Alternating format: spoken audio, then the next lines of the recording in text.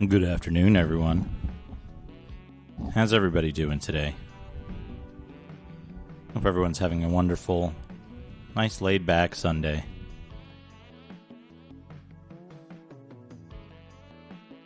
I slept in today, myself.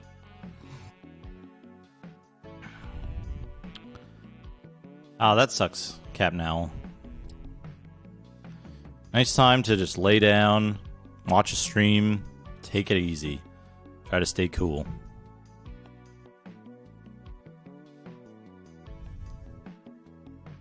Oh yeah, I'm excited. I got a new toy for this stream, actually, for the DOS streams, which we'll be using in just a moment. I don't know if the sound comes through or if I've got too much exclusion, but it could be good. My mic's a little too loud right now. This should be the right volume. There we go. Welcome, everyone. Welcome, everyone.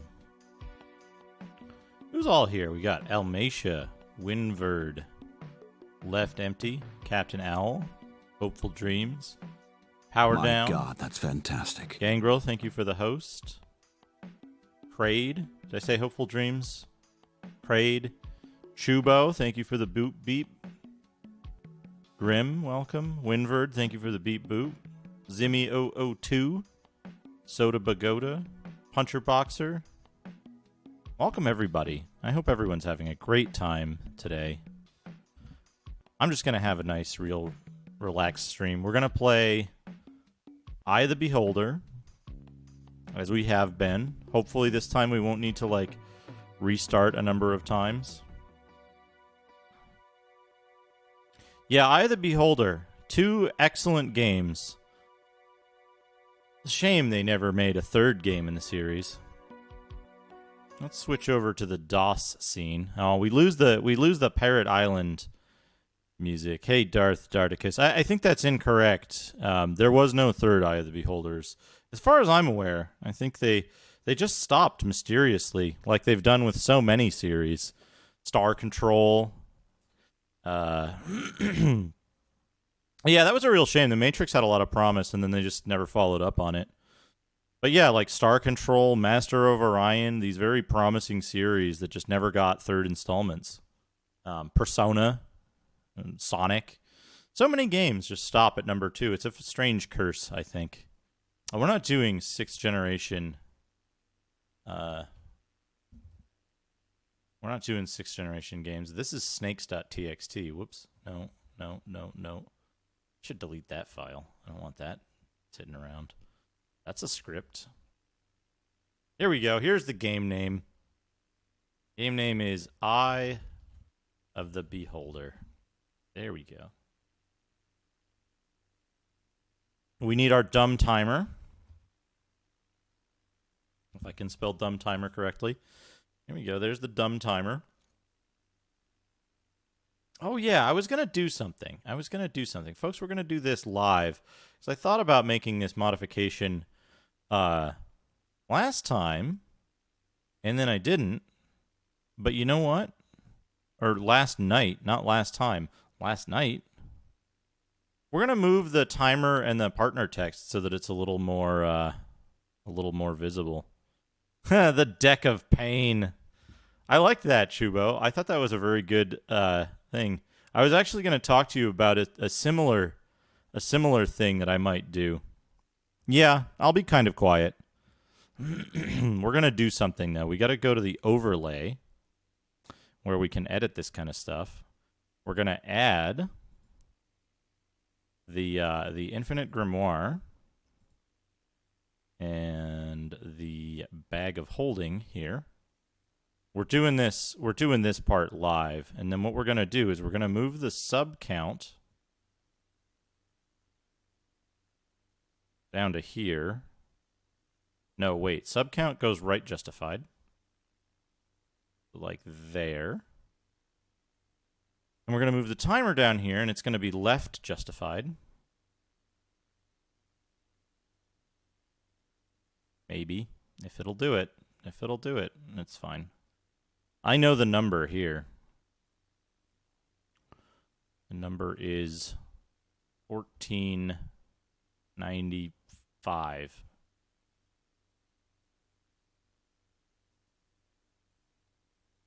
Top left. There we go. Yeah, I can do that. I had it lower before. I wonder if it's doing something weird. Yeah, it should be. That should be better now. Now we're going to take the bag of holding out of here. And we're going to take the infinite grimoire out of here. And I've been thinking about this for a little while. We're going to take the grimoire title off. So there we go. Now we've got the numbers in a place where they're not going to overlap the camera. They're much more readable. I think that's better. They're not going to, if we switch from the bag of holding to the infinite grimoire, they're not going to overlap with anything. I think chat should be fine as well. So we should be good there. So yeah, Chubo, I thought of something. I wanted to talk to you about it first because I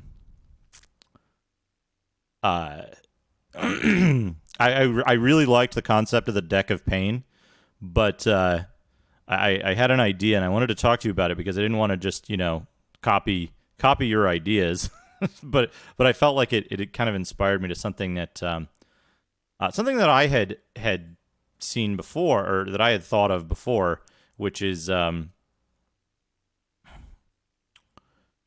maybe putting a channel point reward to lift something over my head. To lift a heavy object over my head. But I need to prepare for that and like move some stuff around.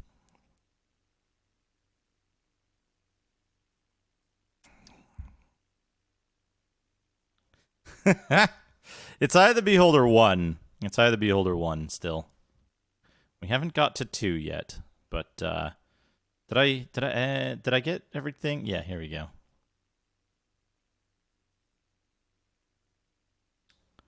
And the bag of holding is in a good spot. This is fine. Yeah, this is all fine. No, I have weights. I have weight, like actual proper weights to do that with. But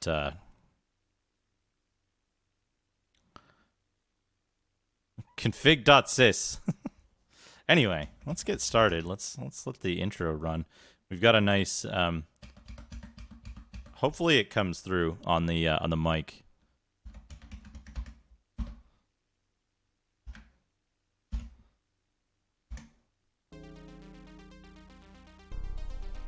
We got a buckling spring, authentic buckling spring keyboard here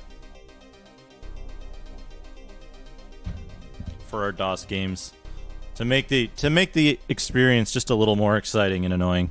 I mean, exciting.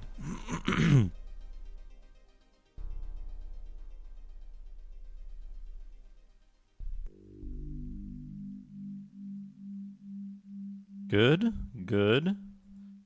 Now, did I? No, I just did that.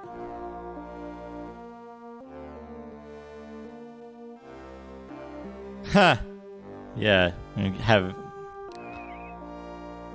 guesses how many more restarts.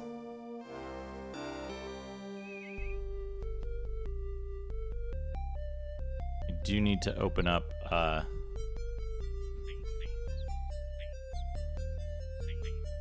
love that bird sound, that FM bird sound. I don't know why. We gotta load our time. 10 hours. There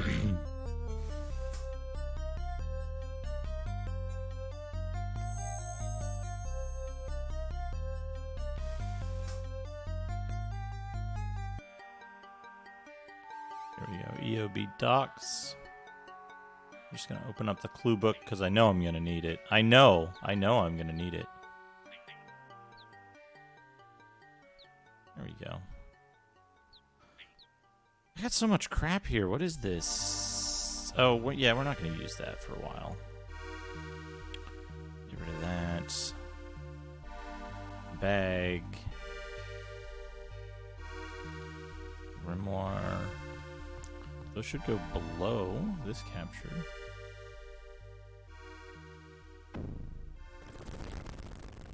The PCM I don't need right now. Can add that back later. There we go. Now I can actually like see everything here. You can actually see everything here. All right, remove. There we go. I've just cleaned up my stuff quite a bit. Load game in progress.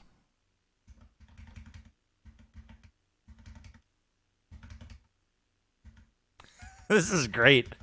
This is great. The sound. Yeah, the missing characters are invisible. They are invisible characters,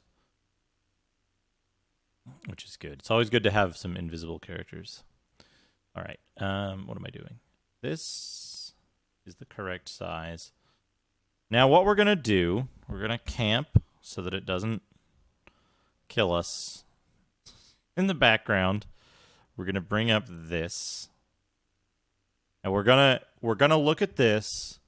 We're gonna go back through this to look at the levels that we completed and make sure we're doing well, right? So we did level 1. Level 1 was complete success. Hey, Night Sprites, welcome. Yeah, Eye of the Beholder.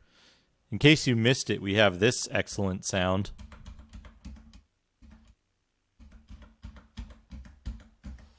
Might have to set the noise gate slightly lower. We'll see. We'll see how it turns out. Some keys are more resonant than others. Okay, we did level 2 in its entirety. That whole thing. Yep, we did level 2. We did level 3. Level 3 was, I think, everything. We got everything there. Yeah, that map. Now, here's where it gets a little confusing to me because I always forget how these different rooms work. We did this and got the extra spider room here. This section is like the looping spider section with respawning spiders. We did get the ring and the other stuff from in here. And the stone something or other. We did this puzzle and we got the thing from that. We did this whole thing. Wait, we didn't get this. Let's go back up there and get that. I think we should go back up there and get that, whatever it is. On level 5, we did the pantry puzzle.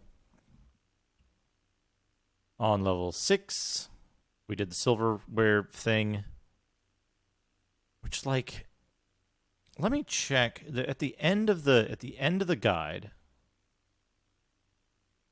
Okay. So level 6 is the Kenku nest thing. And then level 7 is find the 3 that hold the key. And that'll be the next place that we go after this. But we do need to come back up to 4 and get that last item that we might have missed. Everybody take a drink. I'm trying to move the cursor down off the bottom of OBS. And I can't. Because I'm not in OBS. The cursor is on Sumatra PDF. Oh, right. Can't do that. Good. Where do we need to go to get back up? We need to go up here. Is it up here? Up. There we go. Right. Yep. Okay. Fine. One of these will take us back to the start here.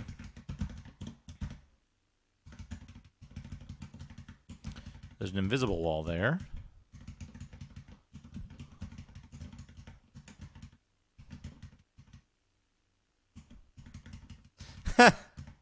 Yeah, that's why I figured it might be fun. You know, it might be a fun thing to do this with the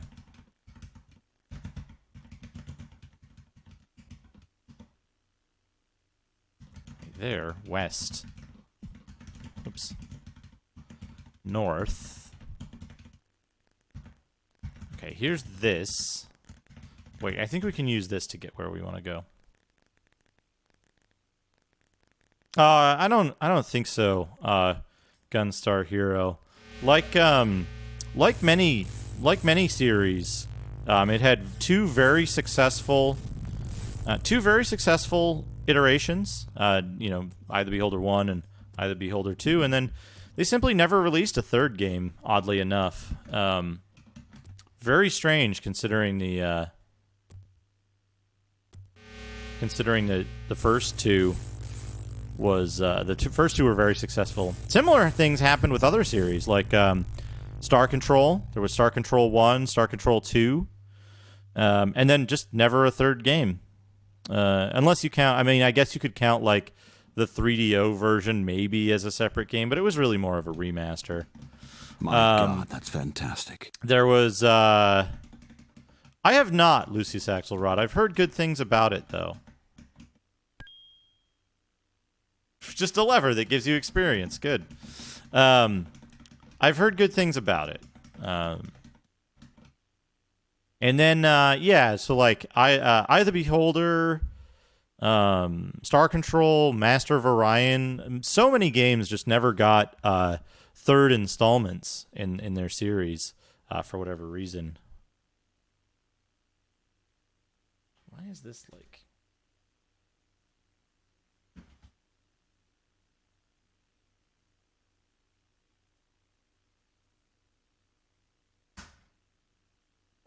There we go. That should be good now. It's not going through my hand. Yeah, so many series. There was Star Control, Eye of the Beholder, Master of Orion. There was Persona, Sonic, even.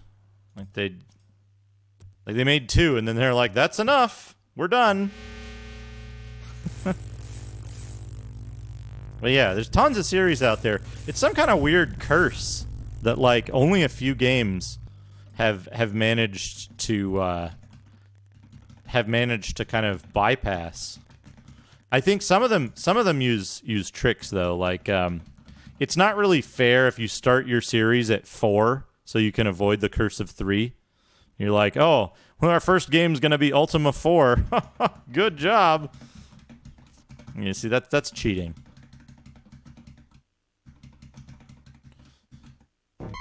Here.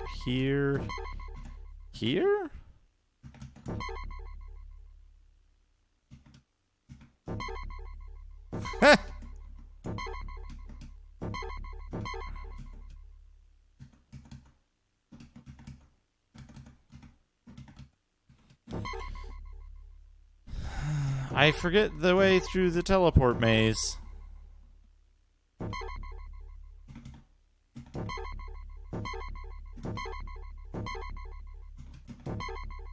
Right, left.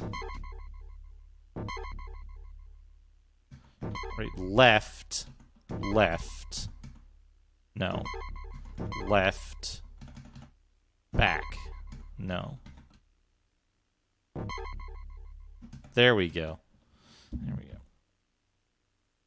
Gotta rearrange some stuff.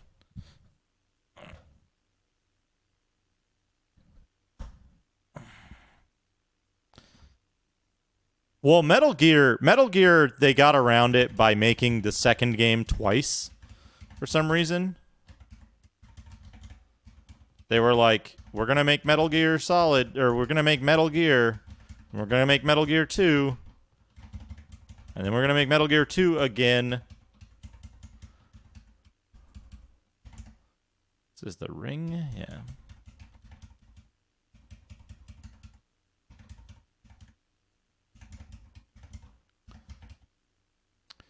Ragadom, I am using a Unicomp Ultra Classic Space Saver, I want to say, is the model. Let me check real quick. Let me pull up the exact model.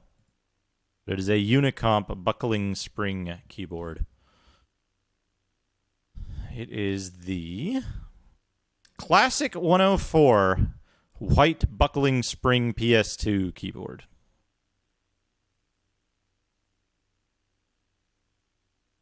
Yeah, Snake's Revenge is, as far as I know, the correct Metal Gear Solid 2. And then they made another one.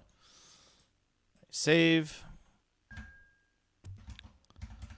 Yeah, Super Mario avoided it by making the second game twice. Maybe, you know what, folks? Maybe that's the secret. If you want to have a third game in your series, start at 4.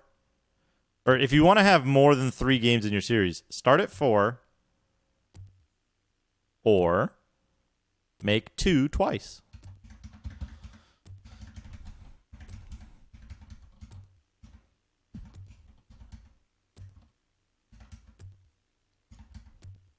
Hey, Tiger Max Z, how are you?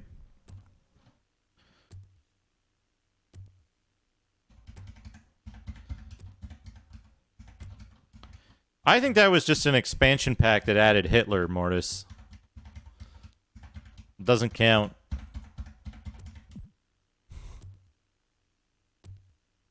I'm doing all right. I actually opted not to do my big lift this weekend because my back was like compressed, and I didn't feel like it would be good to do to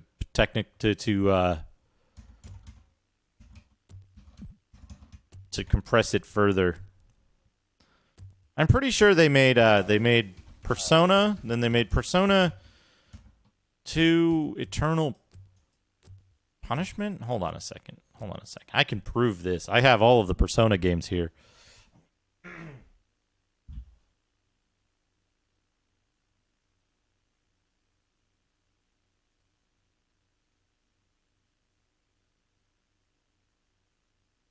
I have I have every Persona game ever made. There we go. Not including Shin Megami Tensei. But yeah. I have every Persona game ever made, and then they just stopped mysteriously after this. Yeah, Persona. Revelations Persona. They never made any more games in the Revelations series, which is weird. And then Persona 2. There's the game disc and the bonus disc, which presumably might have Hitler on it. I don't know. I think Hitler was only released in Japan.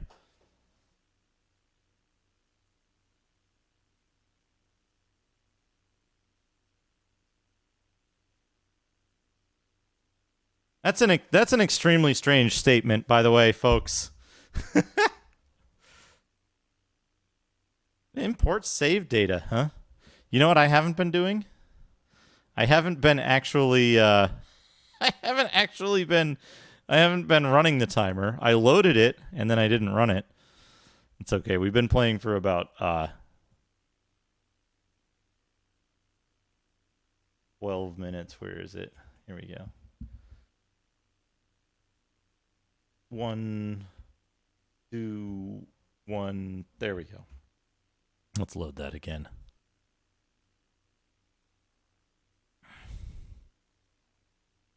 There we go. Now let's start it. There we go. Interesting. Yeah, I was always interested in like the differences between the different versions of Persona. Whoops. It seemed like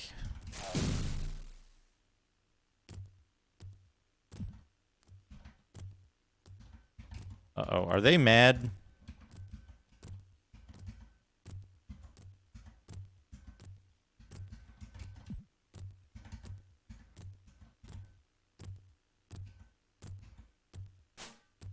They're mad.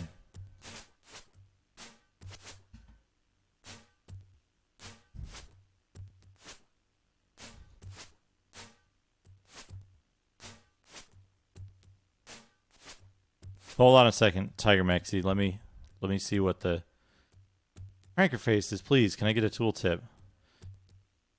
Advanced Dyson Ryaku. Sega Genesis Mega Drive. Dyson Raku.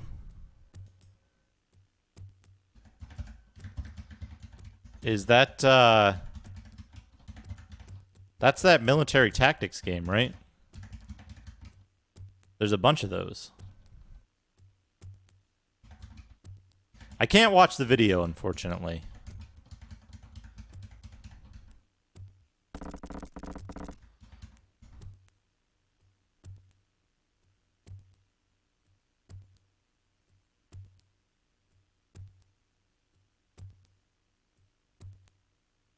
I mean, there's that Yakuza series that just started recently.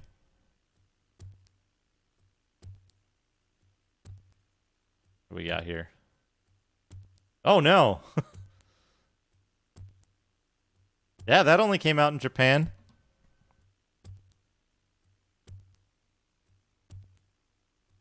Clearly. You may only eat food. Man, too many guns got fucked up. Why are there dart holes in here?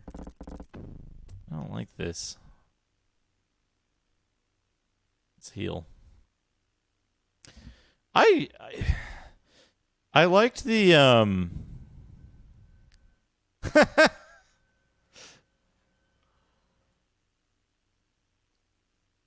Yakuza 0 is like what's the word I'm looking for?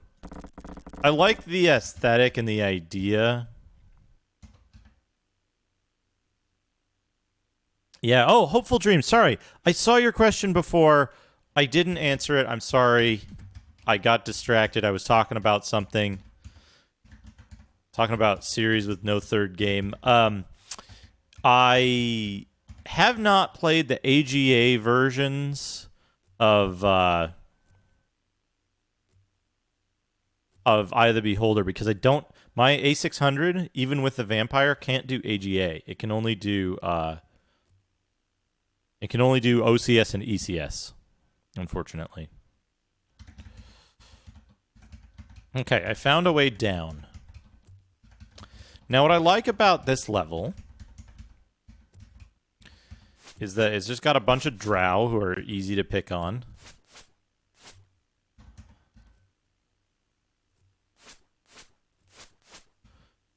Now, with films are weird because there's like 14 Lands Before Times, and there are like 11 Home Alone movies and 14 Air Bud movies.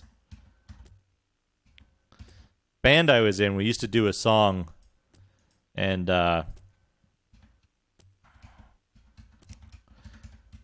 no, just wait, Scrim. I don't have my server tower in here. It's in use in the other room.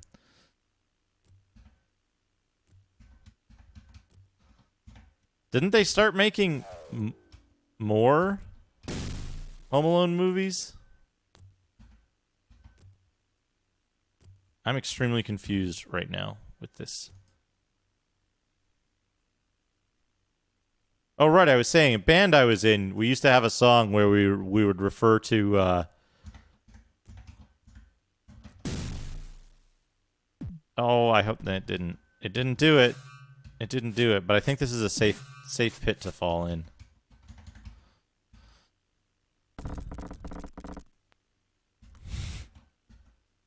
Oh, no, it might not be a safe pit to fall in.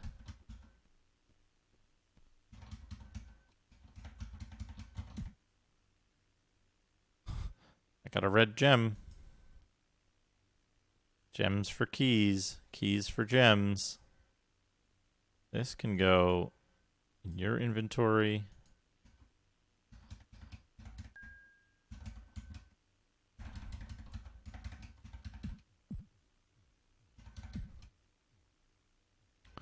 Let me reload that.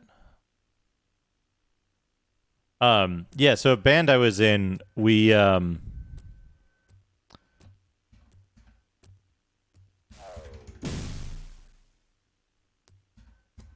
a song where we would reference different unusually large series of movies and their directors.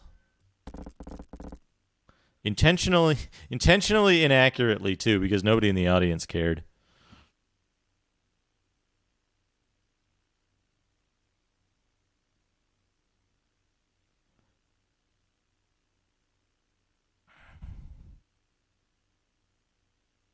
"14 films and TV series." Yeah, 14. The Air Bud number I'm unsure of. I think that might also be 14.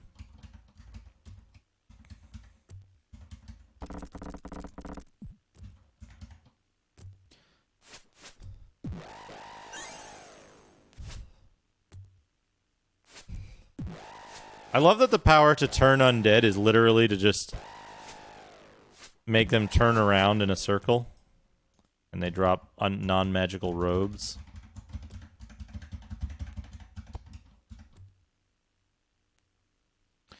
Useful.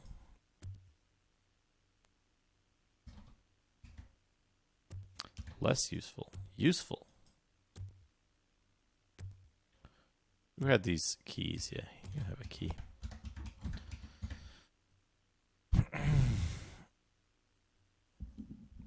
Hellraiser Cyberspace Lance Henriksen. What? No, turn undead, I'm pretty sure. Based on the behavior that I'm seeing in game, it makes them turn around in a circle. Like, turn undead. I'm not undead, though. I was just demonstrating. Oh, what do we got here? A holy symbol.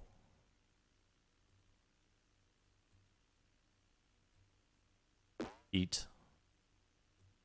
Human bones. Tygar's not hungry. Actual slow poison. Kiergar, you're gonna be getting eliminated soon.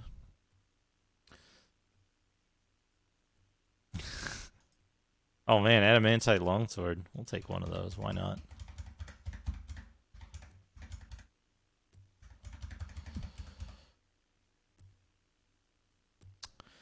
I tend to assess them separately.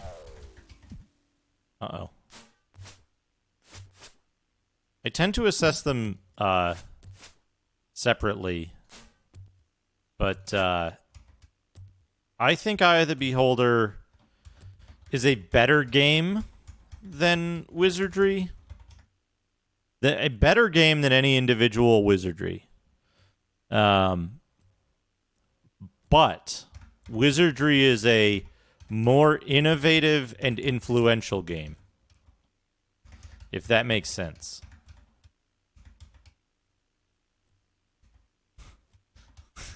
I love the long-running film series chat we've got going on right now.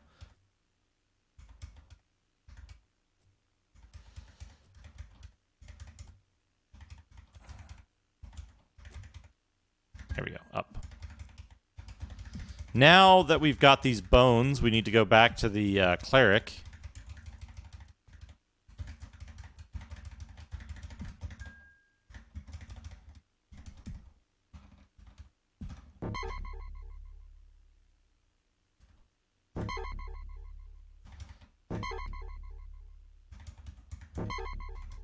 Good.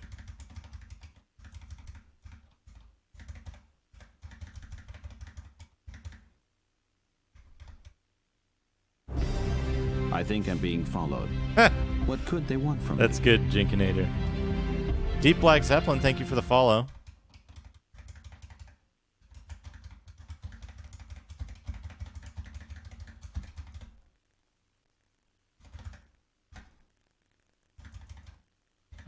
Okay, here's what we need to do. We need to camp.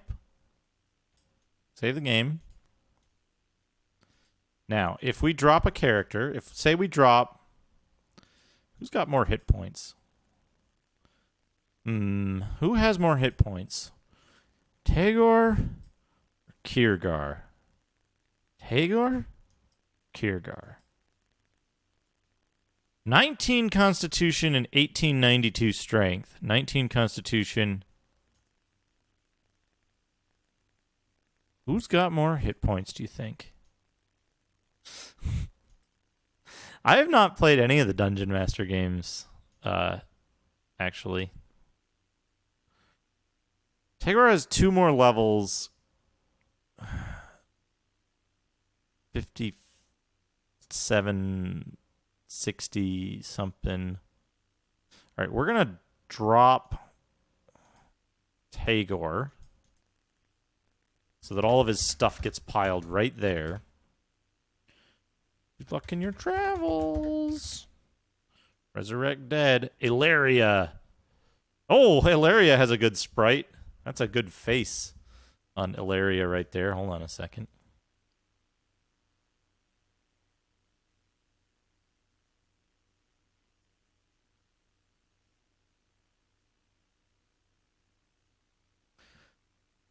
Ilaria looks about, jubilant. May the gods be praised. I am Sister Ilaria. Ilara. Why was I thinking her name was Ilaria?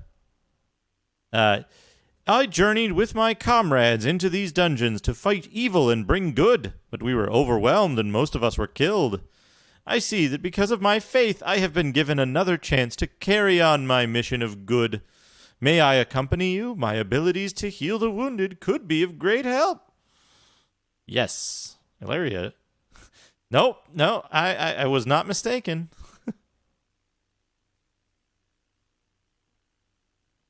Yeah, there she is. Illyria.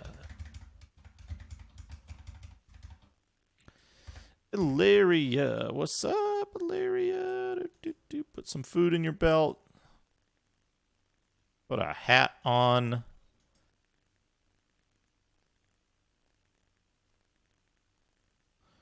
Get some rocks. We don't need that. Get a holy symbol. Potion.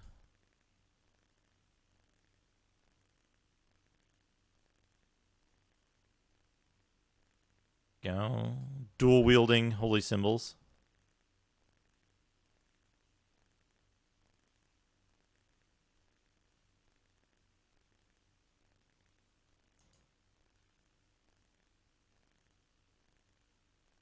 I think some of these robes might be magical, which is why I'm like holding out for them.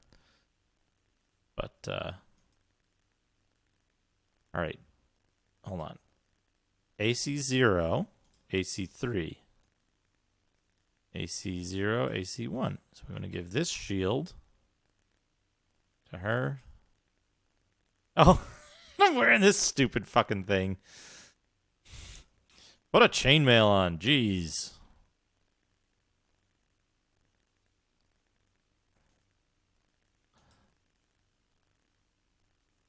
There we go. Look at that. Look at that. Now we have Pray, Illyria. Even more. Cure. Old person. We'll give her a create food. No, we'll give her remove paralysis and dispel magic. And no 4th level spells. It is, it's invisibility. Invisibility.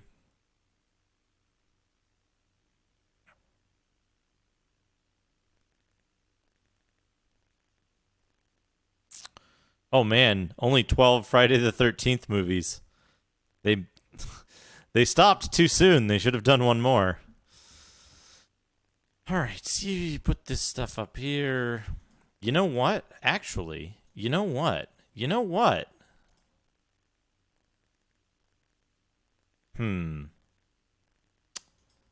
I don't know. I might want her to...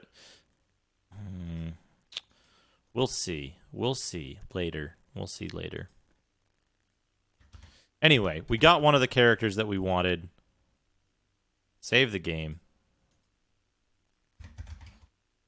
Is it? I guess there's no monsters, so it's not making any sounds, right?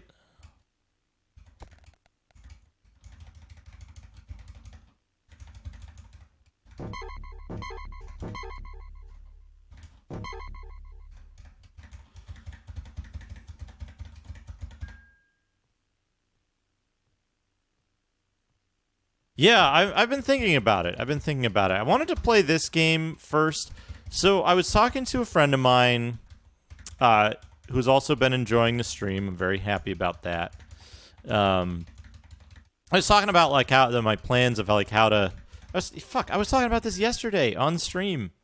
What am I doing? That like don't delay. Oh. Well, son of a. So, I kind of want to do a thing. I got to start keeping better track of this. Later tonight, I want to make sure I don't Left Empty. They're expensive. Oh. What? Is it following me? They're expensive. Yeah. Because, like, you want to get a 1040 STE, and, like, everybody knows that already. So, like, you can't get one. You can't get one. Not for under, like, $500 or something. There's a bunch of ST exclusive games I want to check out, though. That's actually one of the... I've folks...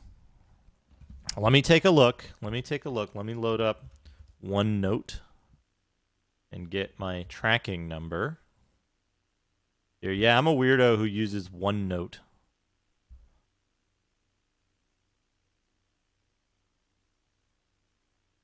Yeah, so let me see here. On the 26th, the mysterious package arrived at USPS Regional Facility, Chicago, Illinois International Distribution Center. And then it is now in transit to next facility. So, like,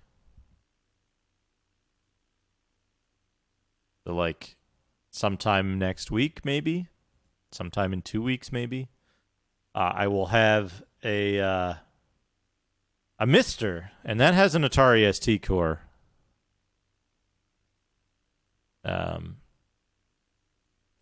Yeah, it's in the American Truck Simulator phase, but I'll have a Mister, and that has the ST core. So that's kind of what I'm planning on doing with the ST, because the ST, if I remember correctly, for the ST you want a PAL one, right? You want a PAL one, and you want it to be like, you want to replace the power supply or something? Because they have like an integrated power supply that sucks.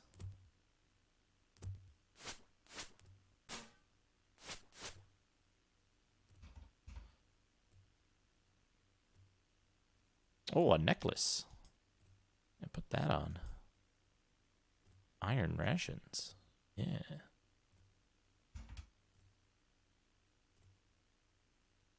Oh, good NTSC games on the ST. That's good to know. I think a lot of the games that I want to play are like extremely weird French games. The ST was huge in France, right? Am I making that up?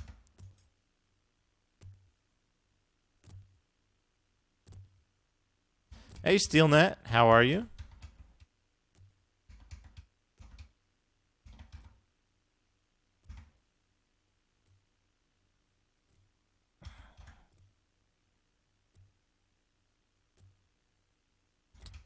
French demo scene.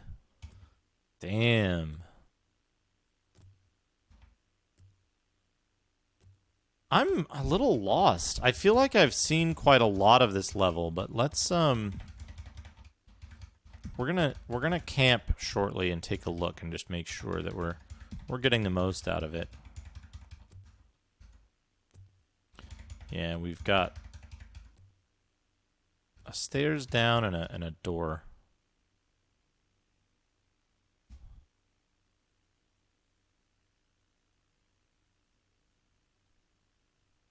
Okay. There. All right. Let's have a look. This bring it up. Let's see what we're looking at here. It's I can navigate most of them, but the way this one's set up is just a little strange. So we start at location 1. We start at location 1.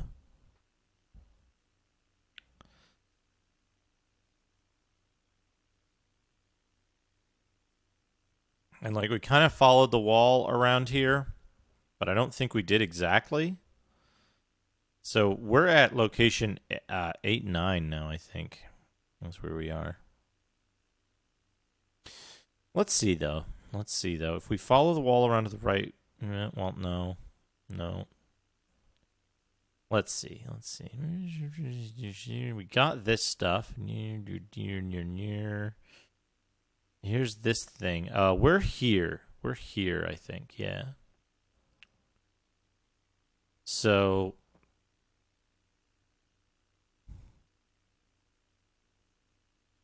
Captain Blood, yeah. Yeah, Captain Blood seems weird. There's some game... I think it was in English. Maybe. I want to say maybe it's Bat. It was a game in English that was of French origin, maybe. That was like a sci-fi space adventure that also had like weird like bar scenes and stuff. It was in VGA on DOS. It seemed really cool.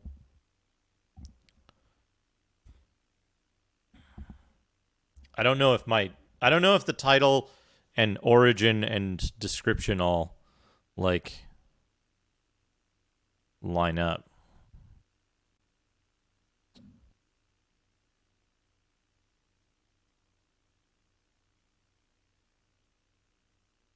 Anyway, where were we? Right, we're here.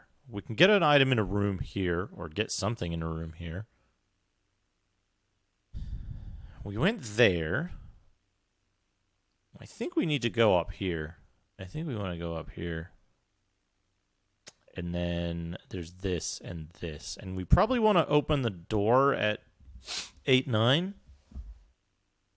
If we want to open the door at 8-9, we go directly opposite where the...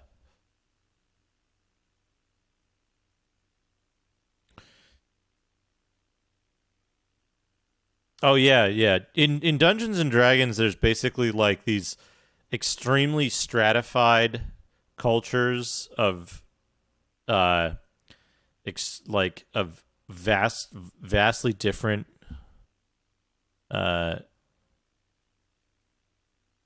creatures living only like 10 minutes walk apart at most, and then like. The cultures of the creatures only consist of like 25 individuals.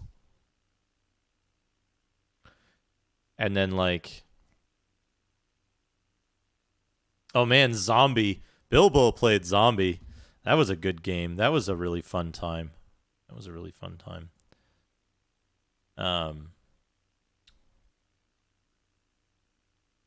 He beat it, right? Bilbo finished Zombie. I forget which version he played, though. All right, window capture. Close the window capture. Exit. Here we go. All right, so from here, we want to head north and then west. That brings us into this room.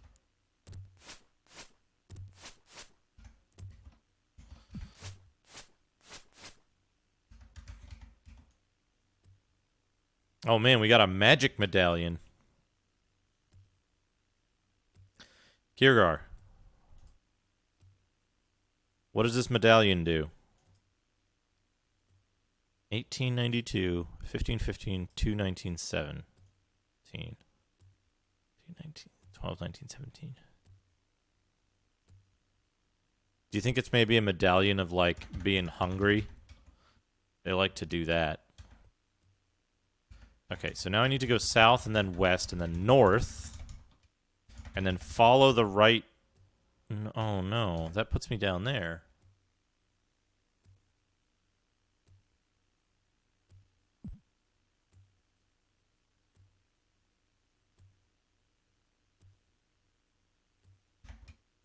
Let me make sure I'm in the right spot here. Yeah, here we are. So we go north. Here. Stop.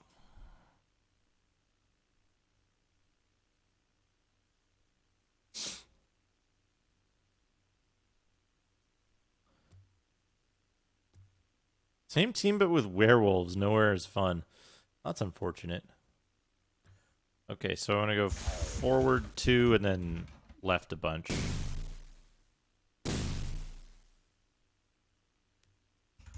Good. What did I get? That was already there. Okay. So now we're going to go this way.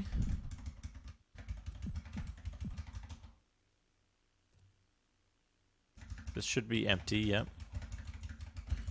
This way, and then this. We already did this part. We got this stuff. That was an adamantite longsword. There's, cryptic adventure taking place in Venice during the carnival. Everybody mask. Oh, that sounds awesome. That sounds cool as hell. Yeah. That's kind of my impression of many games. Okay, so this is a thing. This is a... Let's see if we can unlock this. I think I did save it. Can we unlock this? Oh, and this goes back up to here to get the stone ring. Okay, we want that. We want that. We definitely want that. Okay, camp. Scribe. Fireball. Memorize. Fireball. Just go for fireball. Rest. Save game. So now we can use the teleporter in the Kenku zone.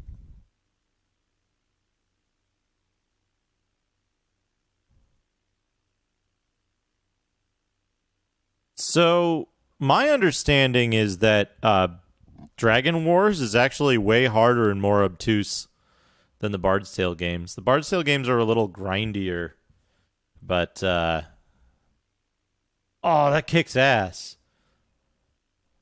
That kicks ass. That's the Carnival one, right?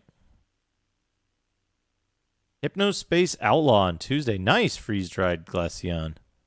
Nice.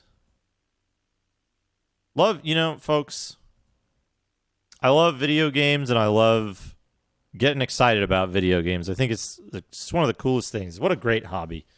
What a great hobby. That's awesome. Let me hold on a second. You know what? Let me go to your channel and follow you so that I can check that out. Awesome. Dragon Wars is like...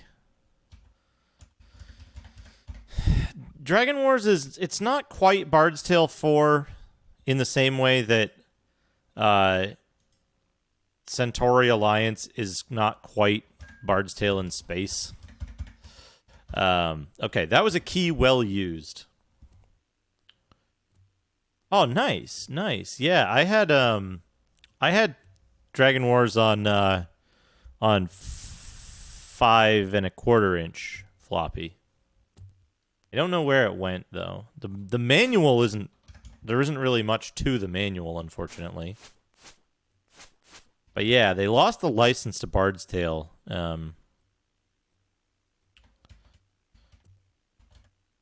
Bard's Tale it's very simple. I think I had that actually. Umbrella Wizard. I had the manual that didn't quite fit in the box, and I wondered about that. I think mine also had like a couple of pages that were too long for the fold. The production quality was very strange. I had the thin box one that was like a big box size, but then like a quarter of the depth compared to like Zine or some other stuff. What is my phone doing?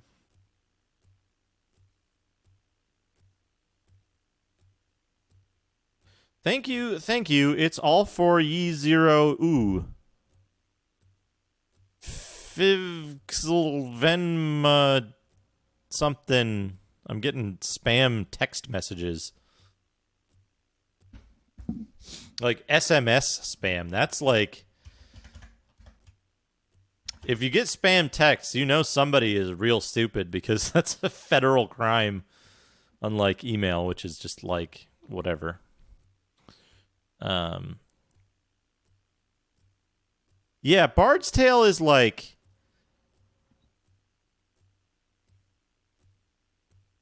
yeah, Bard's Tale's a little like Wizardry, where you have some guys and there's a dungeon, and like you just bomb around until you get strong enough to do stuff, and then you're strong enough to do stuff. Yeah, hold on a second.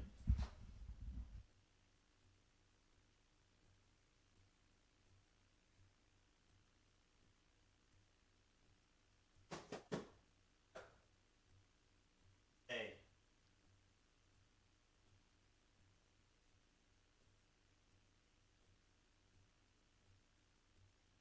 I've still got the manual.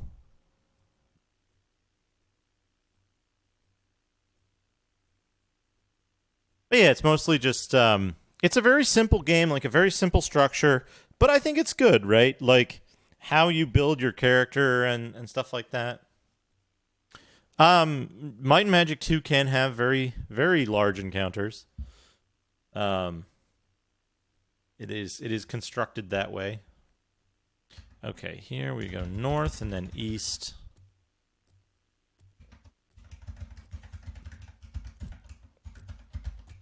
We got whatever thing was here already. Down here. Yeah, this is the part that always confuses me.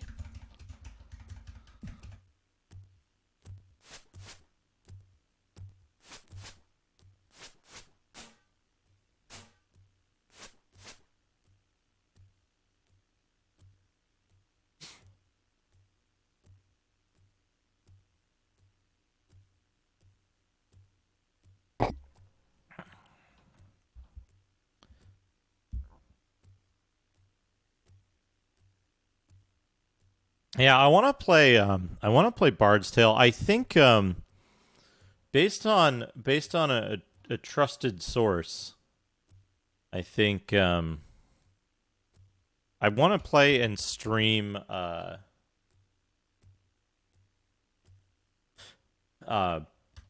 Bard's Tale on Amiga, because Amiga has like some weird balance bugs, but they're like the balance bugs are like not necessarily a drawback if you know what they are. You can just build a party that works around them. You just don't want to play it blind, really. Okay. We just got to take a hit, go up here. Oh my god, that's a lot of dark elves. Or drow, I guess. Properly drow.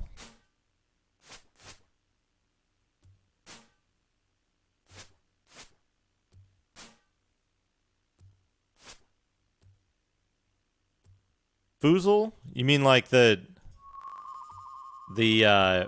general term to refer to like the big bad guy?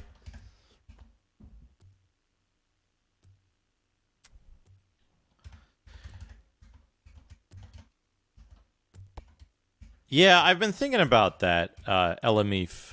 in terms of which Bard's Tale to tail, and like I want to say like I'd rather play one that has like specific bugs.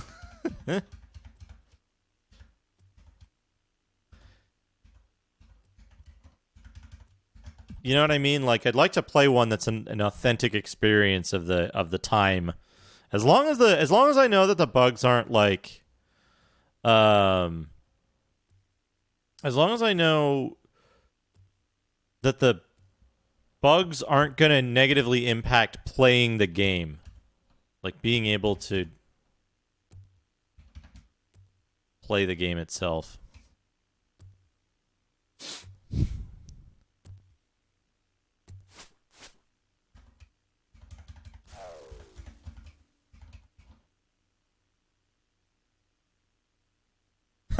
Bethesda games. Yeah, experts only. Be the foozle. Be the foozle.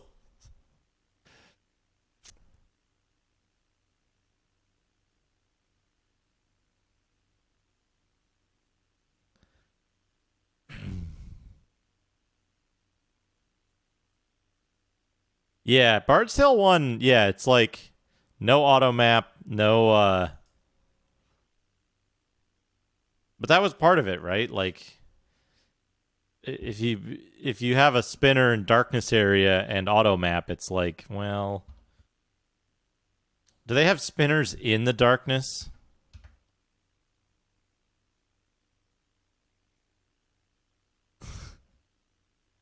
Oh man, have you seen the map for World of Aiden Thunderscape? Okay, so I've just done. I'm looking at this again. Let's look at it together.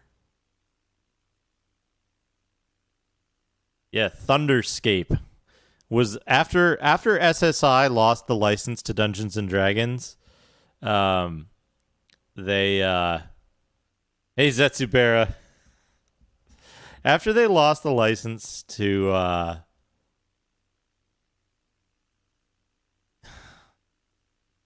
D&D, SSI started reaching out and just they're throwing everything at the wall to try to get a successful franchise. And so during that time, we got Sky Realms of Jarun, Alien Logic, Leave Your World Behind. We got Entomorph, Plague of Darkfall. We got World of Aiden, Thunderscape. We got some real stuff during that time frame. Yeah, SSI never really recovered from that. And the interesting thing to me was that like at that time it was also like almost simultaneous with the decline of war games and simulations in the PC market. So this was like mid 90s, and people were moving over to like 3D stuff and action stuff, and it was not the same not the same kind of thing. Yeah, D&D was kind of, well, D&D was in a weird spot, right? Because D&D had a like slight slump at the end of the SSI era, and then like Temple of Elemental Evil and Baldur's Gate came out, and those were huge successes, extremely well regarded. So D&D did just fine. If someone can look this up, the combat music, the soundtrack to Thunderscape, the combat music from that, if someone can look that up and put a link in the chat, that would be great. But the combat music from Thunderscape is incredible.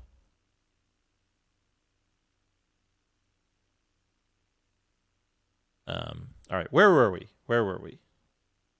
So we've checked out this stuff. Let's see what's at 24, just to make sure it's not a. Yeah, thank you, Winverd. I assume that's it. Yeah. The OST Combat 1, incredible music. Let's see what's at location 24, because we don't want to get boned by opening a door that deletes a key and then you should have known better. Actually, wait, hold on. What am I thinking? We don't need to look it up. We'll just go there and we'll save scum it. That's how you're meant to play this game. Let's see. So we're here. We need to go to there.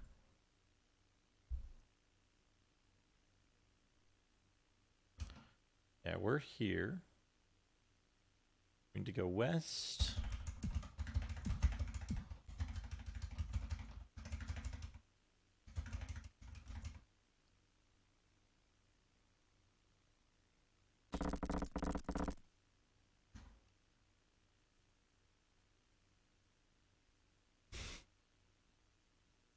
Ha ha ha ha ha ha.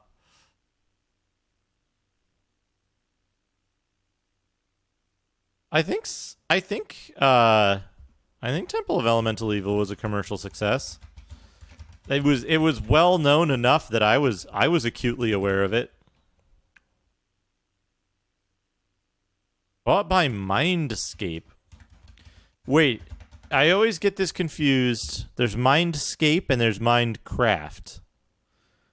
Which one is the Tagel's Mercenaries, guys?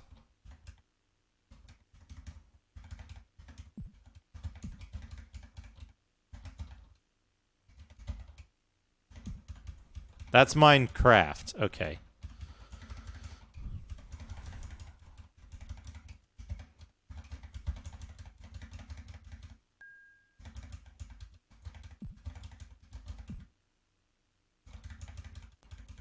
Yeah, magic candle.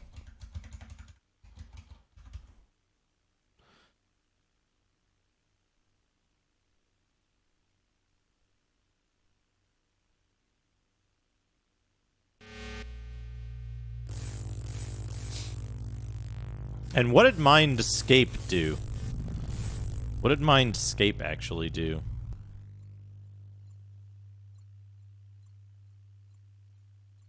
Oh. We're in the green level. Okay, you're not friendly. You're just nearsighted.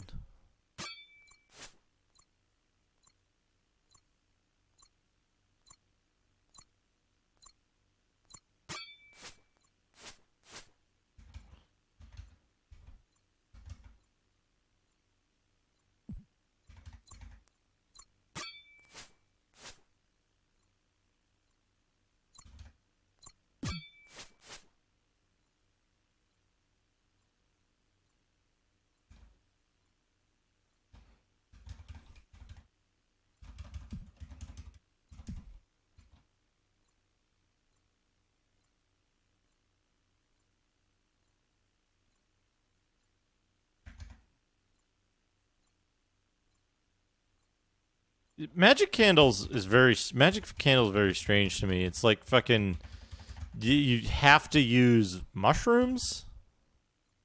Is it mushrooms? Too many wands. We've got too many wands here.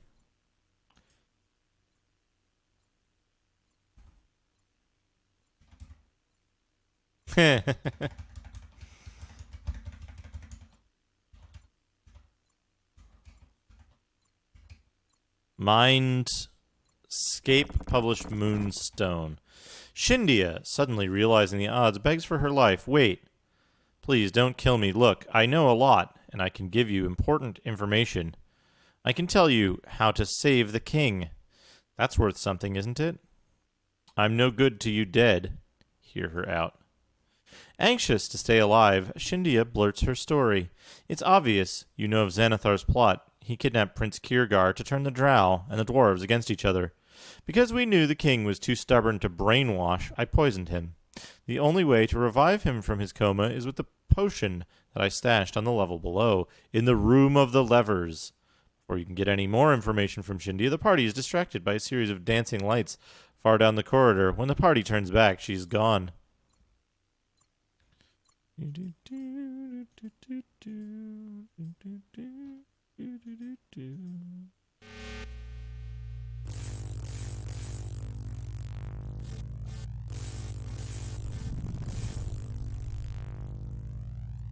Okay, let's see now. Let her go. And she just leaves. 13. Proper sequence.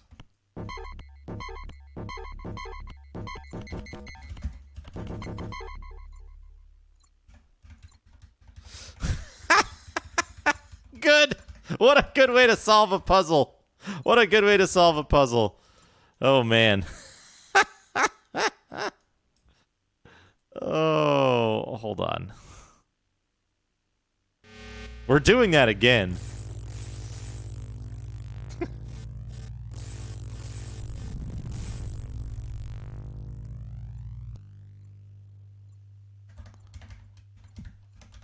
Oh, what's this?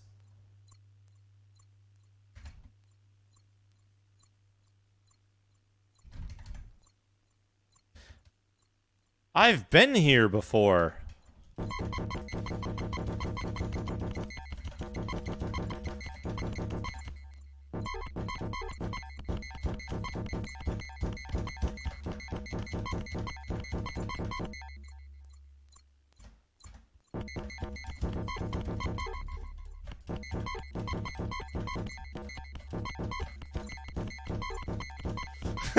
There are Hulkamaniacs here.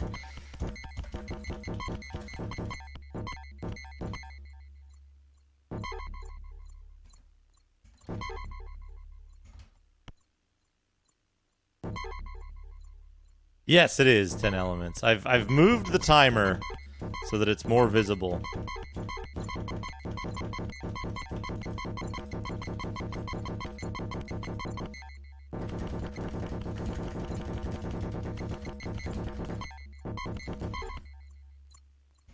Hooray, I did it.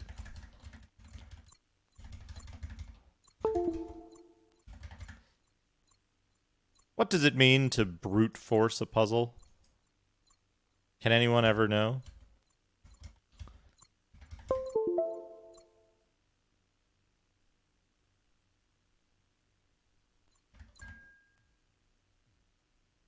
Oh.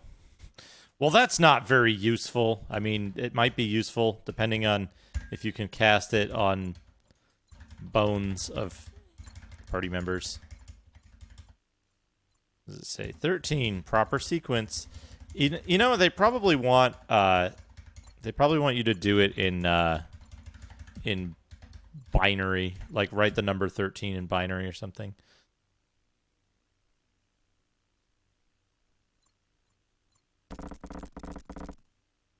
Kill her. That's it? She's just got a dagger? Well, that's lame. Welcome. Welcome. Yeah, I don't know if it's big Endian, little Endian, or middle Endian. Oh, right. If you die, it kicks you to DOS. Forgot about that.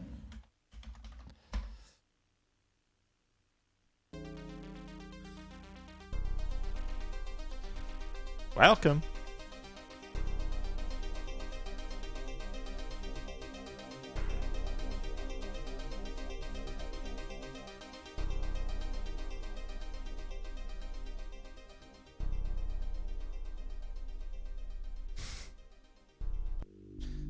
Yeah. Oh, right. There's this thing you can do.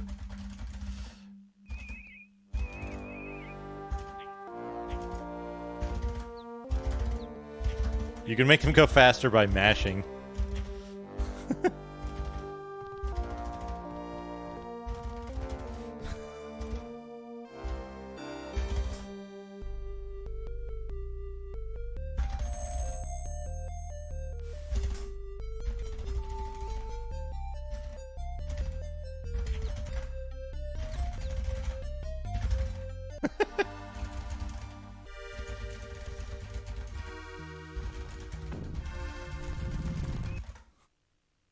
I love that you can just like fast forward a frame of the intro by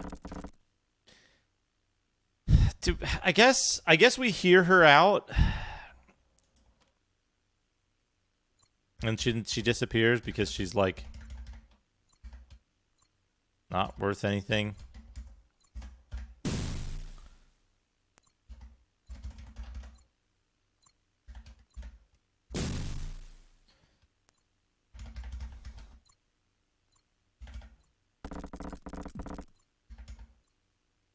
Okay, that's that room that I don't want to mess with right now.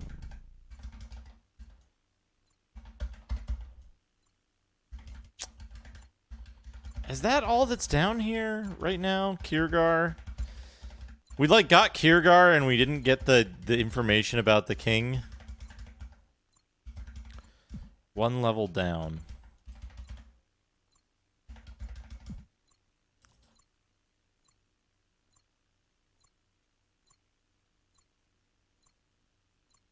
Yeah, and where it says welcome, there's no way to do anything. Maybe we want to kill her.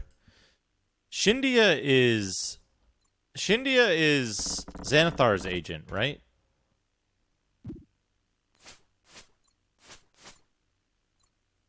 We don't want to leave Xanathar's agents just running around willy-nilly doing whatever they please.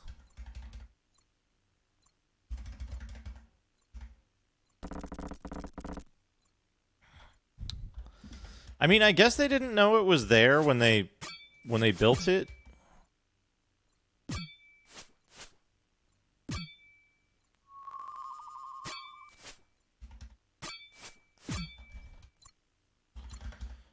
Who's...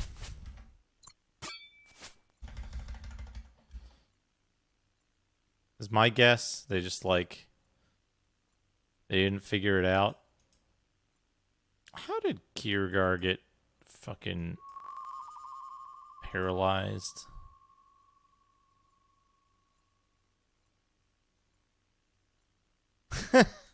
Yeah, the city planner was like, hey guys, what if we put this?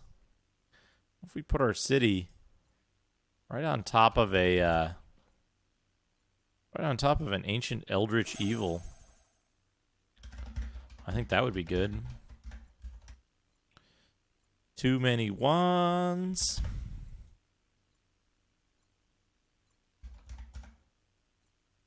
My only concern with killing Shindia is that, like, this game is too early to have, like, lockouts, right? Like, what am I trying to say?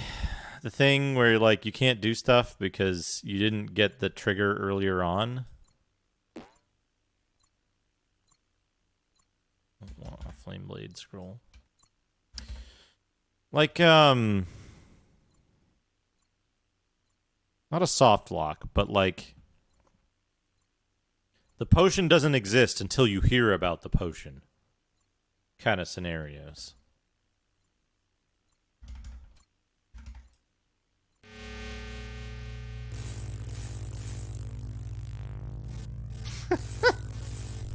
I think a lockout is when, like, when they get mad at employees and they're like, hey, you can't go to work anymore.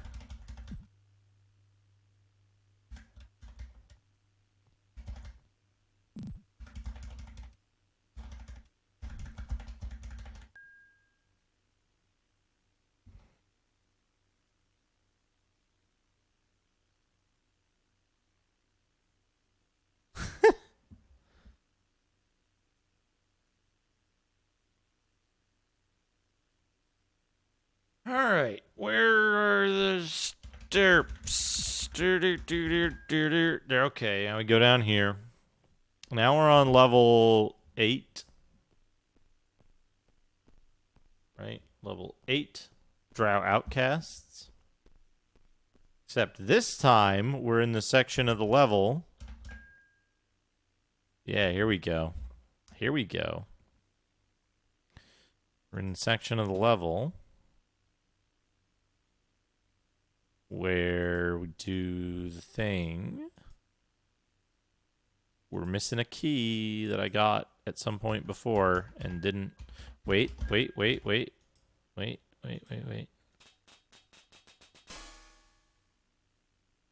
No. Where did I save it? Oh, I saved it before Shindia.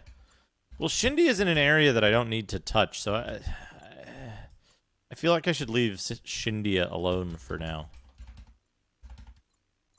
I got this.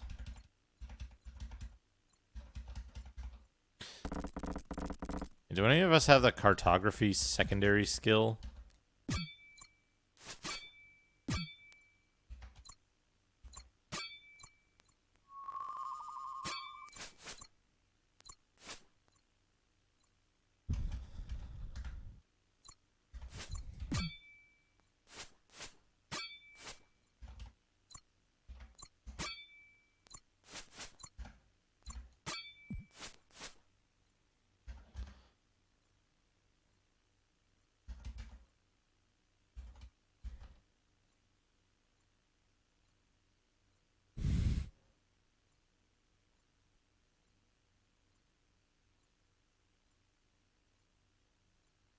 Yeah, valuable fantasy skills as compared to their real world counterparts. There's like, wilderness survival. Most people would want to have that in the fantasy zone. Yeah, cartography, super useful.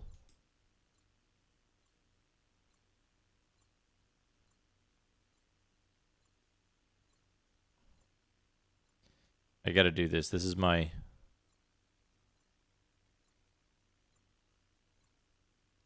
substitute for pistol and ball. This is what I do here, folks. Gotta line up everybody with a red, green, blue potion stack. Oh, look at that. Look at that. Potion of poison are very slightly different. Oh, because one's magical and the other one isn't.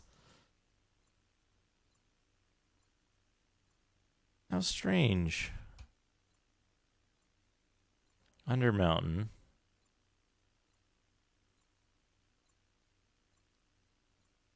Hallister. Isn't Hallister one of, oh no, I'm thinking of Hastur, right? Hastur.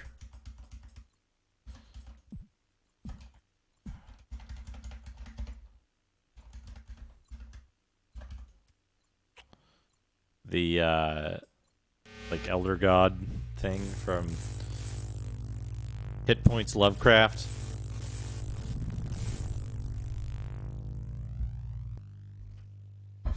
Folks, I was talking to DSF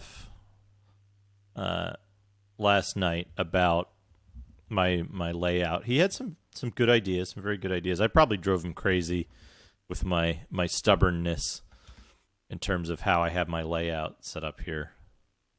But he had some good ideas, and he gave me some very good inspiration on things I could do with my layout to make it a little better.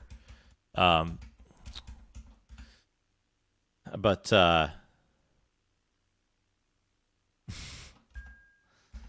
one of the oh hell, what was I gonna say?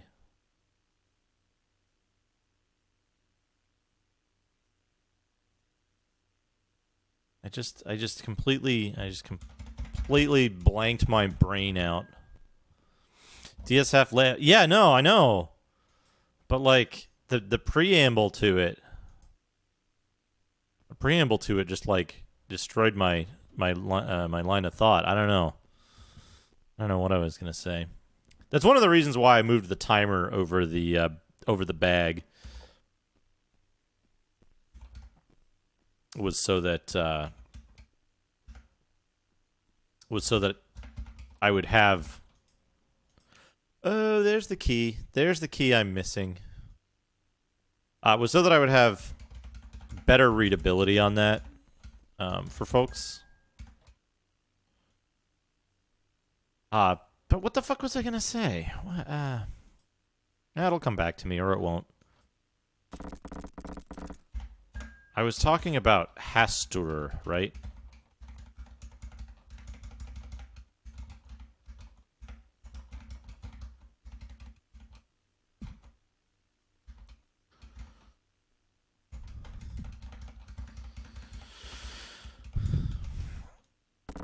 What do you suppose is in here?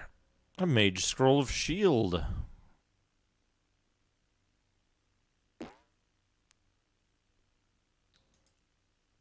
Aster. I was looking. Oh, a jeweled key. Look at that. Look at that.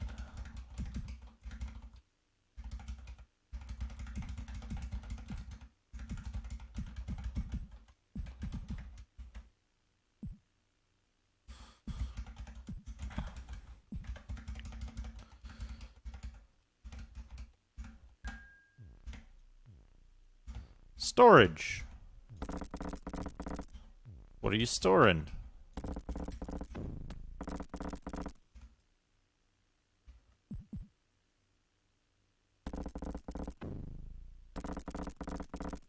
Ah, Displacer Beast storage.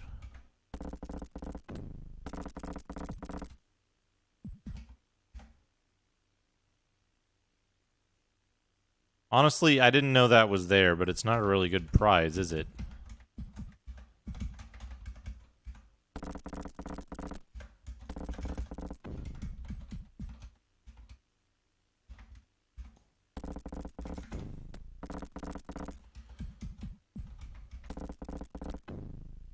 Now, hold on, what was I... Ender Mountain, Dwarven Stronghold, the Drow forced the dwarves out. Some wizard called Hallister came in and drove the Drow out, and they went completely bonkers. Cartography, useful in the past. Wilderness survival.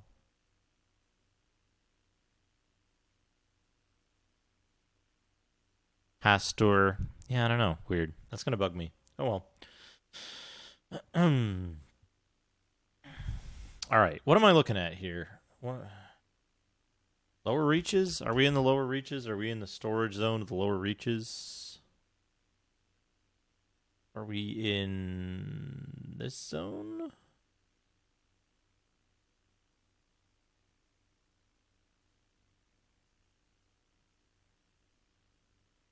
So we want to hang on to armor.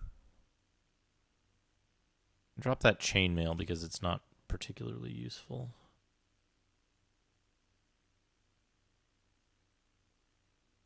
Storage.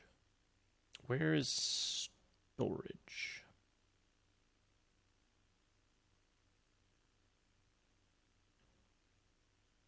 We were there. We went up or down. Might have gone up.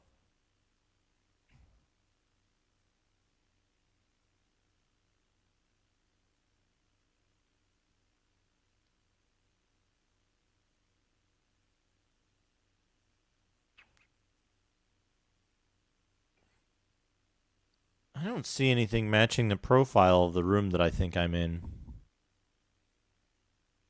It does look like a banana. Blue banana.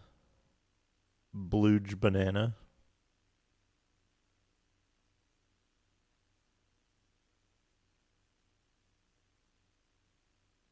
Okay, that's the area we were in. So this is the area we must be in. If we're in that area, then the other area it connects to is here. There's nothing.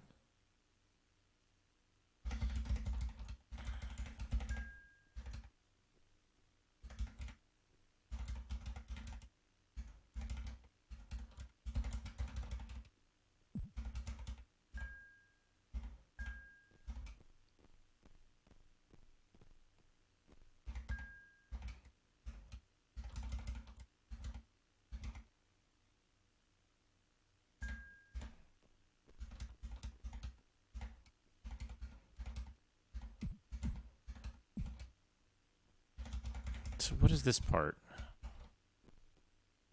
This part is here. Yeah, there we go. This lock requires a key. Jeweled key? No.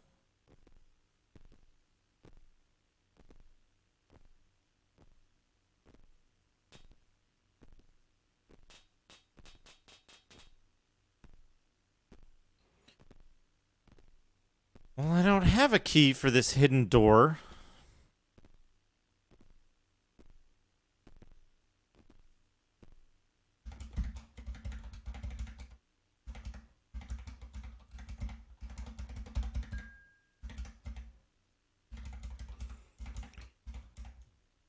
Fuck. Okay, so if we did that, where did we save last? What do we have? Drow key.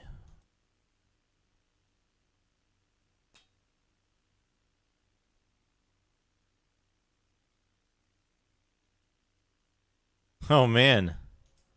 Nice. Yeah, DOS is... It's not as easy to, like, go through a giant DOS collection. It's not as easy. Okay, you eat key. Ah, it's the jeweled key again. Fuck. So if we have to use... I don't understand this.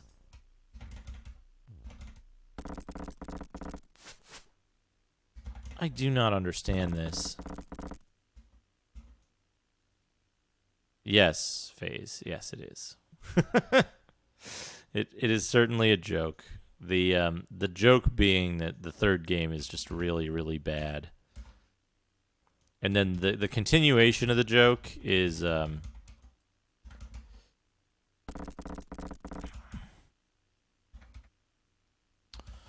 continuation of the joke is that there's many series that stopped after the second game mysteriously. Star Control, Master of Orion, Persona, Sonic. So many games that stop at number 2. It's very strange.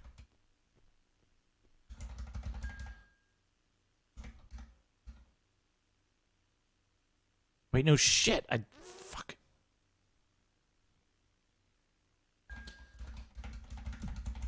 Yeah. Here we go.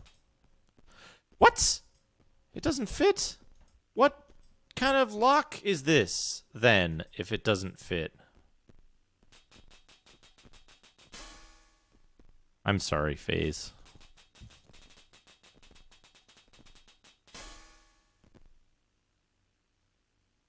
They will only let you pick trivial doors in this. Otherwise, it just breaks your lock picks. Well, this whole fucking section's is useless, right?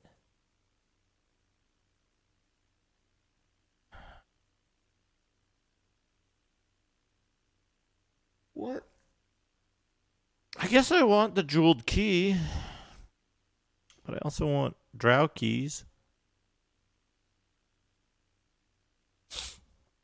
We'll do this. I load the game. Here, we use the key. Then we go here. We get the jeweled key and the scroll of shield and the scroll of armor.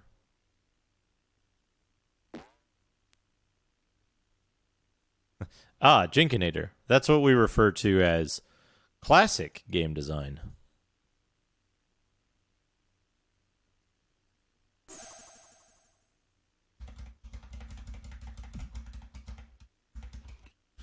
Just to make sure I'm not losing my shit.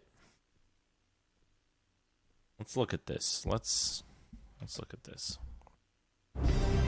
I think I'm being followed. What could they want from me? Wan Owen, thank you for the follow. All right. So there's a number of places that we're moving between here.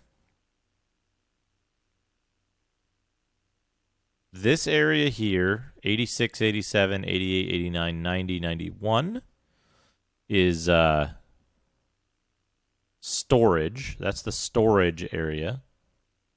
This area here, 9, 10, and 11, is the area that we're currently in, where we get the jeweled key at 11. We can get to 1, 2, 3, 4, 7, 8. From here. And then one of these probably goes up here. Yeah, one of these goes here to this thing. One of them goes to this thing. Oh, thank you. Thank you. Yeah, it's a lot of fun. I like messing around with the hardware. I honestly, folks, I don't recommend anybody get into real hardware. It's a trap, and for the most part, emulation is perfectly fine. There's a few cases where you might want to check against real hardware, but there's only a few systems where you really want real hardware. It's like PlayStation 2, you probably want real hardware.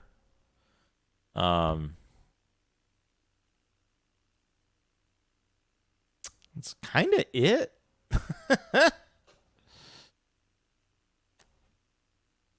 But yeah, and newer stuff, obviously, that you can't emulate. So like PS3, Xbox 360, and newer.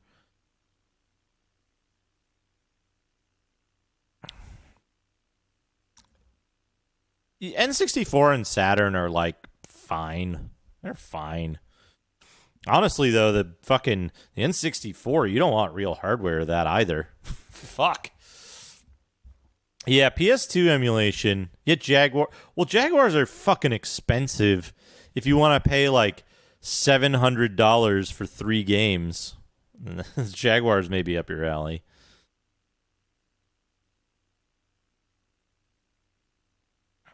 Yeah.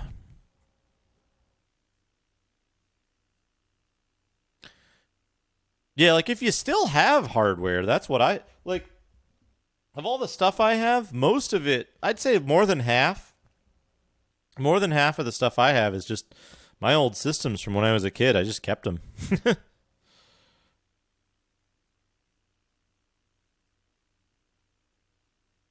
Yeah, Jaguars are like $600 now or something. They're probably going up a little bit even. Anyway, where are we? Where are we here?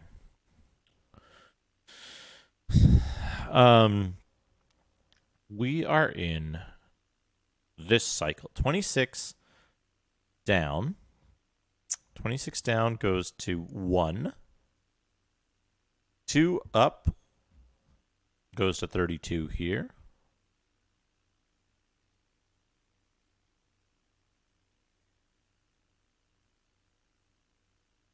Just get a Mister if you want to play Neo Geo.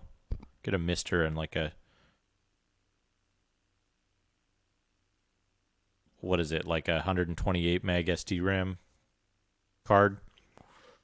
That's what you want. That's what you want for that. And this down leads here, which goes to this. And then this down leads to storage. What am I missing? How do we get to this section? I guess we get to that section by going... No.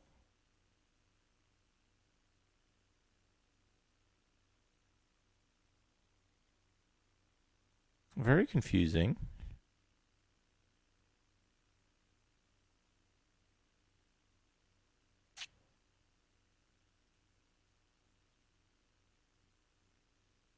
Very confusing.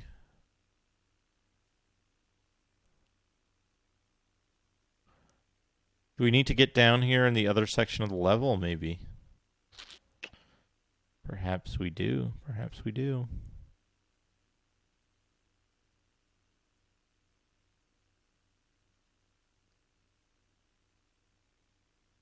This is a beautiful game, so they're not wrong. Those that say that. Why, look, we've got 2 beauties right here. Ooh, these NPCs whom we've added to our party.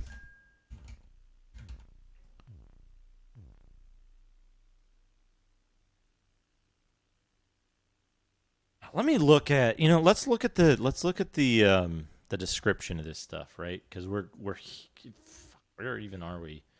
We're on level 8. Level 8. Oh shit! I need Yeah, Berserker is pretty beautiful as well.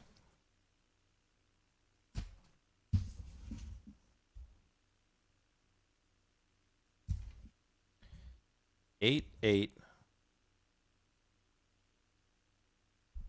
986 and 91. Are there any others on 8? Yeah, 8-4.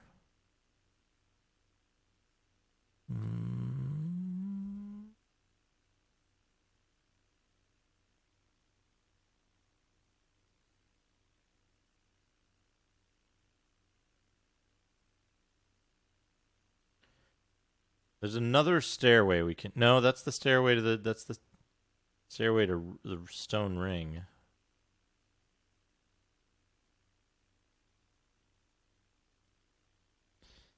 Let's take a quick look at. I guess we want to look at. Yeah, we want to look at 7, right? 7 is a stairs down.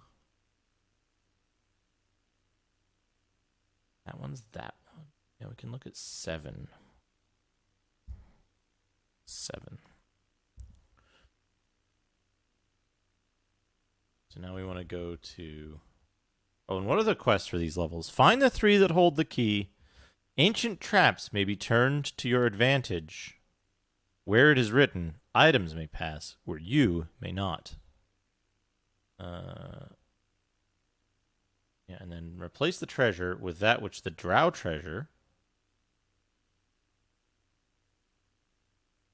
Those second from the ends must differ from the rest. Okay. Now we want to look at level 8. Place 8. There's a drow key and a red gem here. We got those.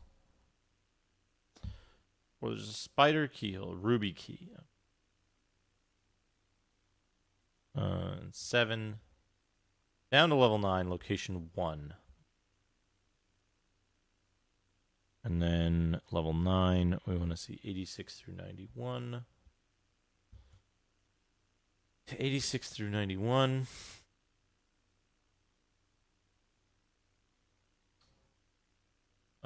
These stairs lead up. Storage. There's a spear here. Yeah, there's just nothing to it. It's real straightforward and simple. So let's get to it. Let's get to it. Storage. We're gonna kill the displacer beasts. We're gonna grab the scroll of flame blade and bring it out into the open. We're gonna grab the scroll of armor. The reason we're grabbing extra scrolls is because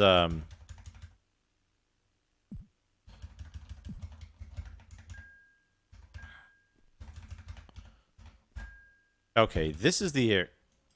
Right, shit. Yeah, this is the area that we can't fucking progress because wrong key and Once upon a time, a blue-eyed boy from the Old West learned one of life's cruelest lessons.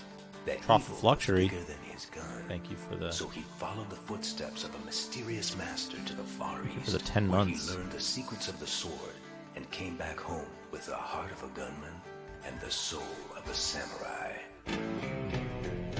I'm not beholding you. I'm not beholding you. excellent. The rare alert. Oh, I heard last night I was informed that the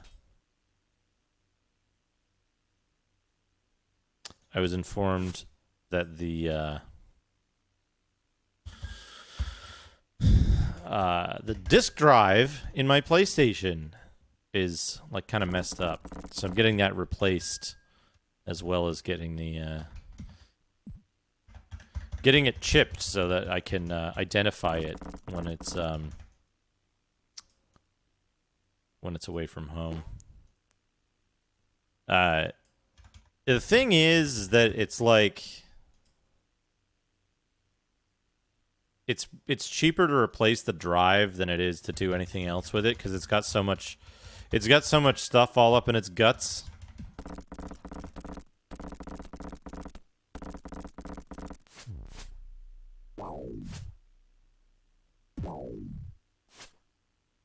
The 72-degree angle. I should hope not. It's a 55 series, so it doesn't have the thing. It's just old electronics, folks. Old optical and mechanical electronics. It's like that one picture of Kimono Friends Serval where she's like leaning in from the side, and then maybe this takes the bejeweled key. Okay, it does. And then we can go up here and get a drow key, which opens this door. Okay, good. The 3DO is just like there's 800 million wires. Hold on a second. Let me bring this up.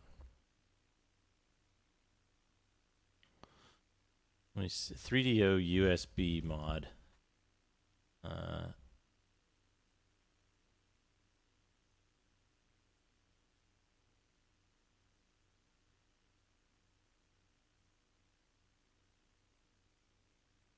I think there's an instructional like screenshots or something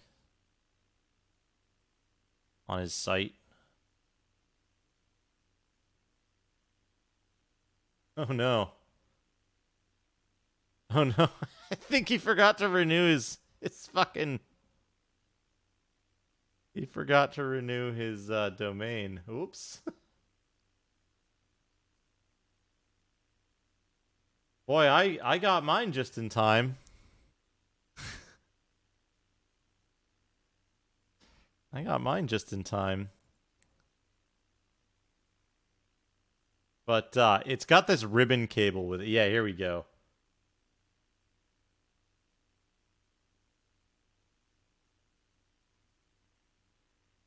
Yeah, here's an example of it, I think.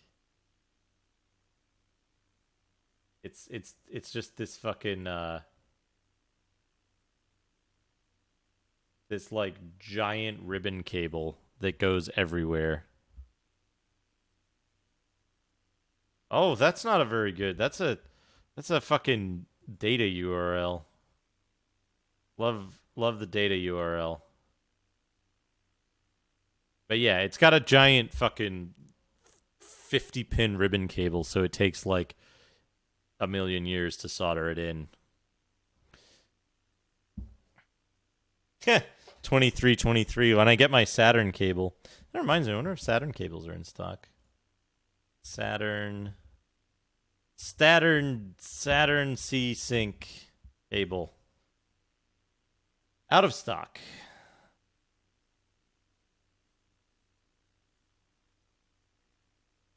Out of stock. What's the place?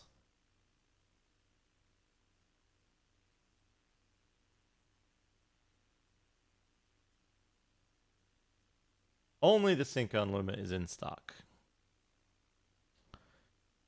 Oh well. Ebs, if you are checking every day, would you mind informing me if you see that they come into stock? I would appreciate that very much. Hey, later, freeze-dried Glaceon. Thanks for stopping by. Thank you, Ebs. I appreciate that. I appreciate that. I have a solution. I have two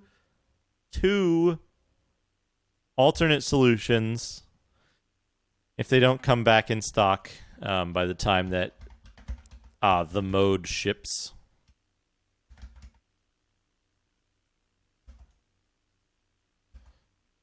One key for one gem. Jeweled key. It is written, the key lies on the other side.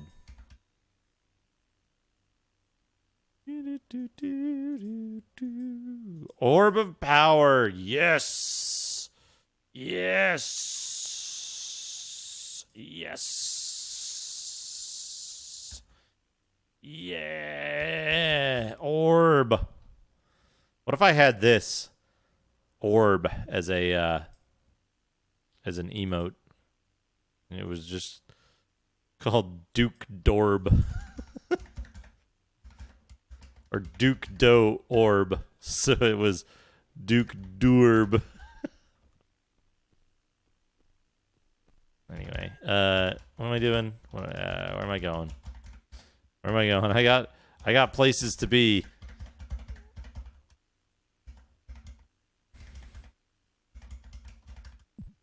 No, that's not right at all.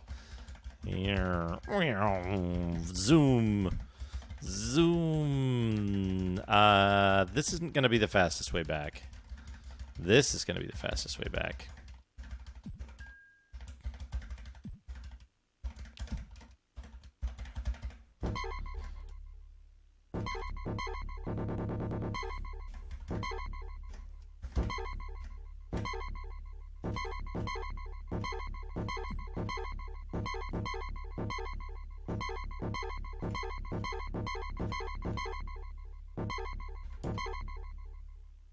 No!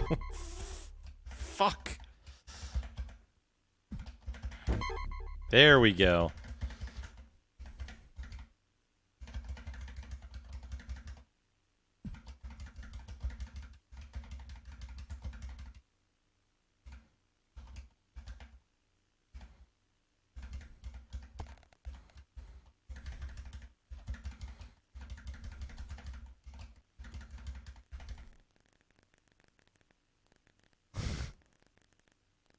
Tobarp.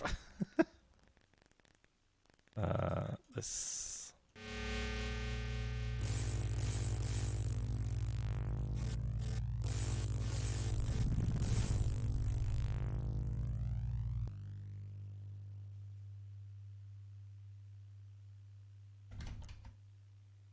What do I need? This one. So, what was I saying? I was saying something. I don't know. Oh, right. I have two alternate solutions if the mode ever gets here. Oracle of Knowledge.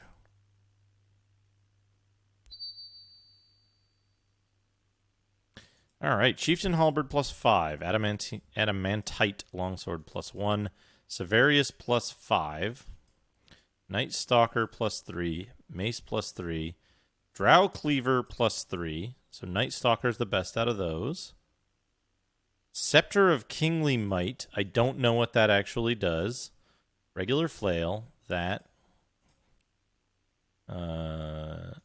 Regular Bow. Wand of Lightning. Wand of Stick.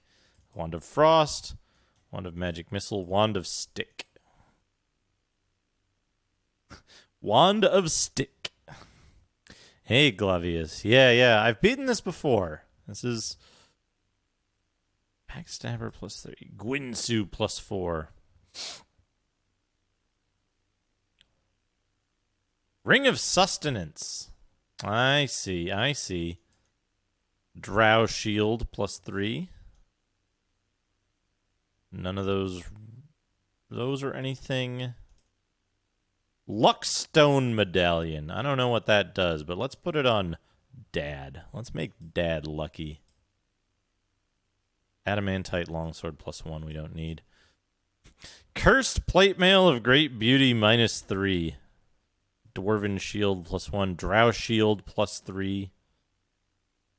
Yeah, AC -2. That's good. Regular Shield. Right. All regular darts. That's a dagger. That's an adamantite dart +4. That's the one magic dart that I had not moved to the other character. That's exactly where I wanted it to be. This is a ring +3. A Ring of Featherfall. Oh, Ring of Featherfall. We want that on Too Many Guns.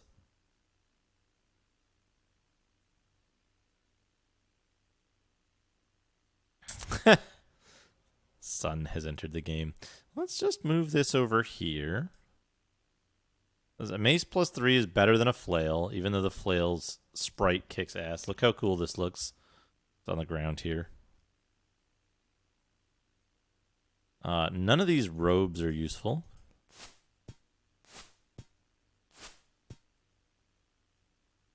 We'll set down the plate mail of Great Beauty. I want to see... I'm pretty sure the plate mail of Great Beauty does not transfer to the second game.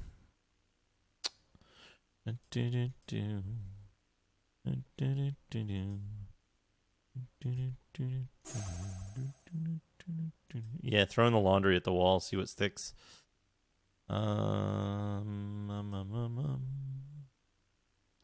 Necklace of Adornment. You know what?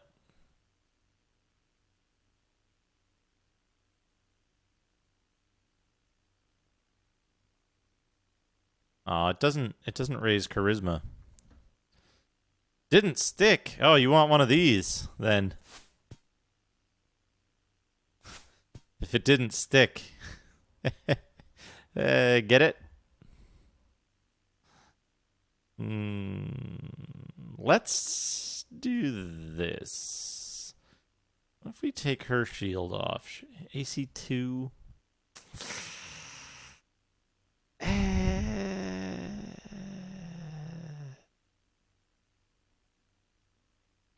Do this anyway.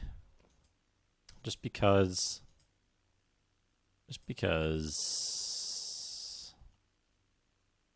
Face this way to do it. Whose bones are these? Whose footprints are these?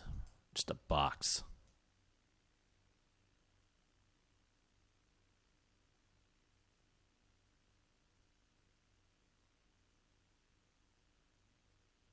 Keep that for later use.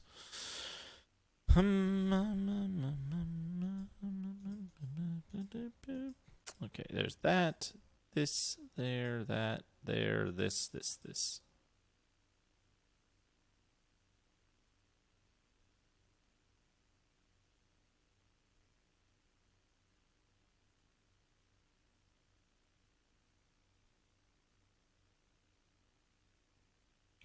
Good, 3 spaces open.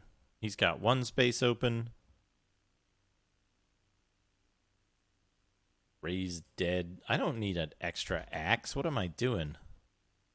I've got plenty of weapons I'm not using.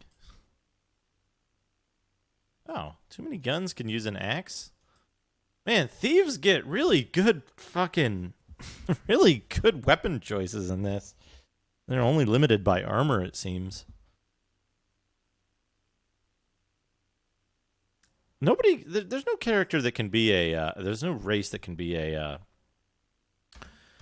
cleric, mage, thief, right?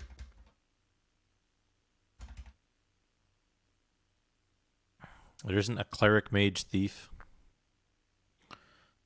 Oops.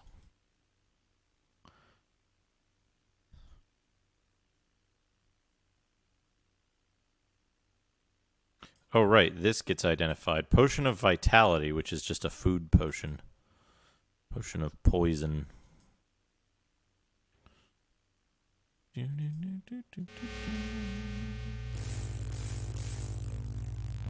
Let me tell you, this keyboard is so much more satisfying to use than the Rubber Dome one I was using before. Rubber Dome also sounds like a good insult. This isn't a jeweled... Hold on a second. Game, yes. This isn't a jeweled key lock, is it?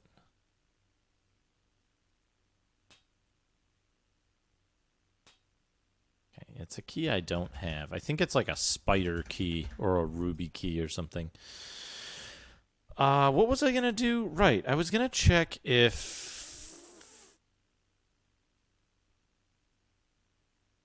if the... Oh, that's a good noise. I was going to check if the Scepter of Kingly Might can be used in the offhand, but it cannot. What does it do? What does the Scepter of Kingly Might do?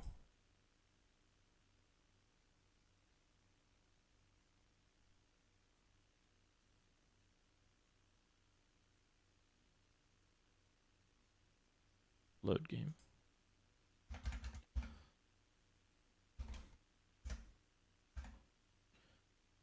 Also, where does the dagger take you? I forget where the dagger takes you.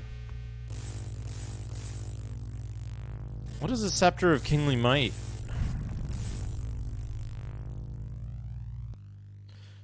Oh, right, the dagger takes you to the other inaccessible part of the Drow levels. Nerd.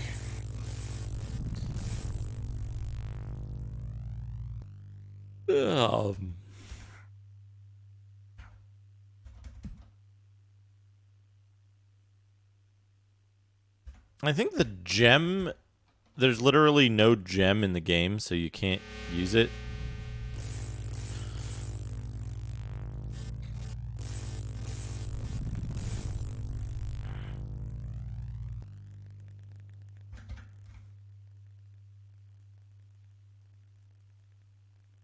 Okay, no other stuff there that we want to worry about.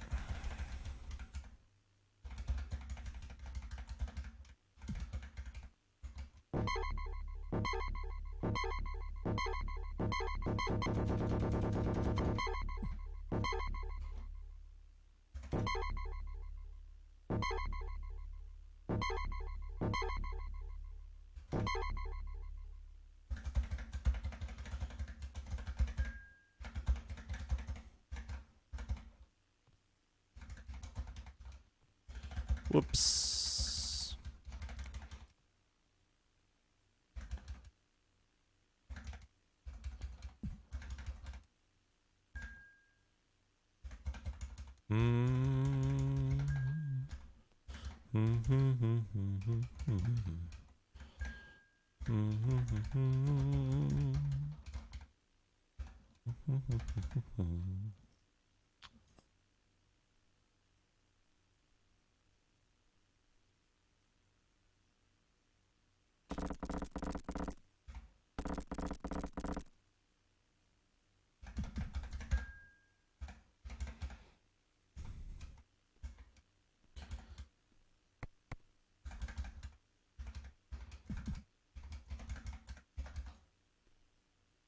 It's like a mounting device of some sort.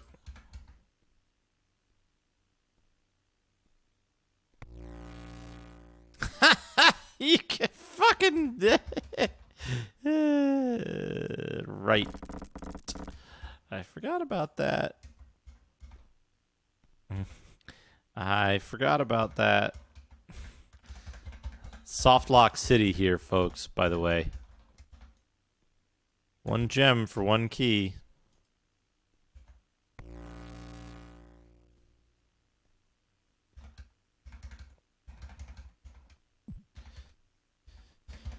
When it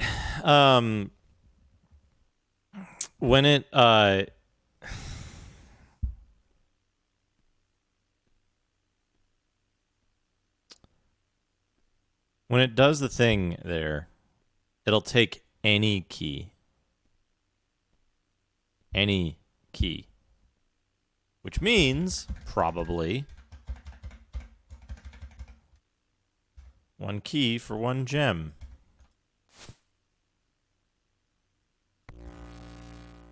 Yep.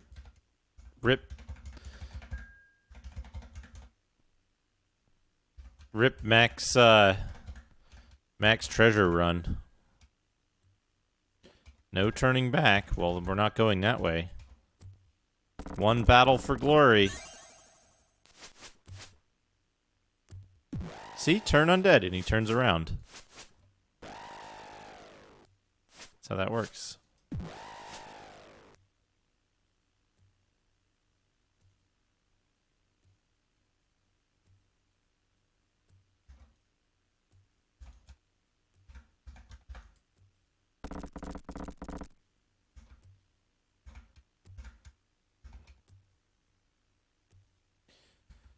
One sacrifice made. Oh, let's sacrifice, where is it? Where is it? Where'd I put it? Oh, I put it on Illyria. It's too large to fit. I'll sacrifice this. Good. Good. Puzzle solved. They wanted a rock. One leap of faith.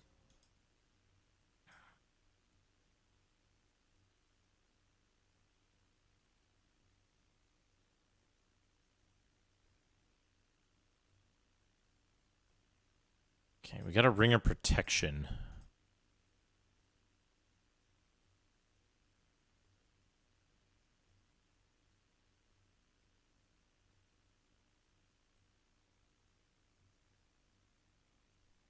Save game. One's faith repaid.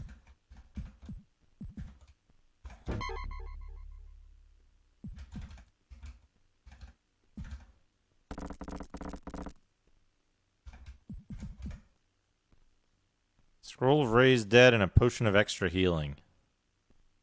Okay. That's it. That's a pretty bogus reward if you ask me.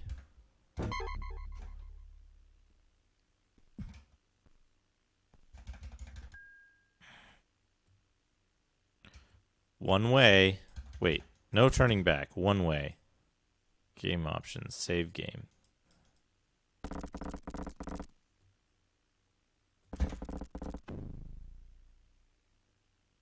Fight for your freedom.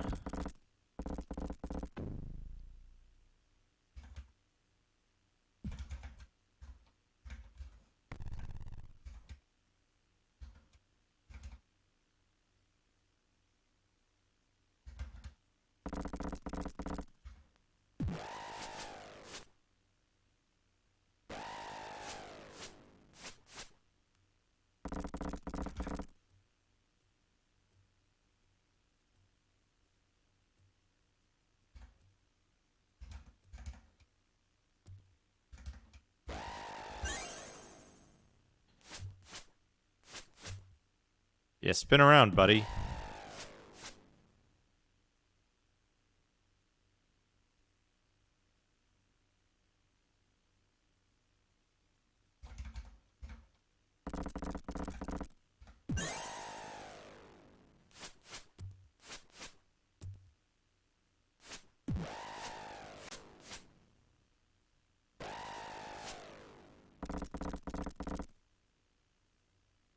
Oh, we got the key stash. Let's see. Heal party. Hey, making the undead dance. Did Chatty fuck up? What's going on here? Guess not. I guess not.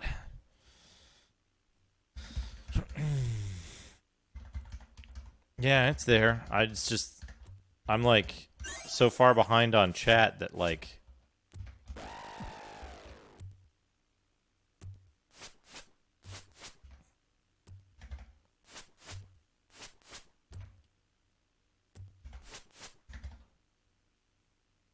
I'm so far behind on chat that like Oh, thank you. Thank you for plugging chat back in. Good.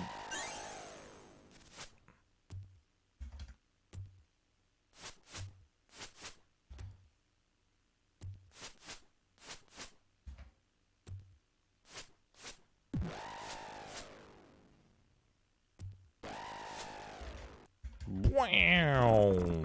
Wow. Good sounds from these undead.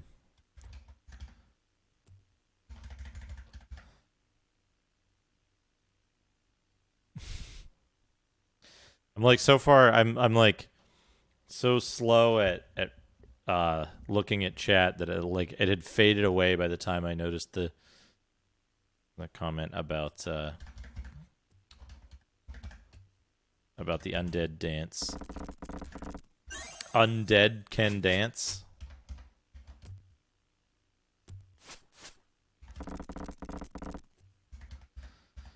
Bandit armor. I guess you can wear bandit armor. That's fine.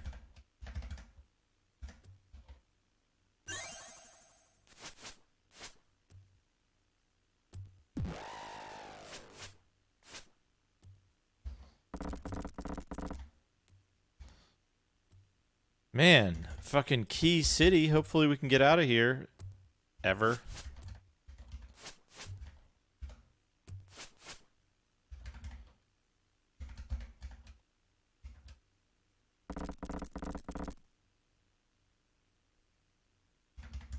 Our key problems are solved.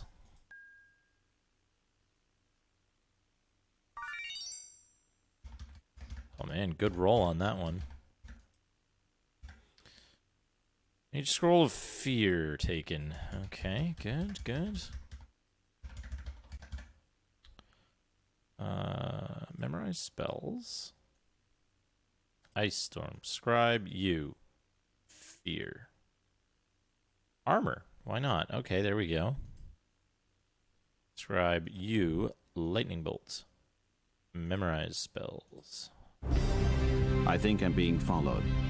What could they want from me? Blavius091, thank you for the follow. Thank you for the follow. Appreciate that.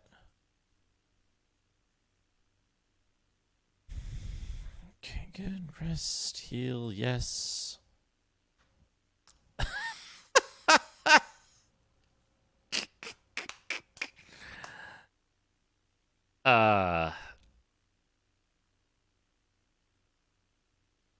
Dad was missing 1 hit point, and they cast like 15 Cure Light Wounds spells on him. It's like the opposite of overkill, overcure.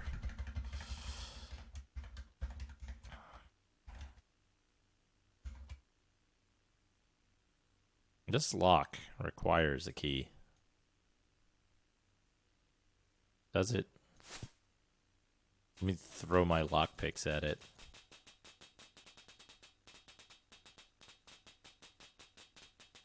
It does appear to require a key. Use a ruby key. A ruby key doesn't fit. Jeweled key. Jeweled key fits. Ruby key doesn't fit. Jeweled key doesn't fit. Drow key fits. Oh, they've got a thing where you do all the keys that you picked up. You got to put them in.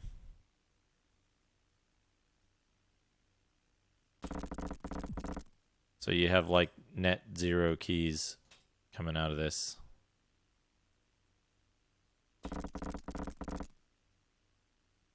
Ah, but that opens that up. Okay. Ruby key. And that opens that. Nice. Nice. Nice. Replace that rock that we used up. Give her a piece of poop. We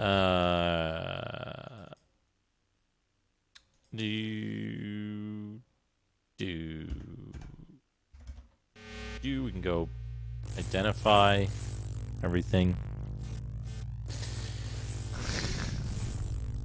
Almacia, that's extremely good. I just noticed that. Thank you, Almacia. And thank you, Jinkinator, for the original joke as well. I really identify everything we've got here. That is another useless sword, even though it came from like a stronger guy. What did we come out of here with? We got an extra...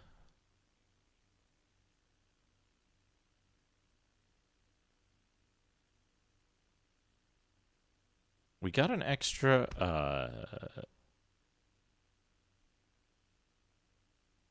jeweled key and ruby key out of this. So that's good. Regular old bandit armor.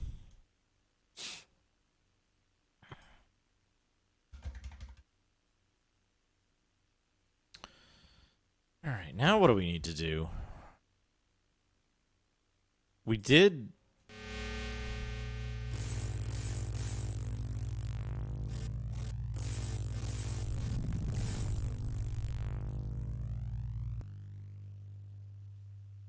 We did something.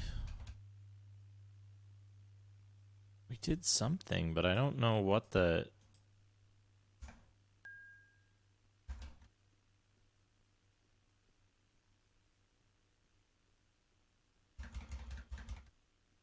Yeah, now we're here. Okay, we've been here.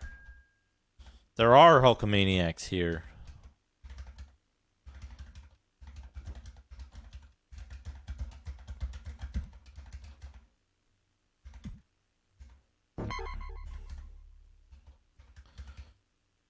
Okay, we've somehow... Magic, armor, weapon.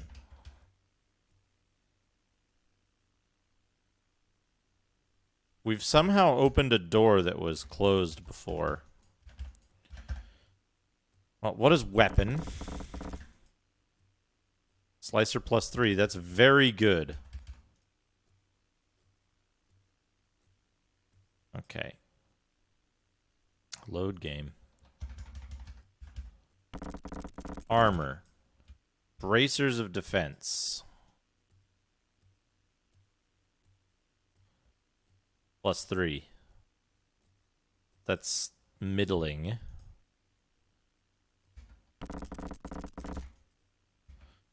Unidentified ring.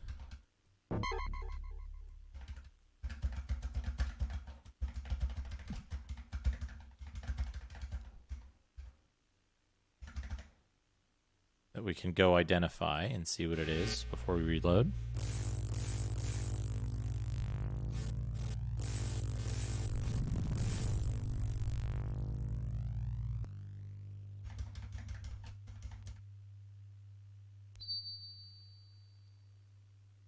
Ring of Wizardry. I kind of think Slicer's the best. No, Ring of Wizardry is going to be way better later on, isn't it? Don't you think?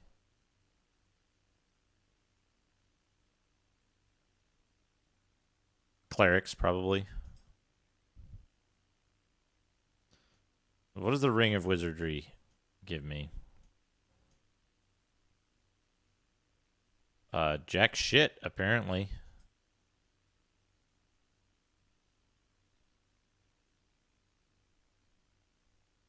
All right. Well, the wing of Wizardry is broken, so we're gonna take Slicer. Cool.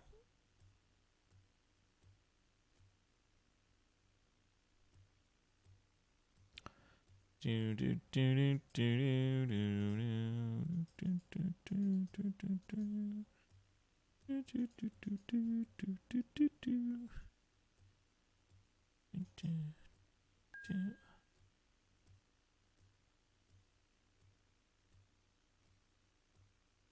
of the ones for higher level spell. Oh, like for 4 and stuff? The problem is that in this game there's Cone of Cold and there's Ice Storm and that's it, and Fear doesn't work. Or rather, Fear is identical to Turn Undead in that it makes the enemies swizzle around in a circle. And then they don't fucking do anything. So that's not very That's not very useful here. I think, if I recall correctly, some of the items in this game carry over to number 2. The Chieftain Halberd is one of them, which is really important. I think Slicer does. I think the Ring of Wizardry does. But I think in Eye of the Beholder 2, spellcasting is still so, like, dexterity intensive and onerous that it's like you don't want to do it often unless it's like a specific encounter that you've identified beforehand and you don't, like, you're never going to be casting a whole bunch of spells all at once. You're going to have the spells that you cast, and then you're going to rest because you've got create food. So I think I don't want the Ring of Wizardry, and then having armor for back row characters is only useful when you fuck something up, or for archers. So yeah, we're gonna do this. We're gonna do Slicer because Slicer is better in many ways than the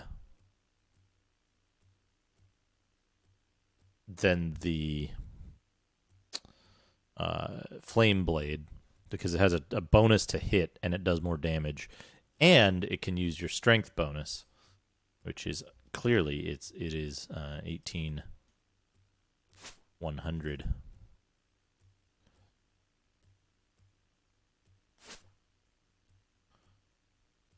I wonder what the Scepter of Kingly Might does. Anyway, I need to do some stuff. You cast clear armor, clear haste, pray for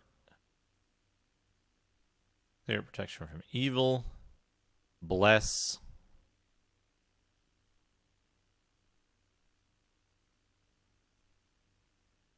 clear prayer,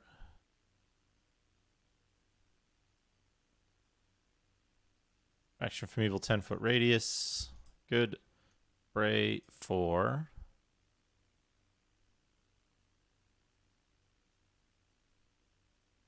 clear magical vestment.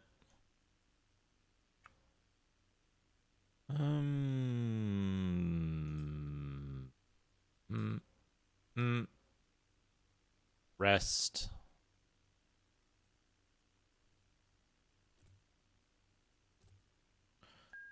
Armor.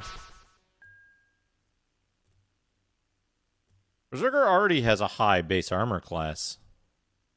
Wait a second. That means I gotta do something real quick.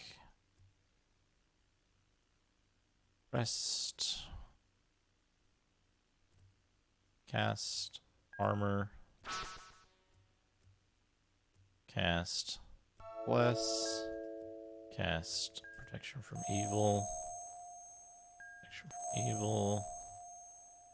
Protection from evil. Why not? We'll cast Aid because it's funny. Prayer.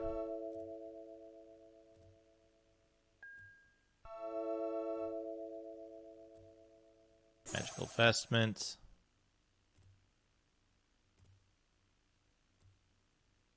Protection from evil 10-foot radius. Okay, camp. Pray, you clear, cure light wounds. Clear, create food, remove paralysis.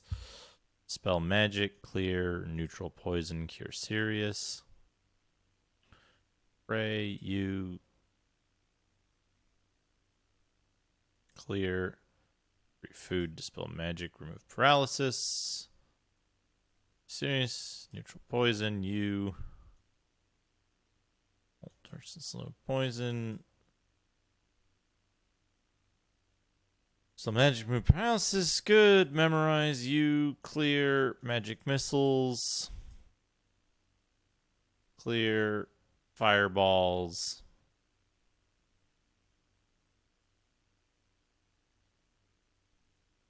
We'll do one invisibility 10-foot radius. Memorize you. Good. Good. Good. Good. Rest.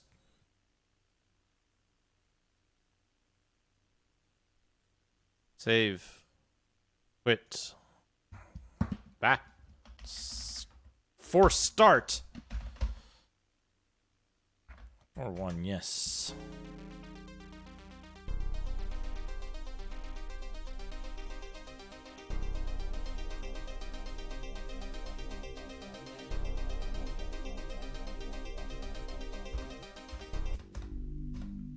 Escape. Load. All right. We're in good shape now. What's your armor class? 2. What if you put this on? 1. Okay, good. Good. Excellent. Armor class 1, wearing just leather armor. Fantastic. Armor class 2. My God, that's nude. fantastic. Amiga Bill, thank you for the big old raid. Welcome, everybody. How was the rest of The Last Samurai? Now, I was confused. Was The Last Samurai the space shooting game? Because I think that's cool if it was. I think I'm being followed. What could they want from me? Christoph, thank you for the follow. Hey, yeah, Amiga Bill, that looked like a really cool game. You said it was out in beta, right?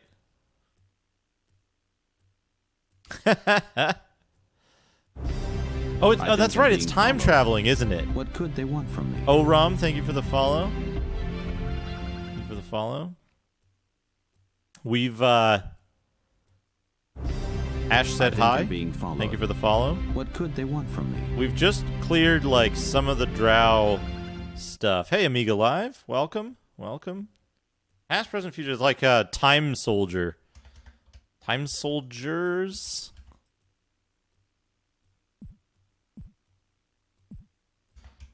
We've just been given a reward, and we had to make a choice. We had to make a choice between a weapon, which is this Slicer +3. Hey, Penfold, welcome. This one that we can't open now, that said armor, contained bracers. And this one that said magic contained a ring of wizardry, which didn't seem to give us any extra spells. Ash, I have played and finished this before. I think I'm being followed. We're actually playing kind of using the clue book, the original clue book, to go back and make sure we get like everything we can out of the levels. There are some choices, there are some binary choices that we have to make, but even with the clue book, we've yeah. Oh yeah, I'm cheating my ass off. A Game Tinkerer, thank you for the follow. So the interesting thing is that even with the clue book, I locked myself out of a bunch of the content by like getting to an area that you can't get to and like losing a key. like a whole big section of the game was locked out. I could have finished it still, but I would have missed a whole bunch of this stuff. And since I'm planning on going on to the second game eventually, I didn't want to like leave a whole bunch of stuff behind. Yeah, the wing of wizardry, as I keep mispronouncing it, seems to be one that doubles your like level 4 and 5 spells or something, or it adds an additional level 4 and 5 spell. And I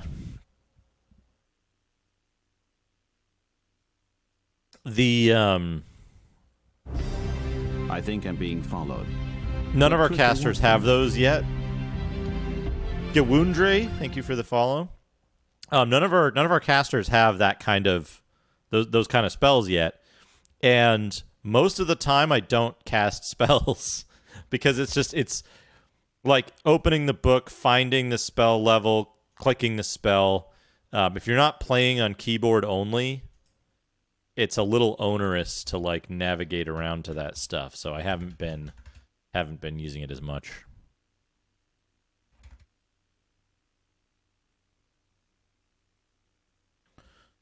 Oh yeah, the healing and the buffs. So healing, all of our characters, you'll notice something. If you're familiar with this game, all of our characters have both the yellow-red outline when you have a buff active, and it never goes away because our characters are permanently buffed thanks to an issue with the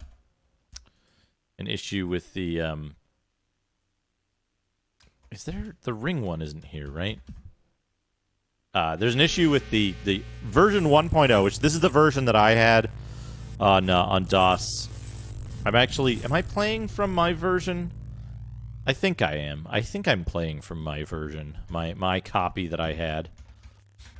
Or no, I might have reinstalled it. I think I reinstalled it on the first stream. But, yeah, the rhubarb and custard. Yeah, so if you cast a buff spell, rest for a period of time, save the game, quit, and then load your game from the main menu, the buff spell will be permanent until something triggers it to dispel.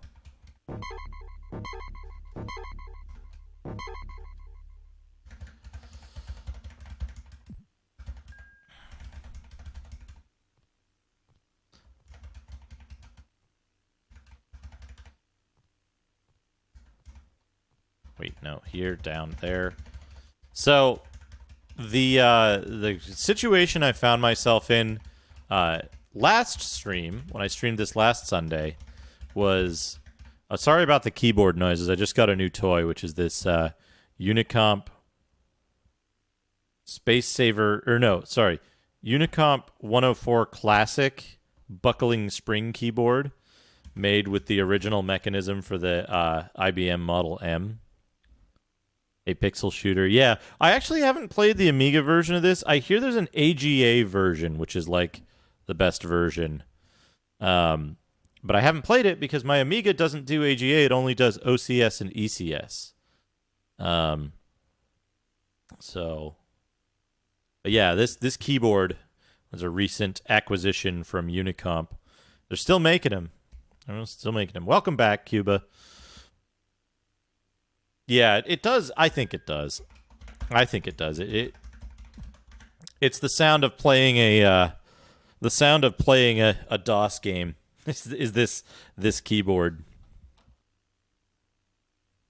Amiga version. Amiga Cami, the V602 only has AGA support if you run it on Gold 3 firmware, and the Gold 3 firmware only supports HDMI output, and it adds fake scan lines that you cannot disable, so it's a non-starter for streaming, unfortunately. Okay, we've got a key for this now. Yeah, we can open this now. Let's see if there's anything good behind it. We're going to save scum it, though.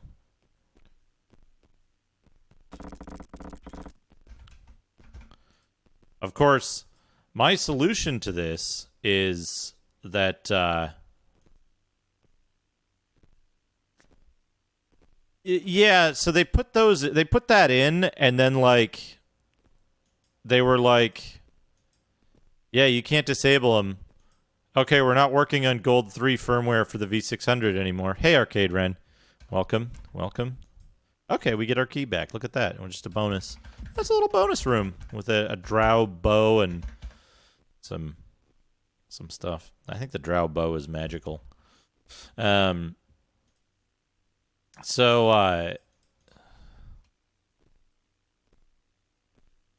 I played this so much. Just played this a ton when I was a kid.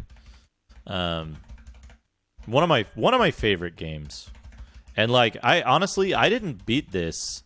I didn't beat this game until 2010 or something. like I had this and I played it I played it over and over and over and over again, and I never beat it. From like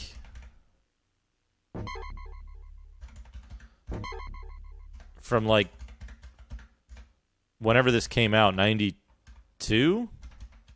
91? Whenever this came out to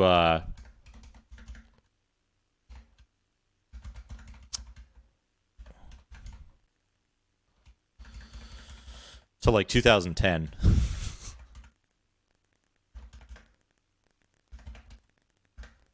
Is this a one-way thing?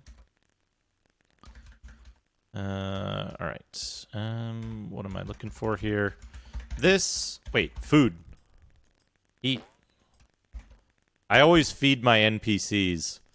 Like, I feed my NPCs too much. Captive. What is captive? Captive sounds familiar, but I can't place it. This one. We're going to identify items is what we're doing. Oh, nice. Yeah, I want to do some more dungeon crawler stuff. I want to do some more dungeon crawler stuff. You know, I got a lot of stuff I want to stream, folks.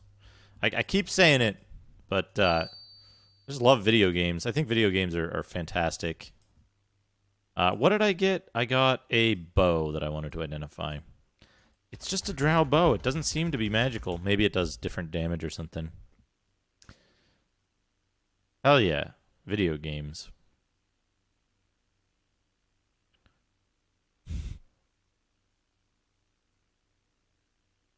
Arcade Ren has put his magic touch in this game? Oh. What is the story? Arcade Ren, what is the story with you in this game? I don't think I know it.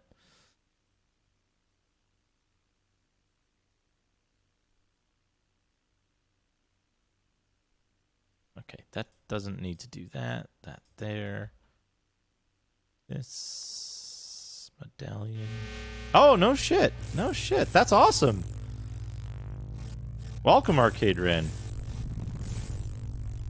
Oh, awesome. I That's think really I'm being cool. followed.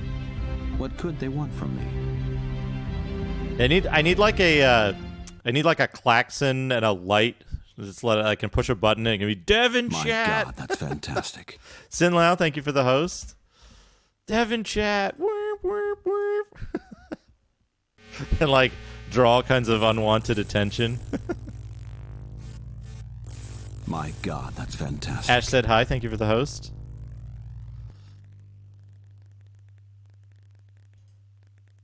Like super embarrassing, like yeah. Ace has got it. That's awesome. That's awesome. Westwood certainly one of my favorite developers from this era.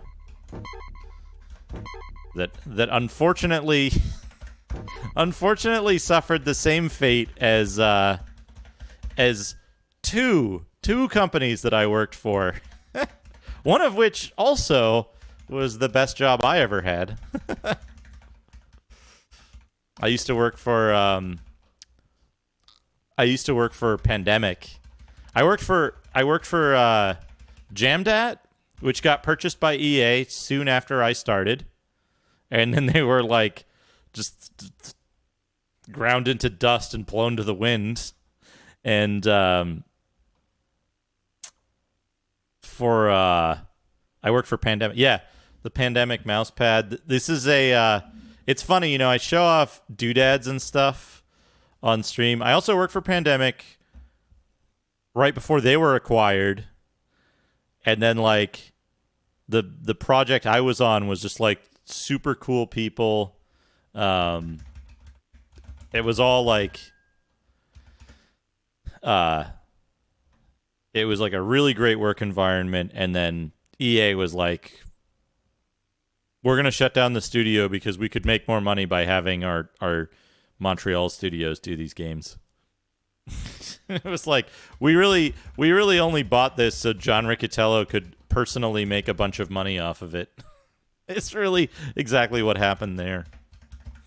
But, oh, yeah, let me, hold on a second. Give me 1 second here. Let me put some music on.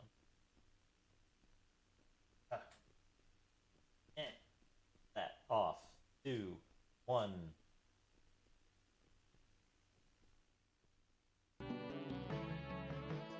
I'll be right back. Let me camp. Let me pause the timer real quick. 1 second. Let me go get something from the other room.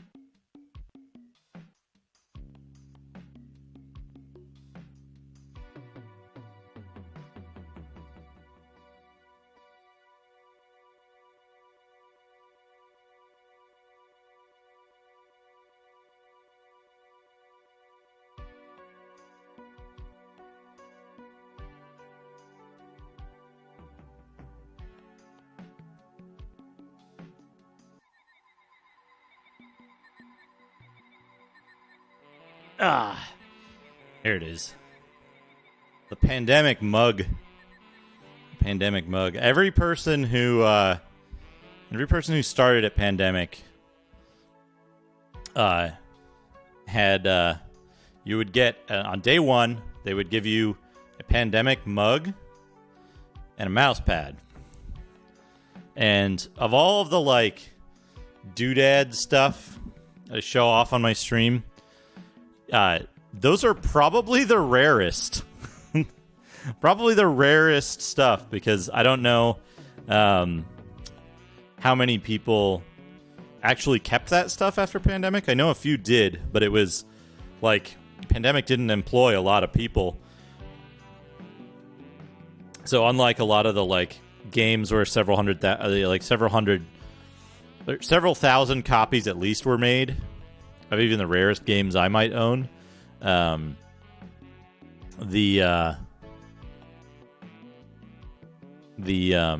mouse pad and the mug, which I actually use that mug frequently. I tend to favor the Macaw Drunk mug more recently because it's just larger. But the Pandemic mug and the mouse pad I use all the time, and they're interesting. 3, 1. All right. Enough of Lost on Parrot Island's music. What good music, though. Probably best music on the Amiga. Might be the best music on the Amiga. Let's restart the timer. All right. Exit here. We're going down. We did all of this, though.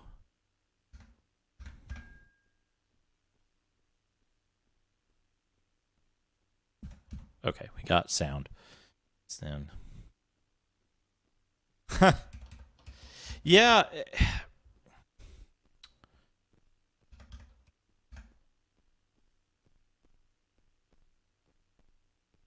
Pandemic was interesting because it was like not the most prestigious job I've had. It wasn't it wasn't necessarily the most interesting job I've had. It wasn't the highest paying, but it was with the best group of people, and it was one of the it was definitely the happiest time I've ever had when I was in the video games industry. Pandemic was a wonderful place to work because just really good people were there, and it was just a really, really cool environment. Had to do a wiki search. Yeah, and you know what? Honestly, I think of all the stuff that of all of the game companies that released games between I want to say 89, 88 maybe to 94, 93, 94, somewhere in there. In that era, the what I consider the golden age of VGA games, there isn't a company that I wasn't more excited about.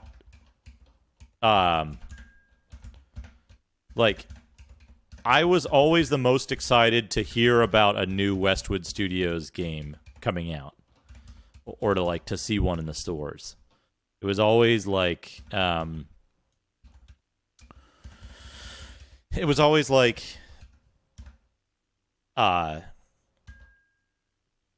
would see a game and I would be like, oh hell yeah, it's Westwood, and I recognize the logo and everything. And I remember what was the game? I think it was Kyrandia 2, because I had played Kyrandia 1. I'd played and finished Kyrandia 1. I loved Eye of the Beholder. I loved Dune 2. I finished Dune 2. Every campaign in Dune 2 I finished when I was a kid. What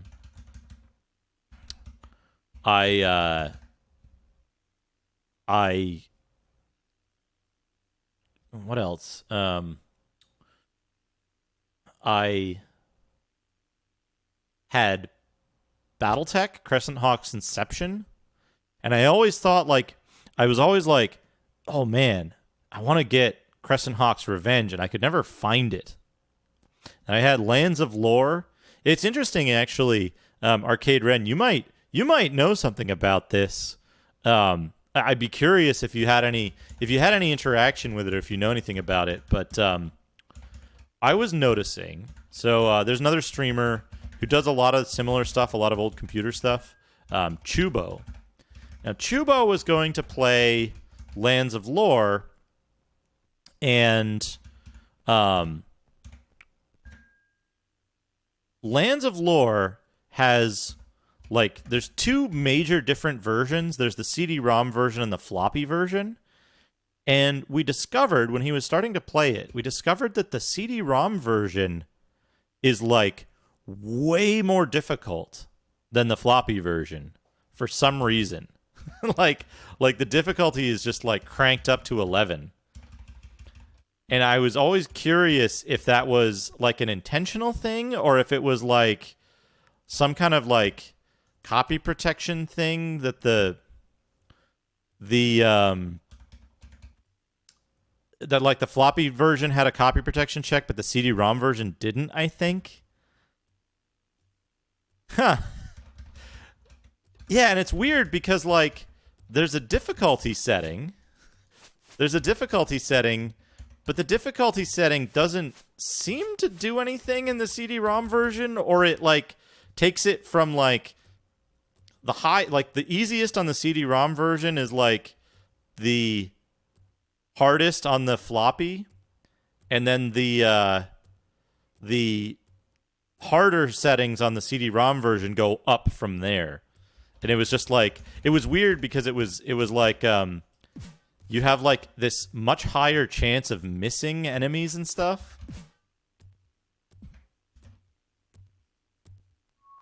Move paralysis. That's interesting that's based on feedback. I could not find... I was looking for it. I was like, am I just making this up? I did a bunch of, like, analytical testing to see if, like, is it just me, or is it, like, does this carry over? Like, you miss the initial enemies, like, Once upon a time, 50% of the time? a boy from the Old West learned one of life's cruelest lessons, that evil was bigger than his gun. So he followed the footsteps of a mysterious master to the Far East, where he learned the secrets of the sword and came back home with the heart of a gunman and the soul of a samurai. Arcade Ren, enjoy your sub. Hazemaker, thank you for the gift to Arcade Ren. I appreciate the support. So yeah, that's actually something, like, I've been doing a little bit of research lately on the concept of difficulty in games and, like, where some of this stuff comes from. That, like, there's a lot of, like, weird rumors that go around, like copy protection type of difficulty, and stuff like anti-rental policies. And I've found, like, a couple of references from specifically from developers and stuff talking about it, but it's very scarce. And the also the stuff like yeah, that's right, Fragmental Stew. The Lands of Lore CD version was harder because people were saying the floppy version was too easy. That's incredible. Like, having confirmation of that is I'm super happy. I'm super happy to see that that's, like, that's a thing. Where am I? Wait, I kind of know where I am. I have a real hard time navigating this level, so I'm using the clue book to navigate. I'm not the type to map out games unless a map doesn't exist.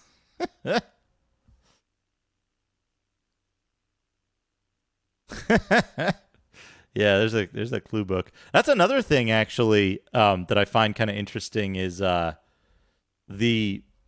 there's a lot of speculation that games were made obtuse and difficult on purpose for the express reason of selling clue books. And like information was omitted from manuals in order to make the clue books more valuable.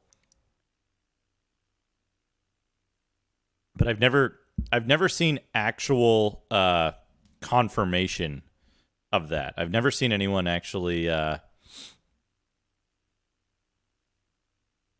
2,500 hours. Damn. Damn. That's a lot. Yeah, the C64 version looks really good. Yeah, Ripper. Like, where am I? I'm here. You can navigate around this.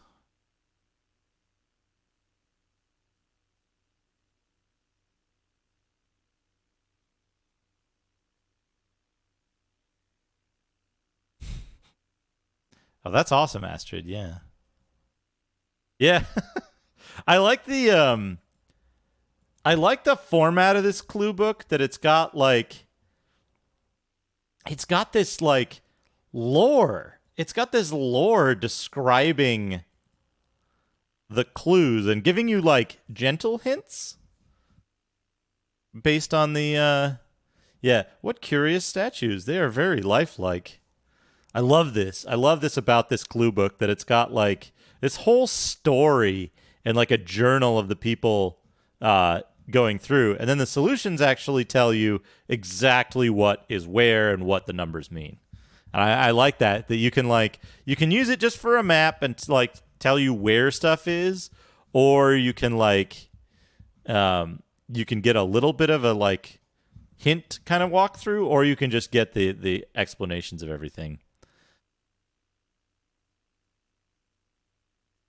Yeah, that's really cool though. Like I think Eye of the Beholder 1 to me is one of the examples of like an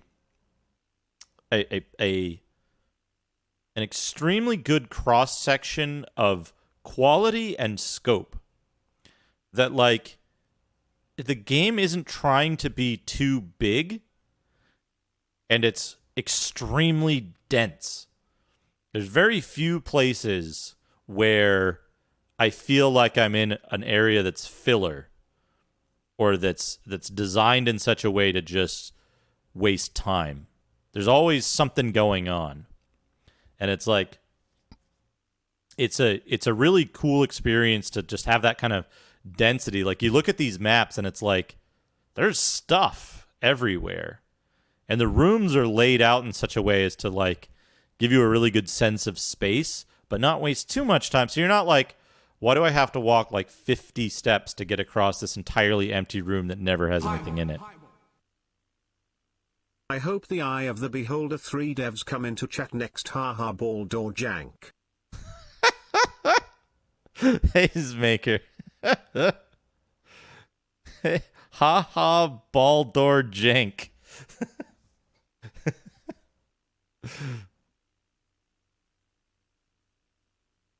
Yeah, it seems very clear that like this game was set up in such a way as to like as to mimic the feeling of a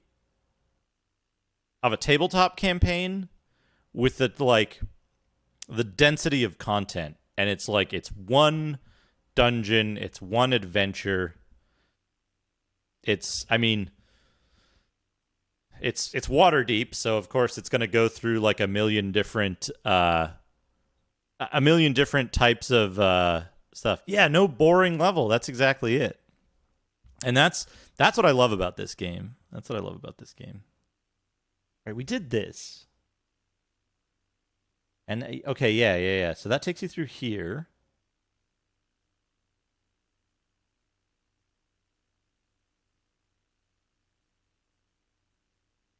which is here. Okay. I need to get up here. No, I already went up there. I need to get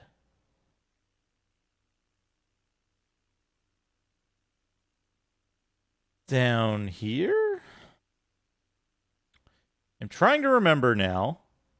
Ah, it's up here. I need to get to the northeastern corner of level 9. Which might be a dagger teleport? Yeah, dagger should take me to 11, I think. Let's try. Dagger, then head north. Window capture off. There we go. Aha! I remembered something. Oh, uh-oh.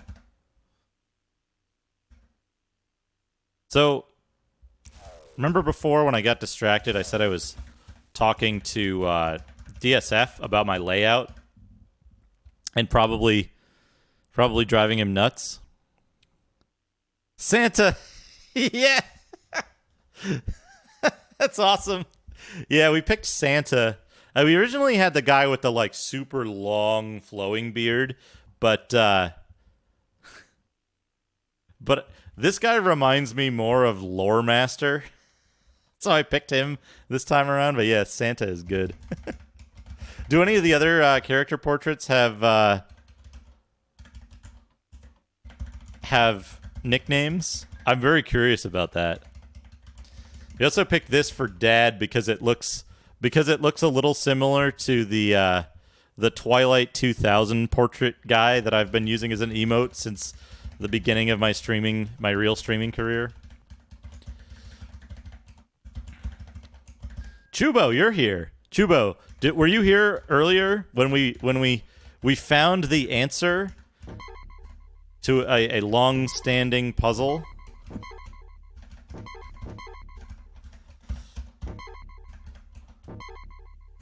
There we go. You know Lands of Lore? So, Arcade Ren here worked at Kiergar is Gilius Thunderhead. That's incredible. Gilius is my favorite character in Golden Axe. The only Golden Axe character, as far as I'm aware. The only playable character in Golden Axe. So, Lands of Lore, apparently, there was player feedback from the floppy disk version that the game was too easy, and they intentionally increased the difficulty on the CD-ROM version to account for that, because people wanted a harder dungeon crawler at the time.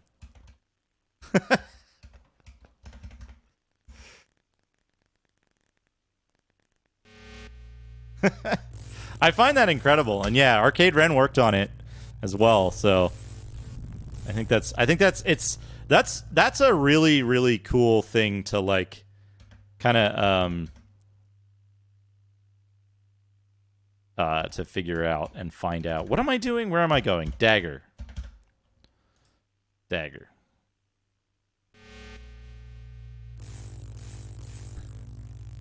The original XCOM resets the difficulty level if you, like, exit the game or something and reload a saved game. Or, yeah, after the first mission or something.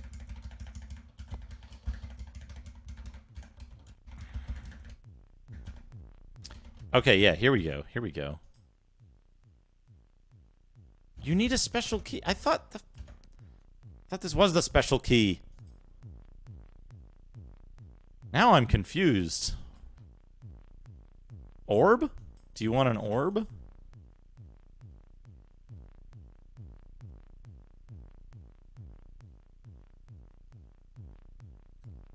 I'm extremely confused by this.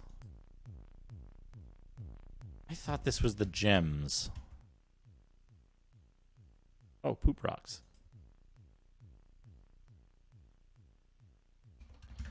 Watch your head.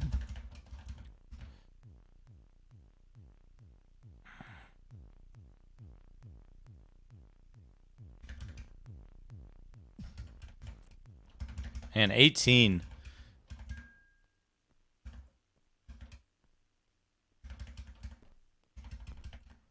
So yeah, I got a later start in the games industry. I was 25. I got no, 26 when I got my first games industry job. Whoops. Wait, what?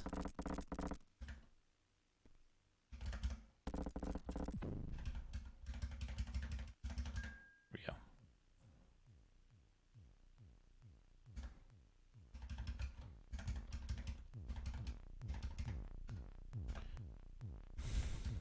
Thirteenth grade.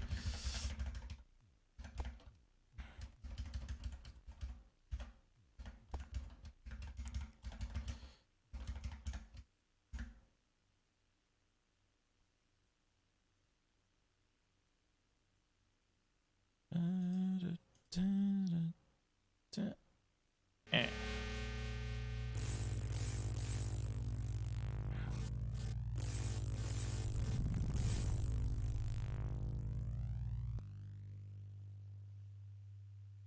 $18-hour days, no days off for 3 to 4 months. All the sushi you wanted, and Neo Geo AES in the office in the downtime. I think I'm being followed. What could they want from me? Nirbilium, thank you for the follow.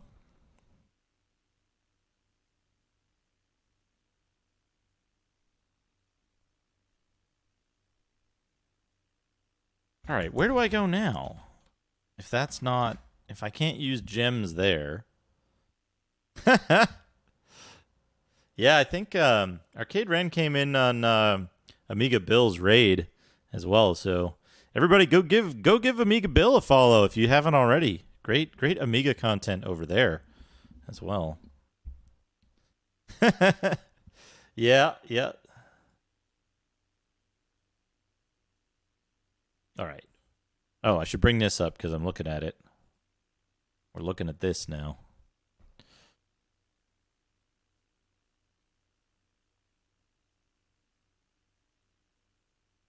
All right, let's see. Oh, am I going to sneeze? All right. Let's see here.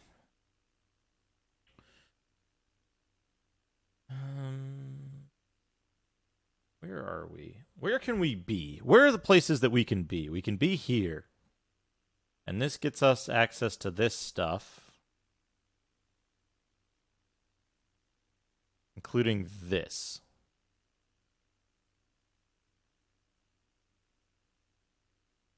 I think I did this before, but I'm not certain I've done it on this game because I had to restart.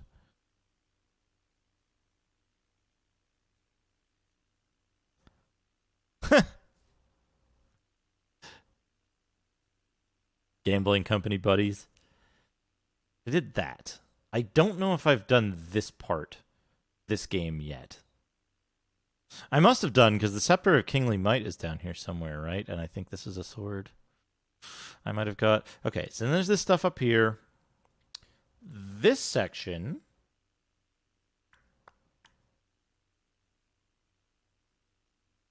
That's not the section I think it is.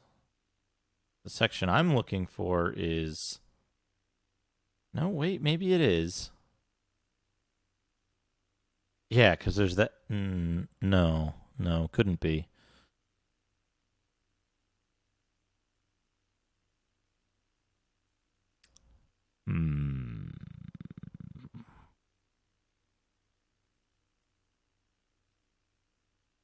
Oh, I think I missed this. We get to that by going down here. So we want to go here. All right. Let's go there and see if we can get...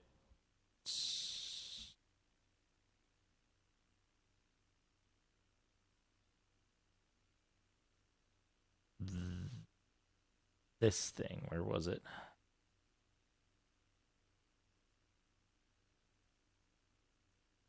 Where was it? Where's the thing I was looking at just a second ago? It was here. This thing is what we want to look for. This thing. So this should be this. Yeah, okay. And we get there by doing this. No, this goes to storage. So this goes to storage. This. This one?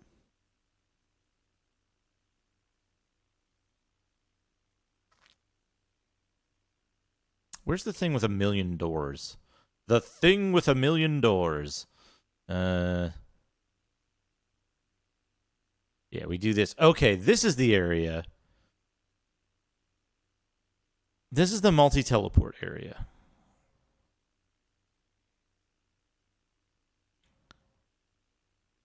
If that's the multi-teleport area,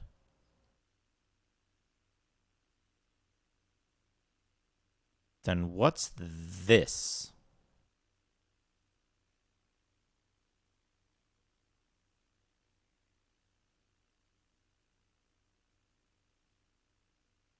Is this the key, throw the key through the wall section?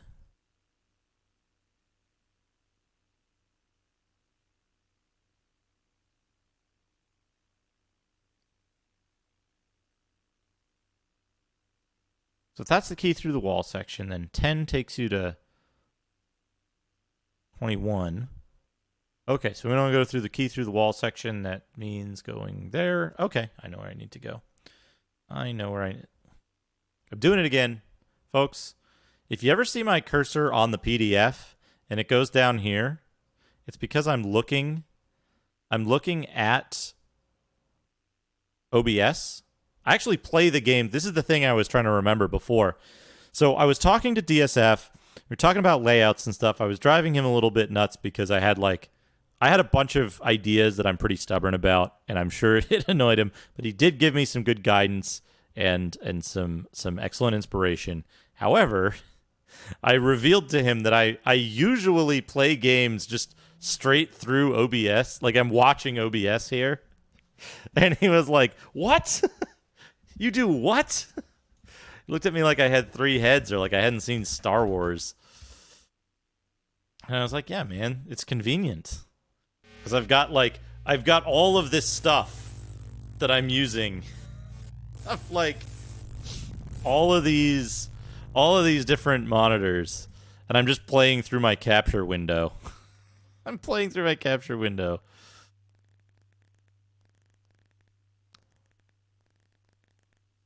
And it's like it's just because it's convenient. You can see it over here. There's the wait, this is the wrong way. You can see it over here. This is the game on the CRT. But like this isn't a super reaction based game.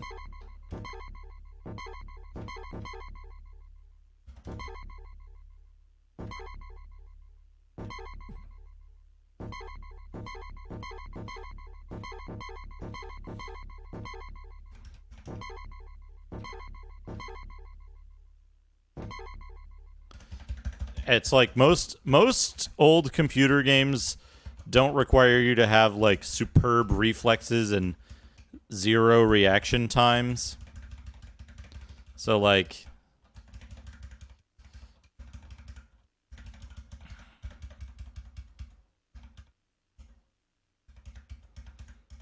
oh, nice. That's awesome. That's awesome, Arcade Ran.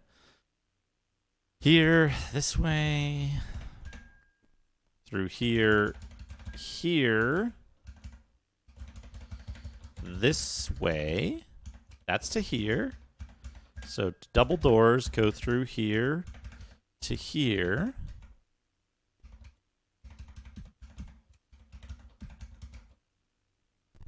Aha!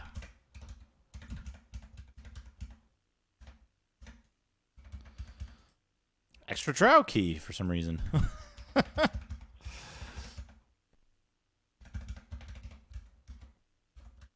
1 gem for 1 key. Do I want to ditch this? I think I do. But I don't know what I'm going to use gems for other than this. I think I'm already overstocked on gems.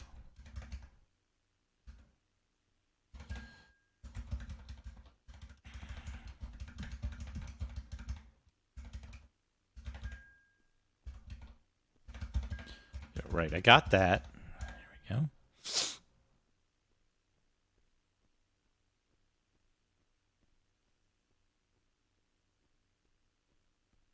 we go. Oh yeah, you gotta get the movement controls. That's definitely an important thing. It's one of the things that I sometimes I'm a little like.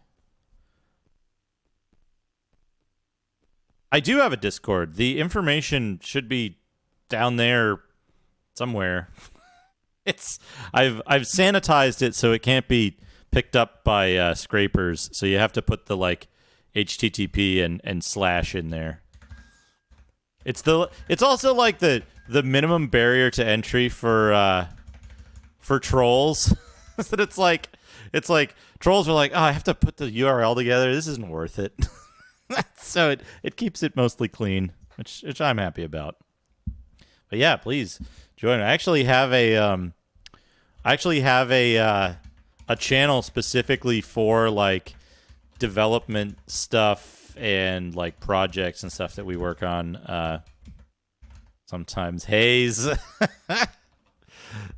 Actually, you know, speaking of development stuff,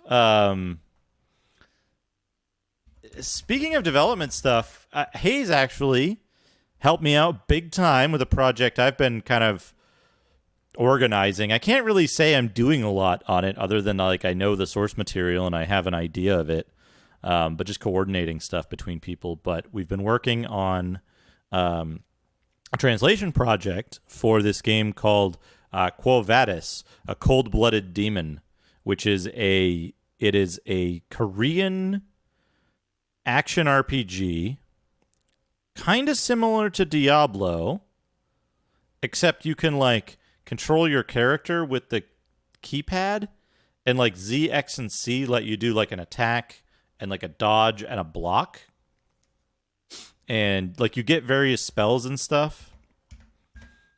Status Quo Vadis. So I've been working on a translation project of sorts for that, and BNU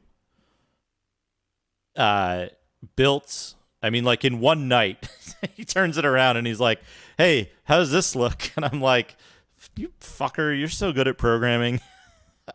Because like I had done an initial project with it that I'm going to pause the timer on the game for a second because we're going to talk about Quo Vadis, a cold-blooded demon.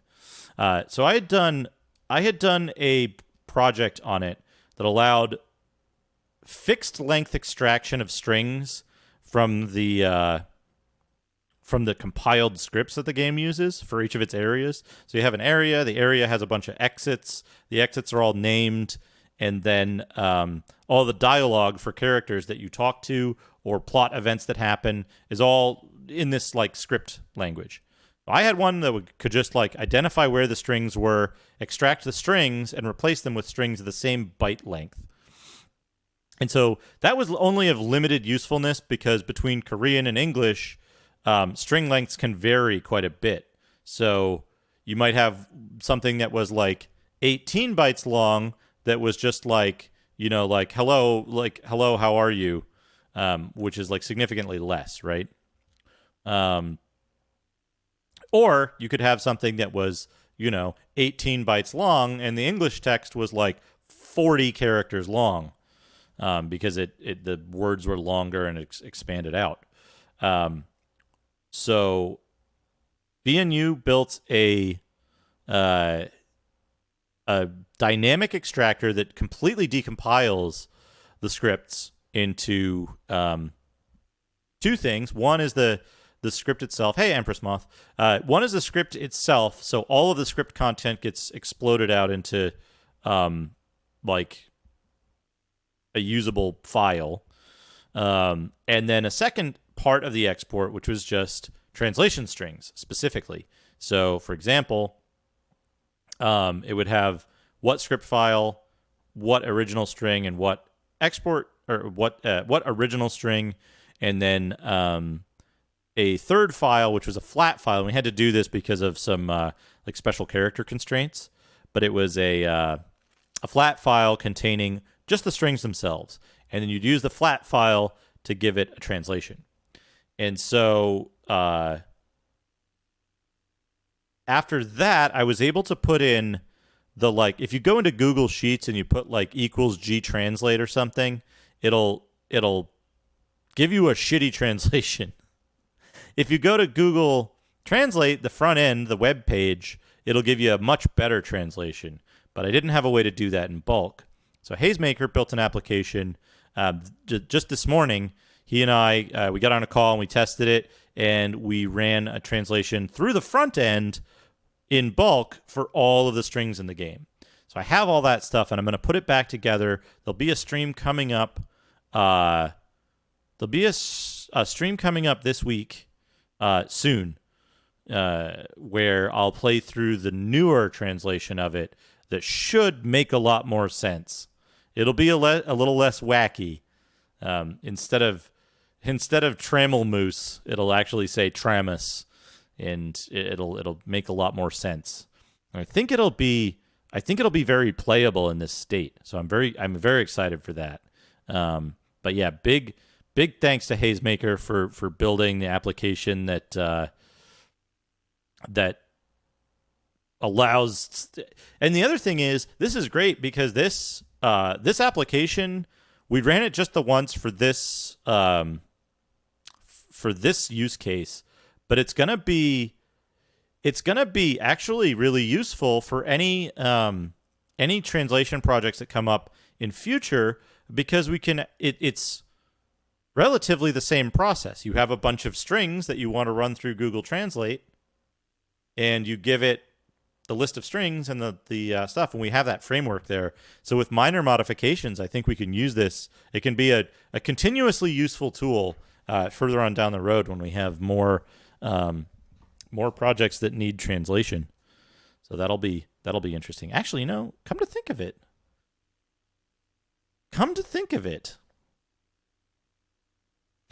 it, we could use this for Dispel, another game that the Macaw was spearheading a translation effort on.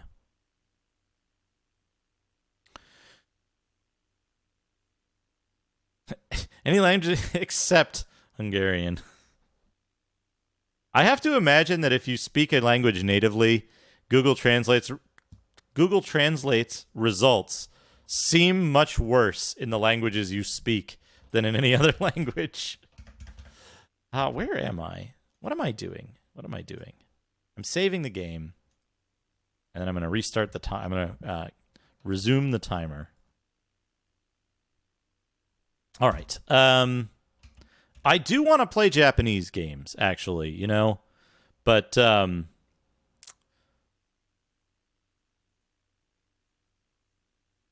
yeah. Yeah.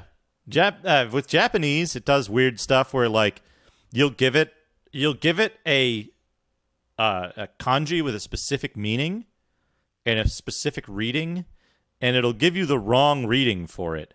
And then when you translate it back and back, it'll switch the word around really badly. All right. There.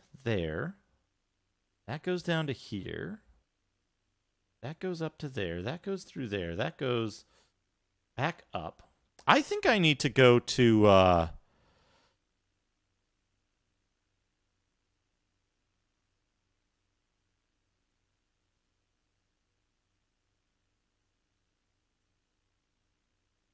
Yeah. There's all kinds of stuff Google Translate can do wrong, but I'll be honest, I'm pretty impressed with it in general. So I think it'll at least make the game playable, right? It'll give you an idea of what's going on well enough that you can, like, progress through the plot elements and stuff. 1 key for 1 gem. All right, I need to get... Maybe I should use the... Maybe I should use the ring teleport.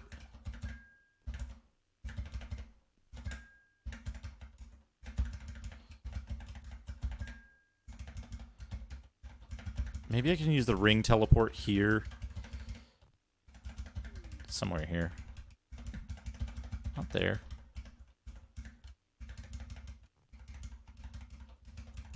Here it is.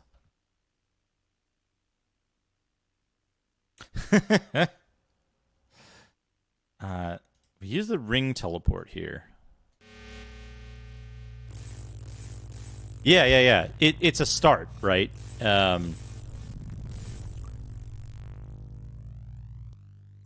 It's a start.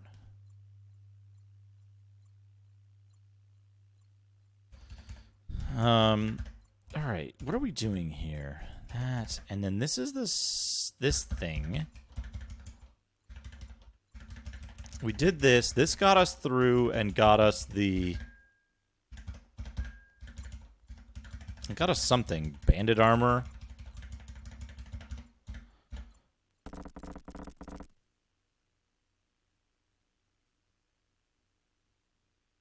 Right. Right. Hear her out. She's gone. And then this is welcome, and you get shot. And I don't think there's a way to open this door from this side.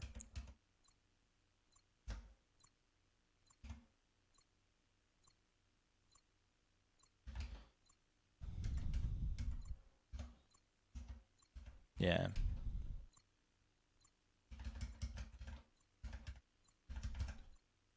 Yeah, Shindia. I don't know what to do with Shindia. I'm afraid that doing anything with her is gonna mess up a quest later.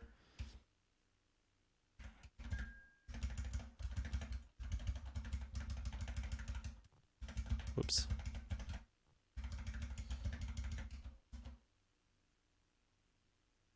So I can take the ring, and then I can take the scepter teleport, I guess, is another place that I can go.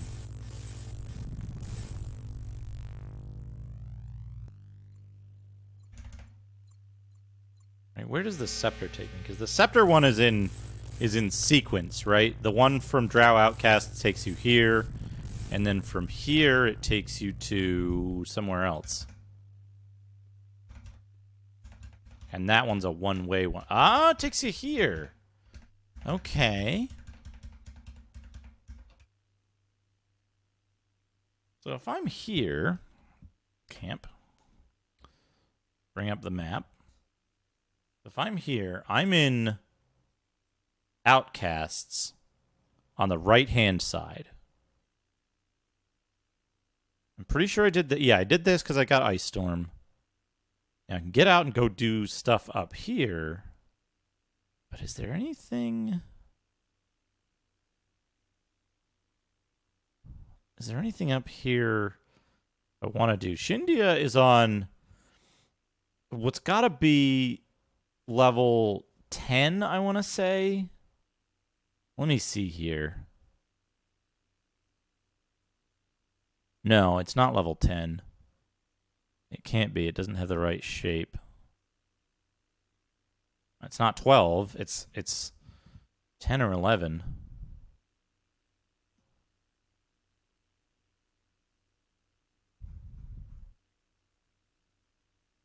It's not lower reaches. Lower reach is the combination lock. The combination lock stuff.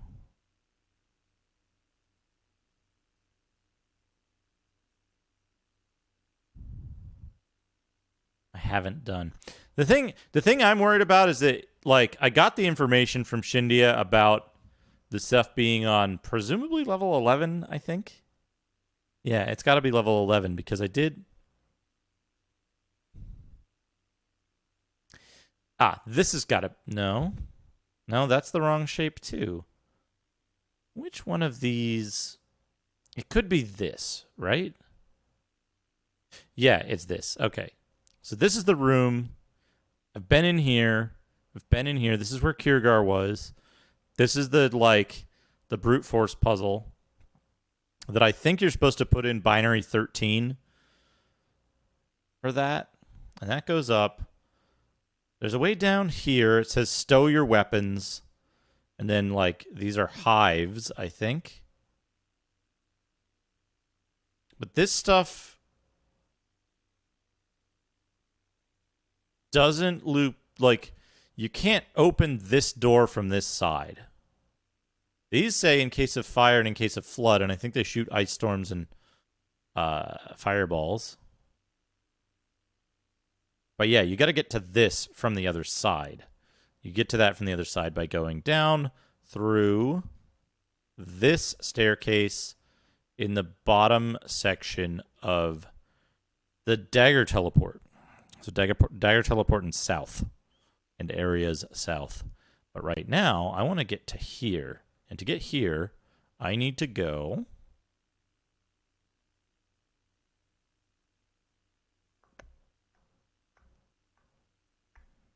I guess I can just take the dagger teleport and go north, follow the left wall. That'll be the simplest way. Where am I right now? I'm doing it again. Folks, if you want to give yourself alcohol poisoning in a really bad way, every time I try to move the cursor down off of the PDF to click on stuff, or every time I try to use the wrong mouse to move the mouse around, or use the wrong keyboard to try to control things, take a drink. That's a drinking game that will get you absolutely sick. Where am I right now? I am...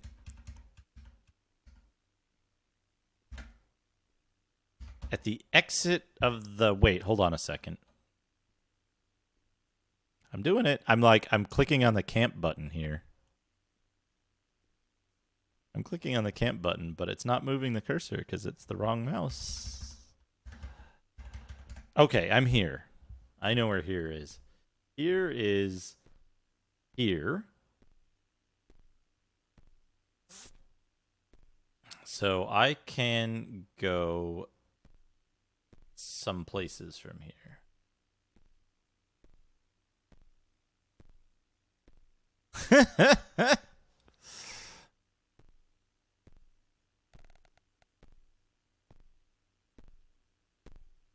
Yeah, every time I go to use the Amiga mouse,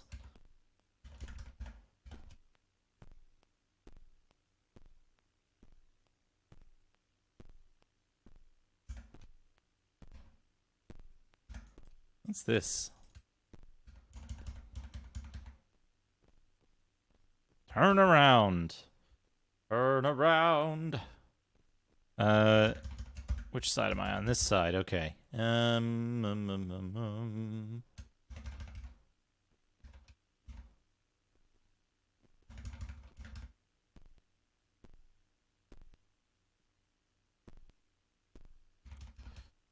must be where you land from a pit.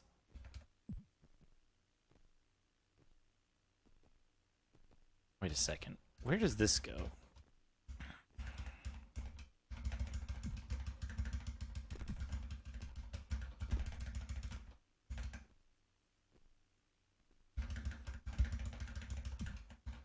Up. Okay, good.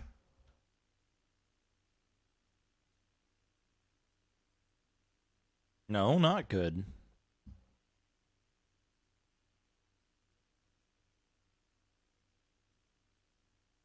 Oh. Oh, good. Good after all. Because that'll take me to here.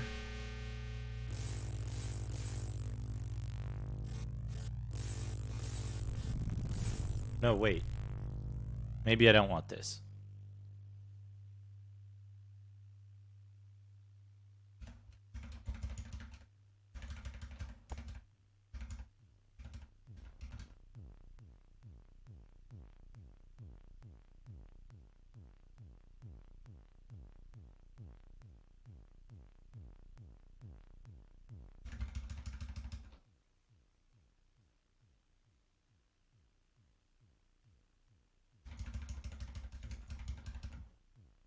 Maybe I do want this.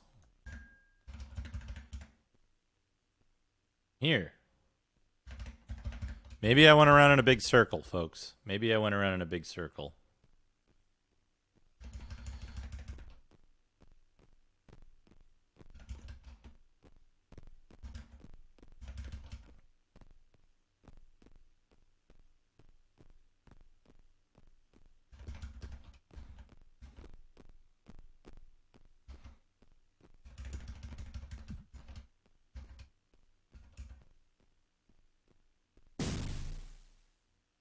Right.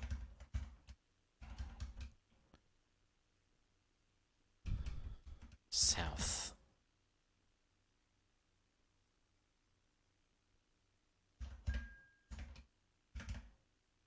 Wait, now where am I? I'm here again.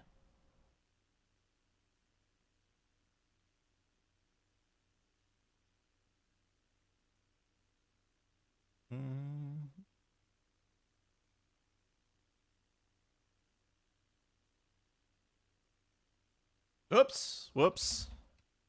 I do want to take the dagger teleport. I just don't want to go to the same place that I went.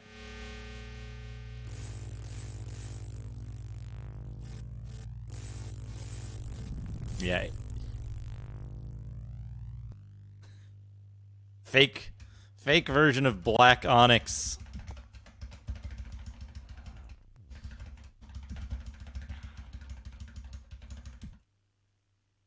Oh, what's this?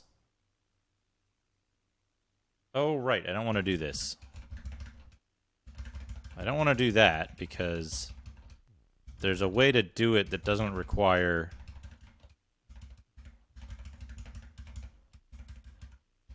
using a key.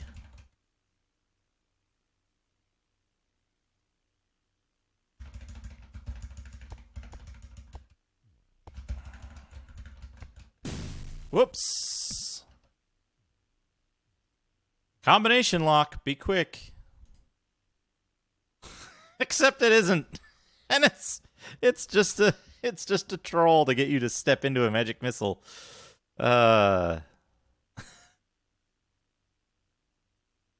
Actually, if Arcade Ren is still here, maybe you can shed some light on this. What I was able to find online says this is a like cut puzzle that doesn't actually, it isn't actually a puzzle. It's just a trick. Yeah, just gonna take a 2-day nap first. That's quick. Well, I mean, you could be quick after that, you know. You know, just after. All right, where am I? I'm here.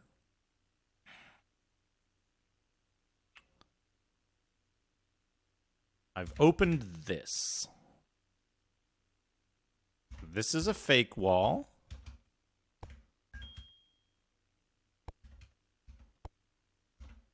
Everybody just gained experience.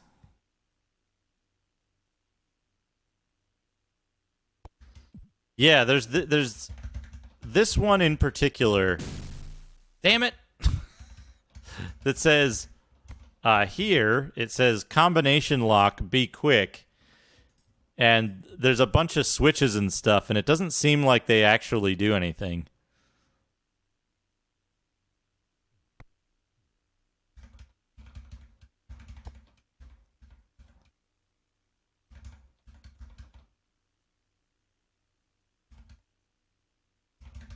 You know, I was like, it's not mentioned any. Actually, hold on a second. It's not mentioned anywhere in the guide itself. It doesn't mention solving the puzzle.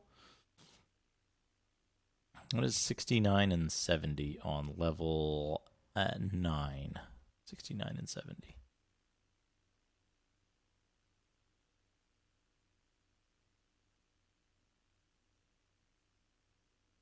Falling through a pit on level 8. This is a potion of extra healing. Okay. All right, so we're done with that. Hey, BNU, how are you? With TCG combat. Good. Good. Learn fear.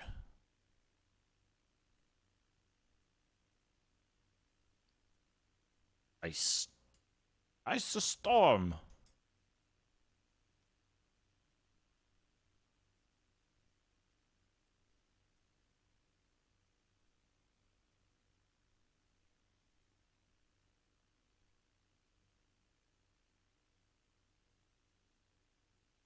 Rick Parks, Aaron Powell, Joseph Hewitt the fourth.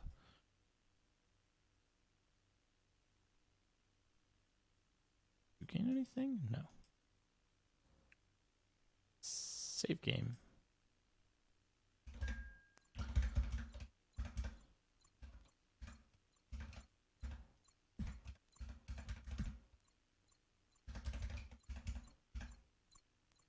Whoops.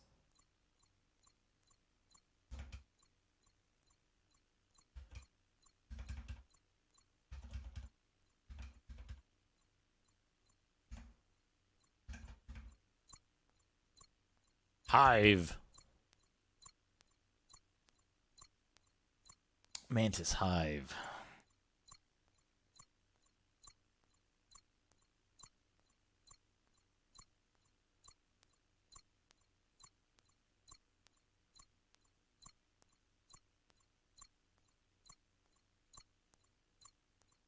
Okay. Ah!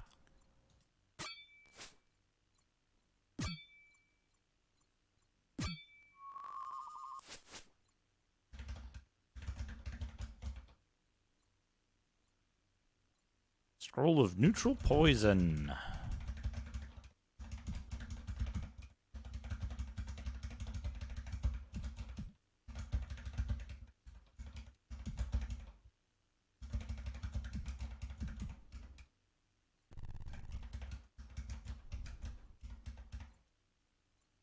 Cone of cold.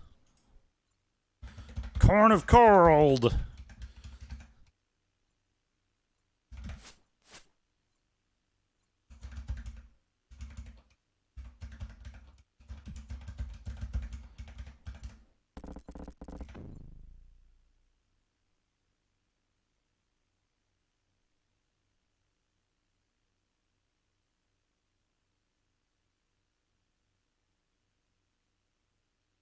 Hey, Magnum Knee High. Welcome. Yeah, this is a really fun game. I played, yeah, I was what, like I must have been like 10, 12 or something when this came out.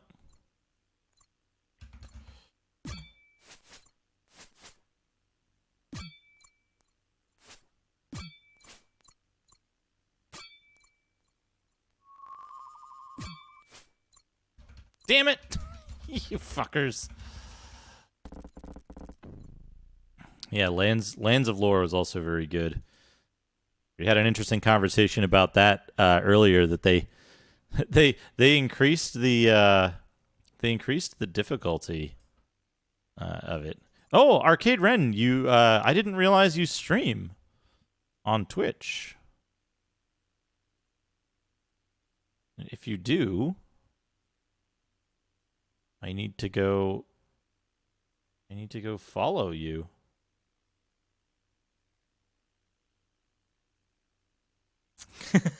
Questionable finishability.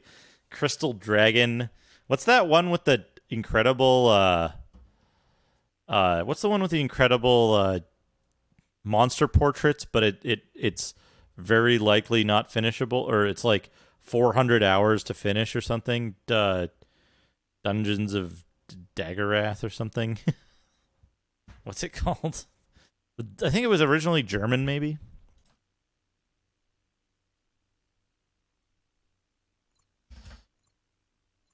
Okay, in here, there's a switch.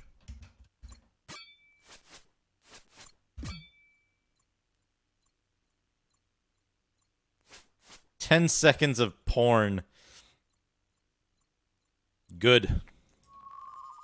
That's a good reward for finishing an Amiga game.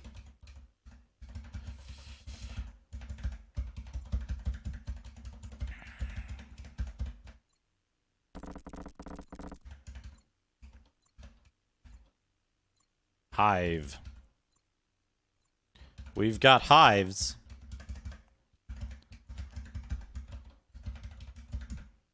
Oh, a skull key. Give me skull key. Give me bones. Human bones. Wait, human bones? Shit, we gotta get out of here.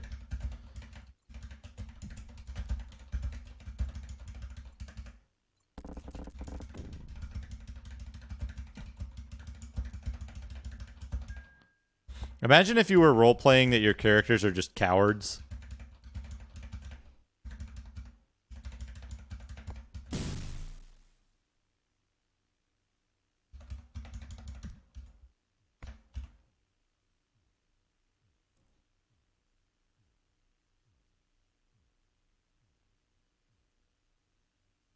Oh man, yeah, Lands of Lore 2 and 3 were. I was sad to see the series move to. I was sad to see the series move to a 3D format, as I always felt that Westwood's strongest suit was its incredible pixel art.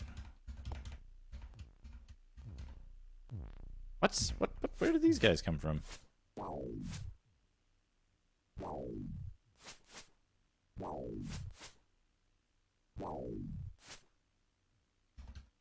Oh man, met the entire cast of TNG. Damn. I've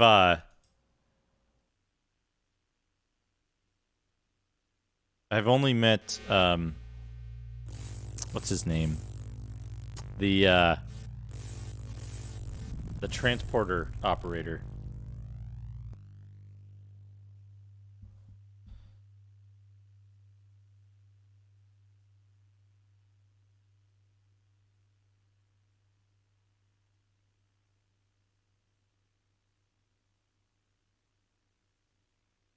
Colm Meaney. There you go. Colm Meaney. Yeah, Colm Meaney. Yeah. Saw Colm Meaney at a bar in Studio City. Yeah, Miles O'Brien. What am I looking for? This one. Do I have any items to identify? I don't think I do. Wait, this can't be the right character.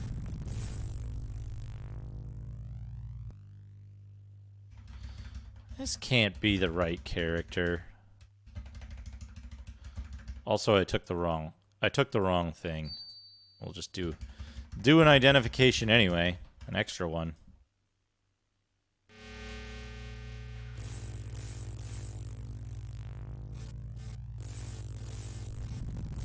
That's awesome. That's awesome, yeah.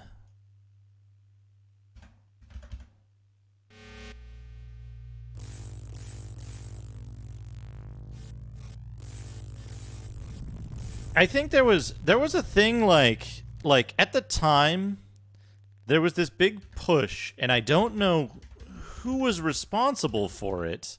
Let's say responsible. There was a big push in like the mid 90s where first it was FMV, then it was 3D, and it was like people pushing hardware.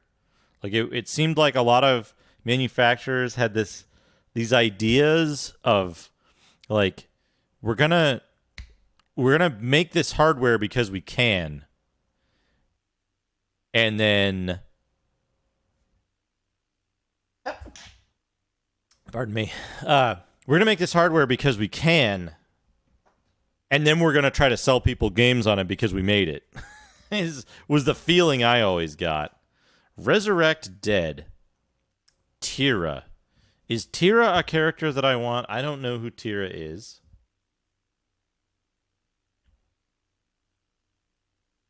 Tira is a ranger with modest stats.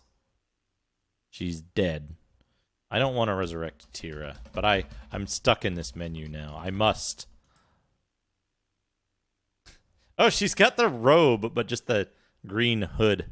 Tira takes in her surroundings. Oh, this is just great. I get killed following some fool party down here, and now another party comes by, resurrects me, and wants me to join up, just like that. What makes you think I wanted to be here in the first place? Sure, I could probably help you. After all, I'm a pretty good ranger. But if you're as foolhardy as the last party I followed, you'll need a lot more help than I can give you. No. So you resurrected me just for the fun of it? Sure, go ahead, go. Fine with me. What do you want? Me? I'm finding my own way out of here. All right, screw you, Tira.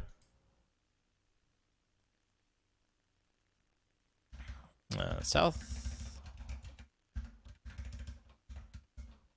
Whoops. Wrong room.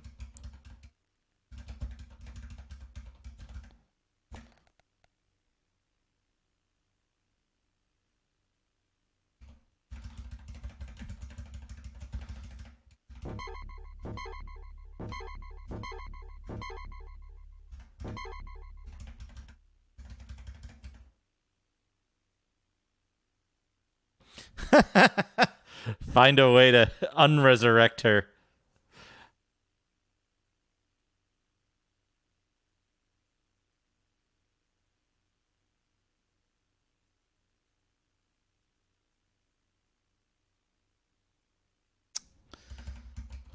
Yeah, you'd think. What did she want to stay dead?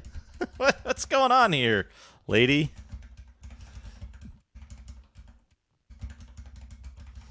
Resurrecting you was a mistake. Let me fix that.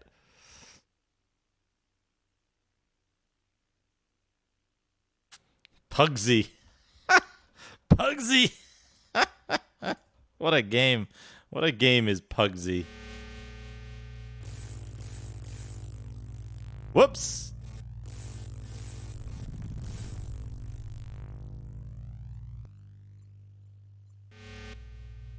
She'll find her own way out of here. She's gonna go back up to the entrance of the sewers and find that they are blocked off and be shit out of luck.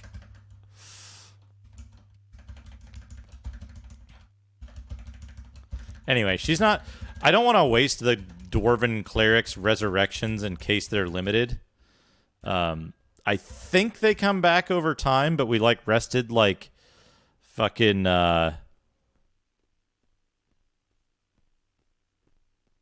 What was I going to say?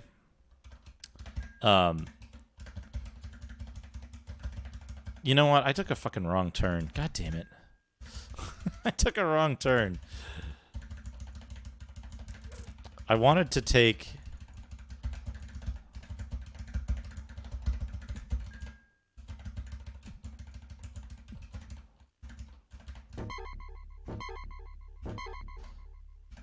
One day I'll get out of this maze. There we go.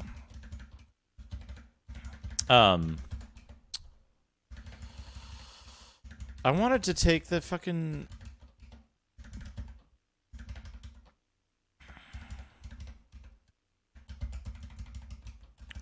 the teleport from here. This teleport. This one.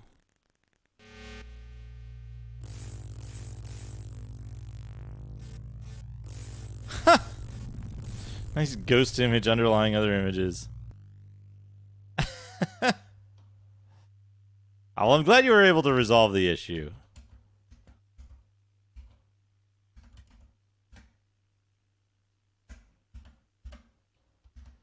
I'm going to use the dagger. Dagger.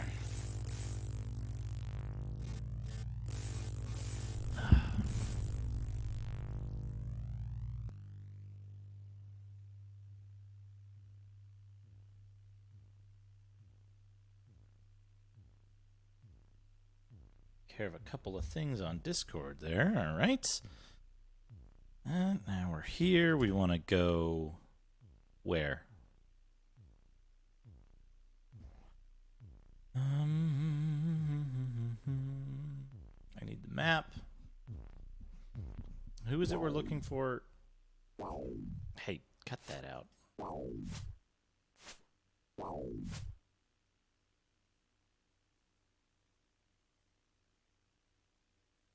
Oh yeah, that's always for any creative endeavor, especially games. It's always interesting to like sit back and watch how people play your game and like when people get confused by something and you're like that's so obvious or like figure out unique solutions to stuff. That's always my favorite part of working with games. Okay, what am I doing? That's what I'm doing.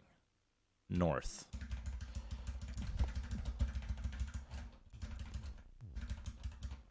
No. No, this way.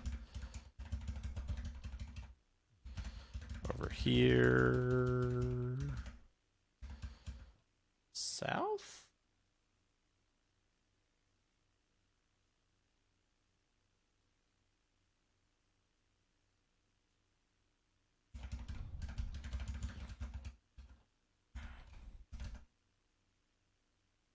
Wait, this is wrong. No, this is correct. Okay.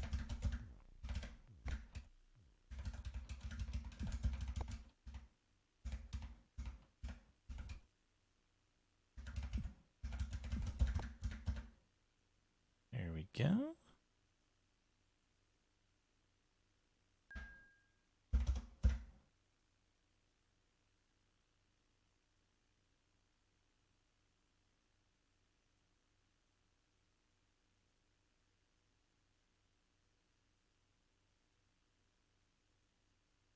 Yeah, the difficulty curve in this game I really like. I think it's one of the better examples of like kind of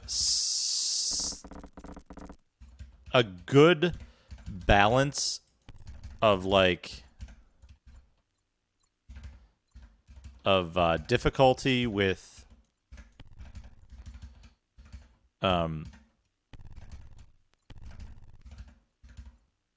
oh right. Jump. Right. We're almost here. We're almost here. Get that. Get that.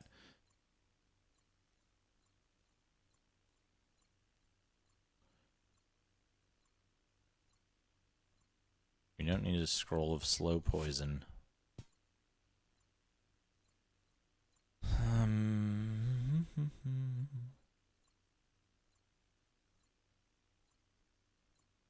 Yeah, I like the fact that this game can be deadly. The one thing that's a little rough to me is that like you can lock yourself out of large sections of the game if you accidentally fall down a pit or if you're not careful. There. Do I have another green potion? I think I might have drank one of the potions of vitality early on, and I can't do a full 4 RGB potions now.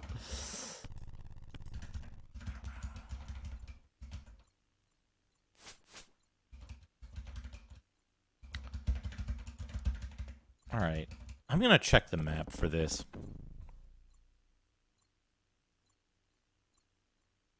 My God, that's fantastic. D, thank you for the host.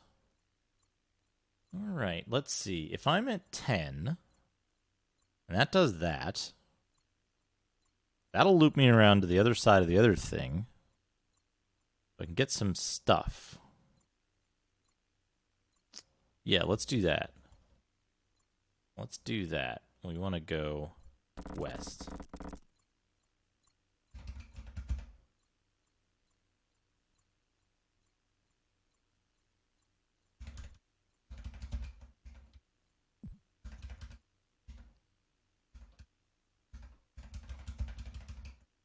And then we want to go south.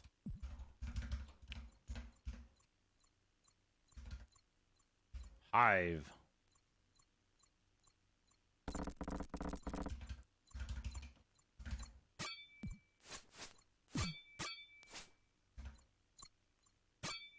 Hey. One arrow.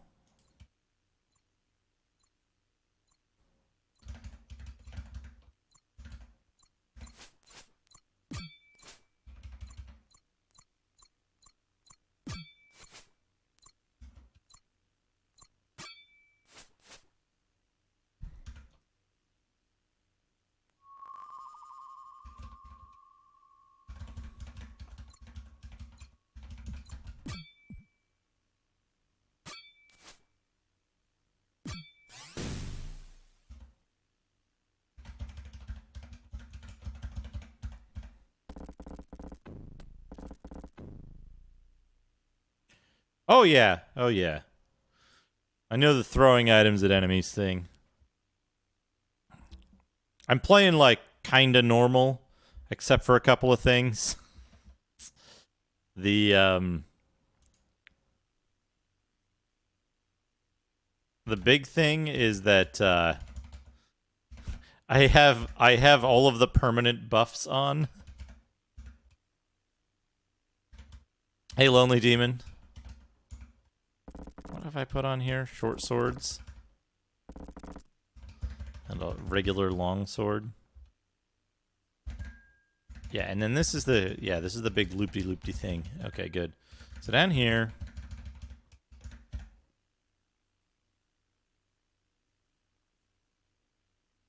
did both of those hives. Now I can go all the way east.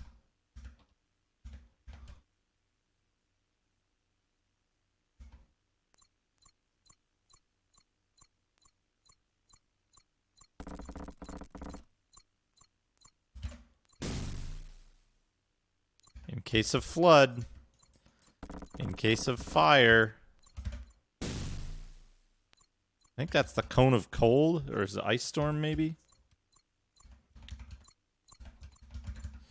And then there's this. It's a skull lock. I'm pretty sure I cannot pick this.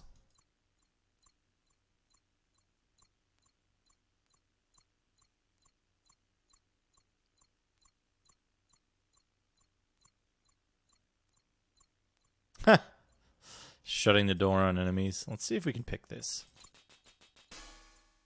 Cannot pick it.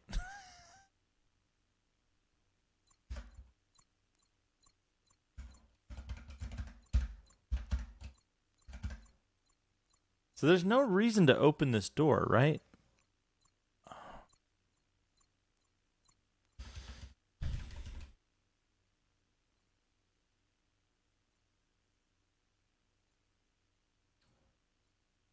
There's a couple of... I can't do it on this PC because this PC is too fast. But there's a couple of places you can get yourself completely stuck in this game by hitting a button to close a door and then going through the door while it's closing. It only works on era-appropriate speeds, though.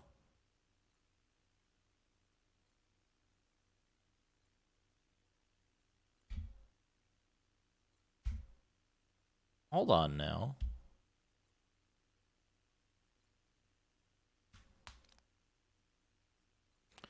This is one way, isn't it? Camp. This is one way, because I have to go down the pit to proceed to the next level. There's 3 staircases up from here. Let me show you what I'm looking at. So we're on level 10. We're on level 10. And currently we're like right here at number 23. In order to go down, we use the switch puzzle here to drop to level 11 somewhere around here. I think we drop in the middle of the star puzzle. Now, unless there's a portal on 11 that takes us back that we didn't have access to, so it'd be either the holy symbol or the gem. I think the gem isn't in the game. One of them isn't in the game. There's one missing. If we drop down, we have to do the majority of level 11 before we can go back up to level 6 again.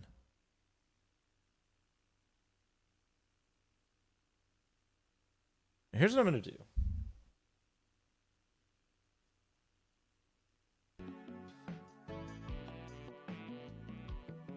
I'm going to pause the timer. I'm going to take a quick break.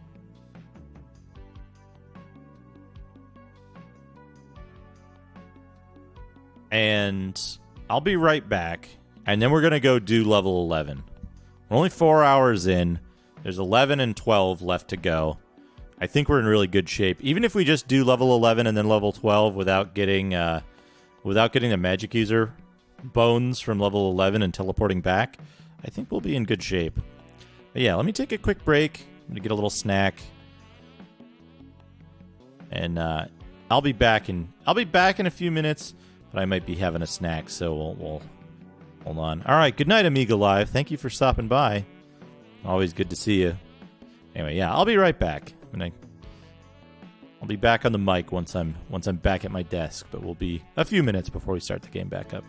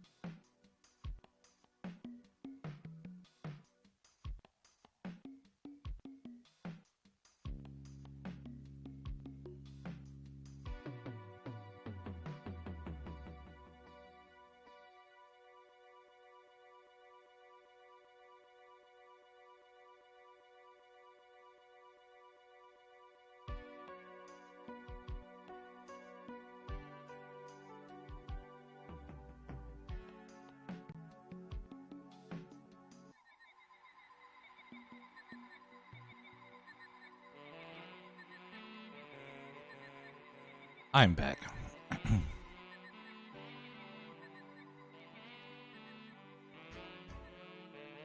Just having a little snack, folks.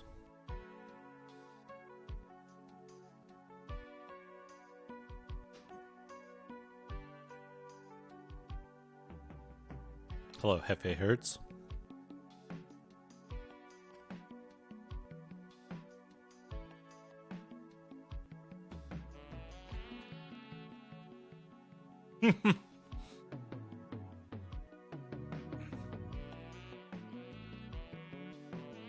This is all of the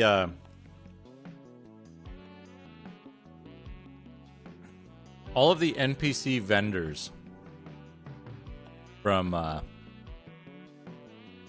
Spelljammer, Pirates of Realm Space.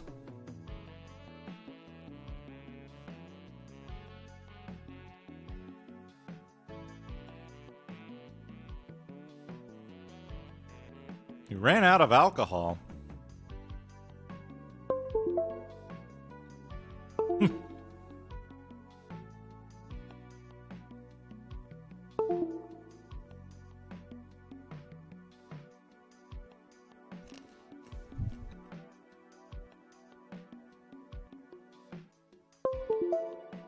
You always got to plan enough alcohol for a extended stream viewing session.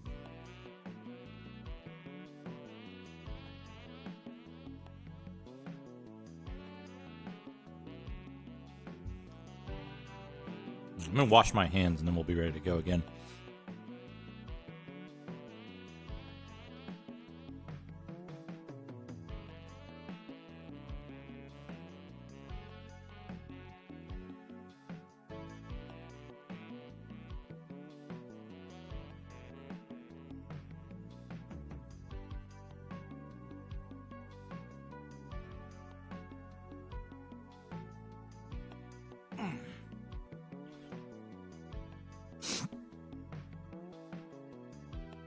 I'm back. Let's get back to the game. Back to DOS. Here we go.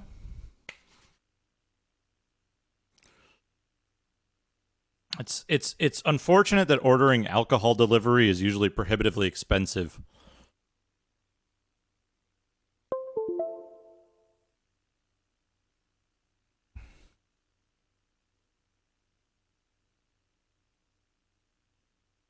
Oh no. Oh, look at a magazine. Well, instead of going back to the game, since we got everything paused, it's a good time to go to Doodad time. Oh, wait, what? Wait a minute. There we go. Cuba has redeemed Look at a Magazine. We're going to look at a magazine. Well, let's move this out of the way. Let's see what's in the pile.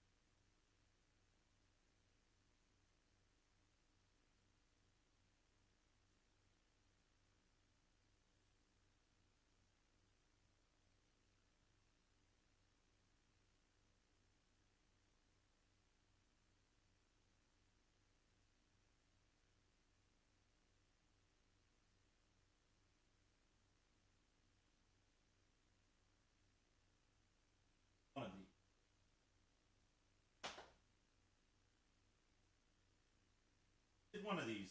I don't know which one. I don't think I did.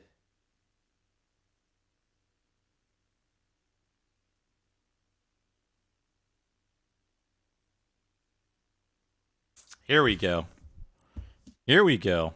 Yeah, that's an A600. It's an A600 with a Vampire V602 on it. All right, where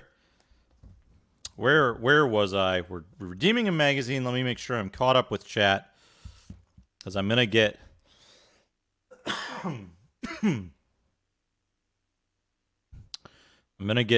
distracted while I look at the magazine. I want to be sure to be caught up on chat.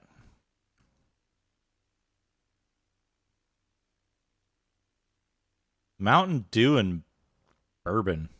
Interesting.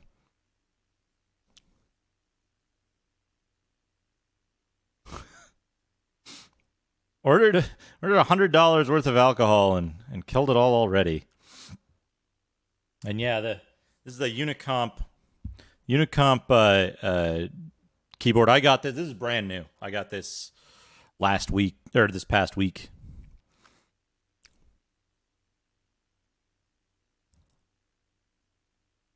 And yeah, the A600 over here with a Vampire in it. Runs very fast, but no AGA. All right, time for our magazine. We've got Turbo Play. June, July, 1990. And I think this will be great because I know Chubo was playing Fighting Street over here. Yeah, Fighting Street last night, and was having a hard time of it on the TurboGrafx. So we'll see if any of those game tips are helpful. Let's take a look at what's on the back.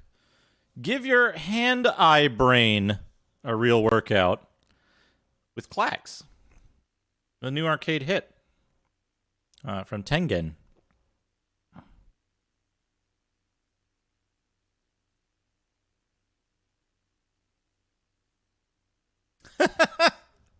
Just Dragon's Lair on the cover. Good. Yeah, the TurboGrafx 16 is a wonderful console. I have the PC Engine with the Super SD System 3 on it back there, so I can play the games for it. All right, what have we got? World Championship Beach Volleyball. Sonic Spike. I don't remember this game. I think it might have been renamed.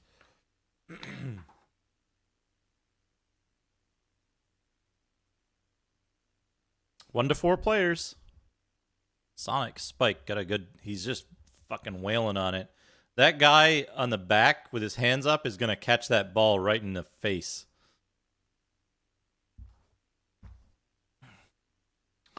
Let's see. Turbo Play. Welcome to the exciting world of the TurboGrafx 16. And the first issue, this is issue number 1, the first issue of Turbo Play every other month will bring you the latest gaming tips, news, previews, reviews, and winning strategies, and all in full color. If you haven't subscribed yet, use the card in this issue so you don't miss a single issue. In this issue, Super Strategies, Newtopia. You'll never get lost again with our maps and expert advice.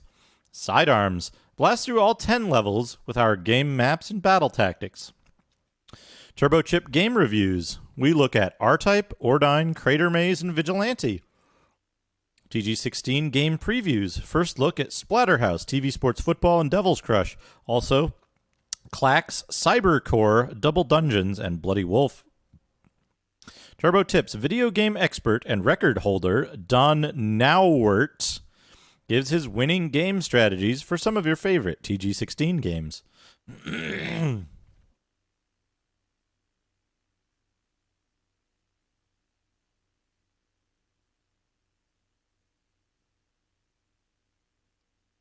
Yeah, I want to play Order of the Griffin. I want to play Order of the Griffin and Warriors of the Eternal Sun. I forgot about this fucking picture.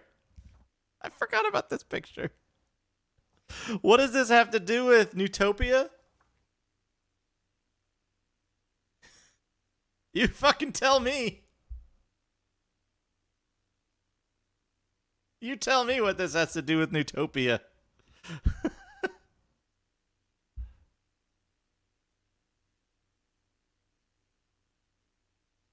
Good.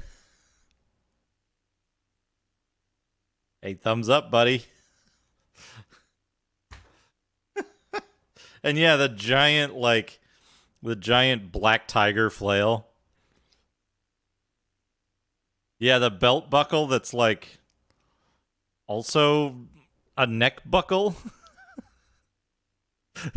Incredible. Newtopia.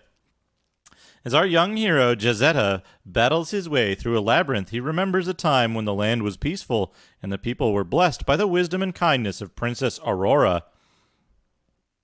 He also remembers the day the evil demon Dearth appeared. Dearth then kidnapped the princess and took the 8 precious medallions with him. Jazetta decided that he must be the one to save the princess and recapture the medallions. So that day, his journey began.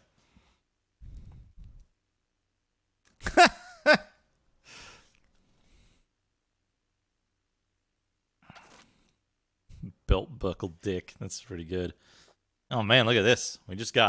We got maps, boss strategies, Cave of Gaius, Vulcan, Cave of Istam, Gollum. This way. Land sphere. We got Gargoyle. We got the Dark Cave, the Cave of Walls, the Subterranean Sphere. We got Mima's Dungeon and Kama's Dungeon. It's a crab and a turtle. We've got, what is this here? Conquer the Third World, the Sea Sphere. It's a lot like Zelda, but I think it's pretty good. It's a fun game. Certainly. The Final World, the Sky Sphere. Crystal, this boss is tough, but after he shoots 2 fireballs, he transforms into a robot. This is your chance to attack. If your life count is below 8, you will have a hard time defeating him, so be sure to have some medicine pills when you face him. Sidearms. The classic arcade game Sidearms has made a comeback on the TurboGrafx 16. Let me talk about the different weapons. Phalanx, Mohegan, Grave, Flash D, Slayer, T Comanche, Shablins, Zogok. The different weapons. We've got the orbital bit, the shotgun, the mega ballistic laser, and the 3-way. POW, WAP, Full Auto, Star, Transformation Alpha. Transformation Alpha has a really cool little graphic here. Oh, God.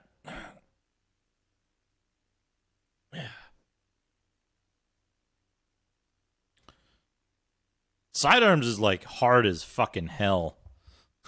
It's so hard.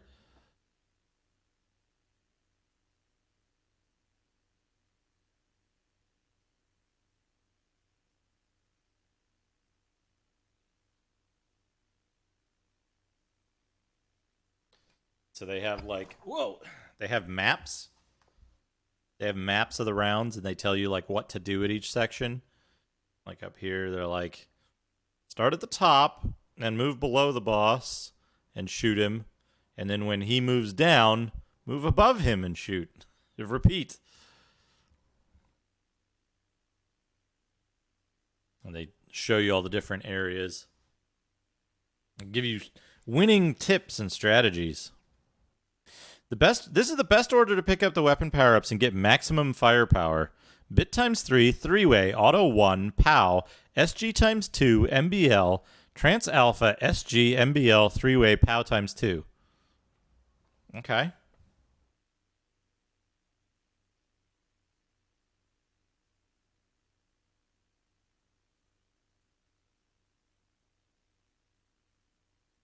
There's different descriptions of the weapons and like what you can do with them.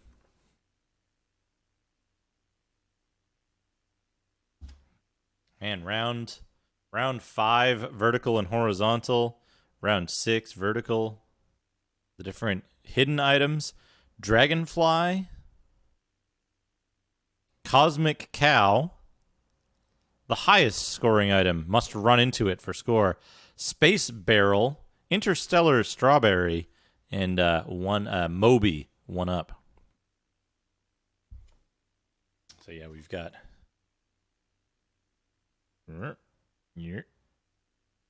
this way. Cosmic Cow, Space Barrel, Interstellar Strawberry, and Dragonfly. If anybody's an Aquas sub, give us some cows.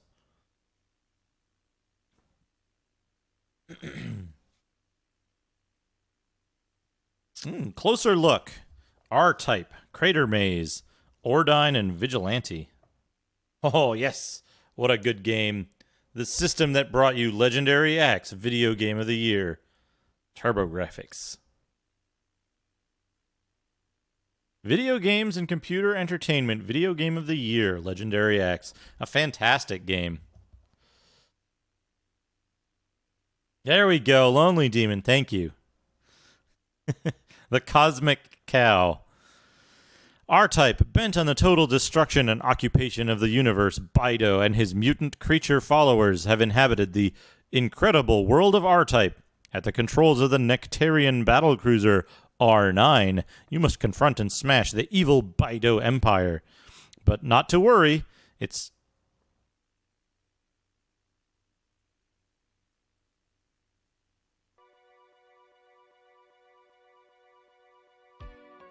There we go. But not to worry, it's only the future of mankind you're fighting for. R-Type by NEC stays true to the arcade classic as far as graphics, sound, and playability are concerned.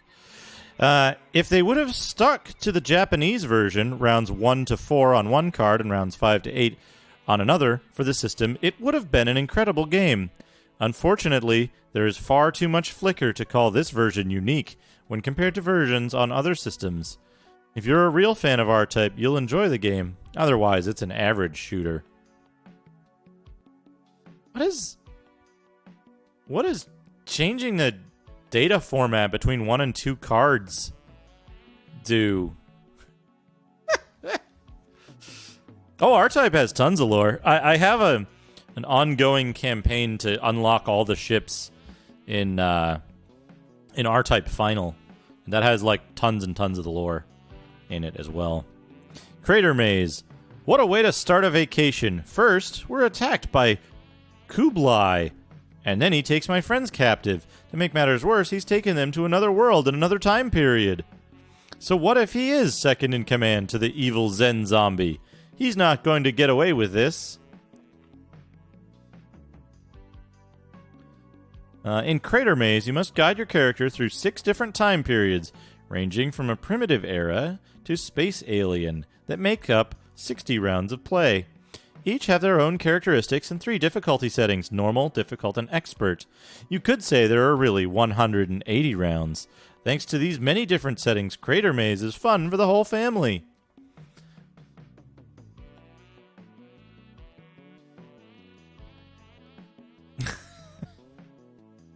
Yeah, R-Type lore is interesting to me. Ordyne. An outer space gang led by Kubota has kidnapped Miss Kana, fiancée to Dr. Tomari, the inventor of Ordyne, the colossal nuclear reactor. And what they don't know is that Dr. Tomari gave Miss Kana the key to Ordyne, and she wears it around her neck. Are you brave enough to help Dr. Tomari and Felix Mockel save Miss Kana before Kubota realizes what he's really got? The little-known arcade game features some great graphics and animation. The cartoon style of the characters and the background make the game very enjoyable to play. Don't miss the chance to add this game to your collection. Vigilante. Your girlfriend, Madonna, has been kidnapped by a ruthless street gang, and you're the only one who can save her. You'll have to fight your way through some of the toughest back streets and junkyards around, using your bare hands and occasional nunchaku. You'll have to beat skinheads, punks, and thugs if you ever want to see your girlfriend again. Once again, NEC has brought another outstanding title from the arcades home to the TurboGrafx 16. Although Vigilante has some outstanding graphics and animation, the game is too easy for seasoned players, especially with 3 continues. This would be a great game for younger players or persons just getting into video games. You heard it here, folks. The unbeatable boss at the end of vigilante who just doesn't have a hitbox most of the time. Too easy. Too easy. Devil's Crush. This is coming soon. Devil's Crush, Clax, Double Dungeon, Splatterhouse, TV Sports Football, Cybercore, and Bloody Wolf. Unless we have a continuation of the previous ad about Bonk's Adventure, Cybercore, Final Lap Twin, and Military Madness.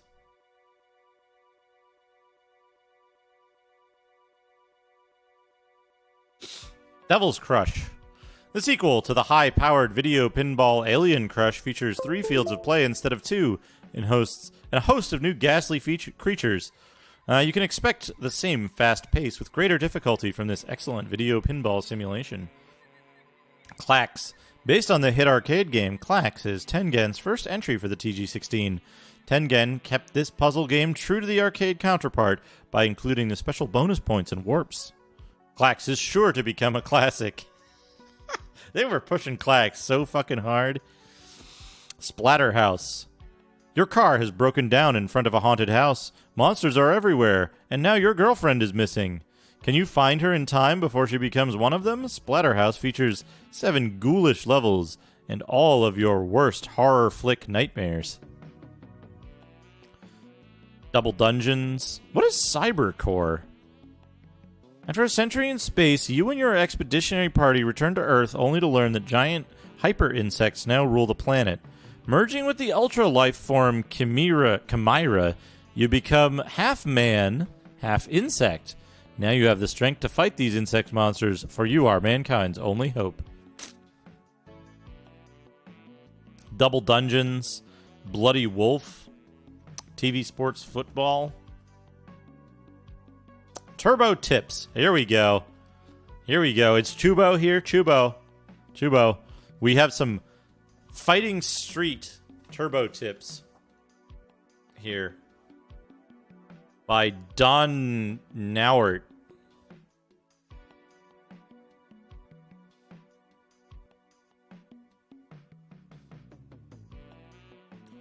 Let's see. Special moves.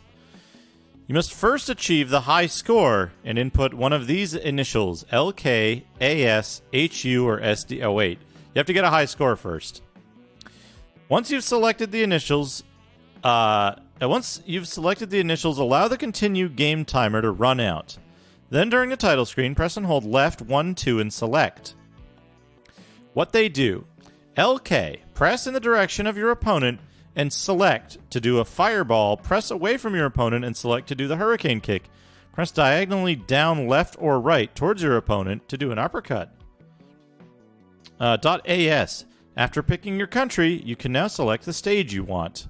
.HU gives you 7 credits. .SD allows you to do all of the above. So when they say tips and special moves, they mean cheats. They mean cheats. Those are the special moves you get for Fighting Street. Crater Maze. Hue card icon. To get the Hue card icon worth 10,000 points, you must dig 255 holes, the maximum number of holes. NEC icon. To get the NEC icon worth 20,000, you must get all the treasure chests in the round without killing an enemy. Extra men. To get free men, kill 64 enemies or create 64 tombstones. A Dungeon Explorer. If you're having trouble defeating Natus, even though you're on level 14, here's a code that will help. For a level 19 fighter, input this code.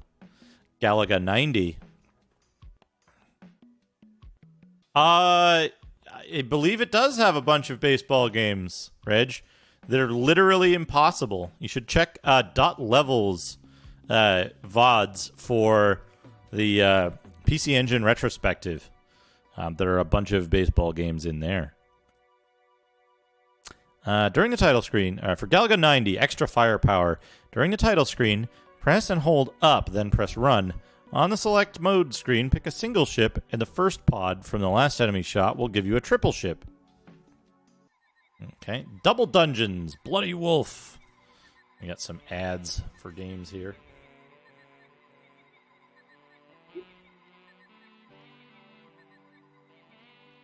Taking it to the hoop, and Newtopia as well. Oh, in the magazine I'm reading? I don't think so. They hadn't come out with... Baseball hadn't been invented yet at this point, so they didn't really have any baseball games. Pac-Land. Game options. On the title screen, hold down 1 and 2 and press Run. You can now select from the many game options. To return to the title screen, press Run. Sound test. Pro select.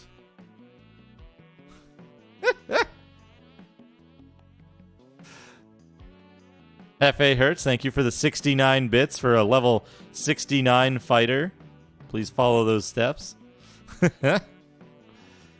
Pro select. No hit mode.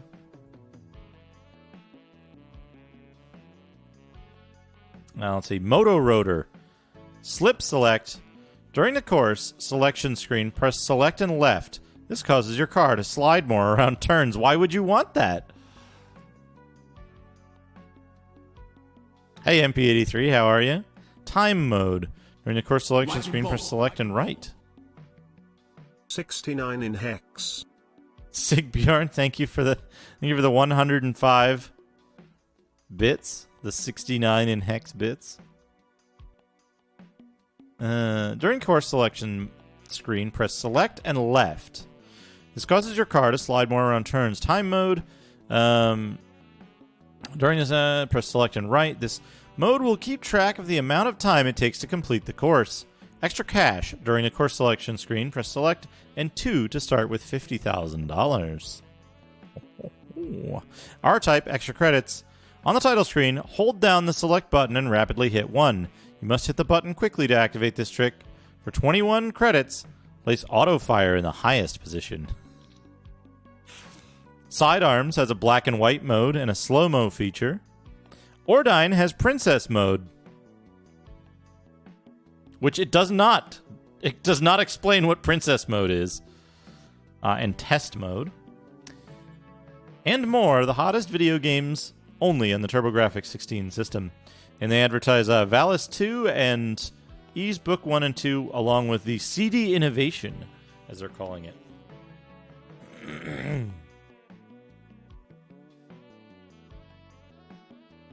The CD Innovation. Now, I had that.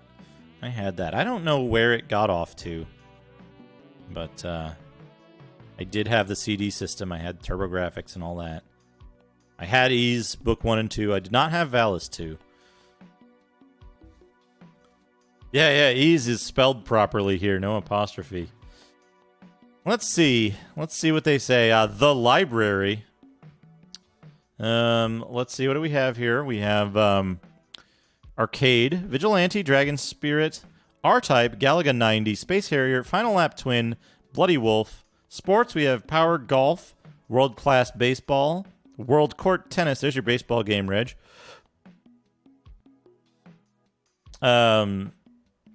Taking it to the hoop. For adventure, we have the Legendary Axe, Keith Courage in Alpha Zones, Bonk's Adventure. For action, we have China Warrior, Alien Crush, Pac-Land, Crater Maze, and JJ and Jeff. For shooting, we have Blazing Lasers, Fantasy Zone, Ordyne, Deep Blue, and Cybercore. For driving, there's Moto Rotor and Victory Run. Victory Run is a very playable game that you can complete as a normal human being. Role-playing, we have Dungeon Explorer, Newtopia, and Double Dungeons. For strategy, we have Military Madness. For CD games, we have Fighting Street, Monster Lair, Ys Book 1 and 2, Valis 2. Coming soon is Splatterhouse, TV Sports Football, Super Volleyball, King of Casino, Legendary X2, and CD games Red Alert, Lord of the Rising Sun, Final Zone 2, and Magical Dinosaur Tour. Magical Dinosaur Tour sure is magical. All right, we've got Bloody Wolf. Stage select, sound test, extra firepower. When your character's strength is at 2, climb up a fence or truck, etc., and for 50 shotgun shots, press right 1 and 2 at the same time. 50 bazooka shots, press left 1 and 2 at the same time. When your character's strength is at 1, on the barricade, press up, right, run, and 2 at the same time. For 10 shots, a flash bomb. And for 10 shots of a more powerful grenade, press down, left, and run, and 2 at the same time. Fast mode, Bloody Wolf 2. What? Wait, what? When the title screen appears, press up, down, right, 1, 1, 2, select, and then run. This trick makes your man run faster. Hover mode, Bloody Wolf 3. When the title screen appears, press down, up. Oh, Reg, thank you for the 10 bits.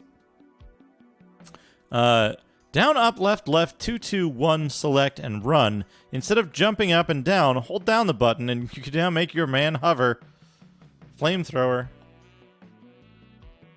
When you're parachuting down at the beginnings of round 2 and 5, press up, 1, and 2 and run at the same time.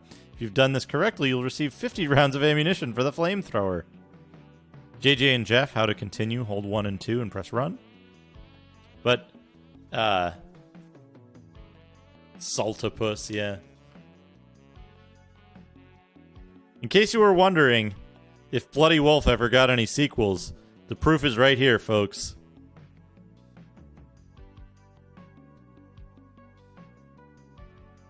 Bloody Wolf 2 and Bloody Wolf 3, the 2 sequels that Bloody Wolf got. Also, please appreciate this incredible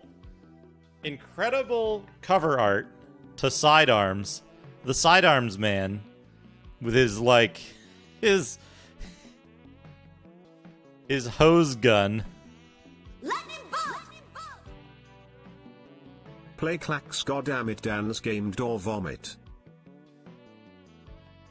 He's got the metallic bluge.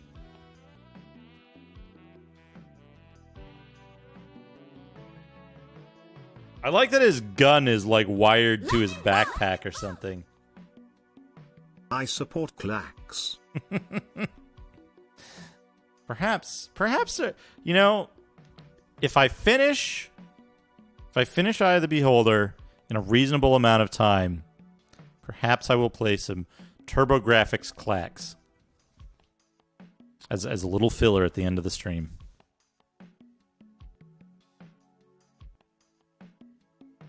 There we have it. First issue of Turbo Play. Oddly enough, I don't know Cybercore, but it seems to be a real game. I kind of suspect it is a real game that was released. No fake games. No fake games in that issue. Very conservative. Very conservative reporting.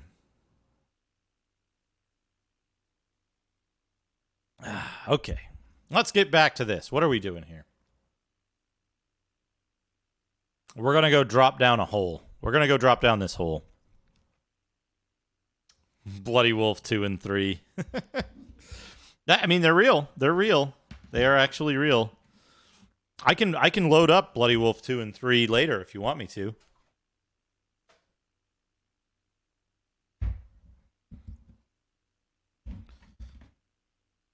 I'll just need to dig out the magazine and put in the codes to unlock them. They're on disc DLC, or I guess on HuCard DLC.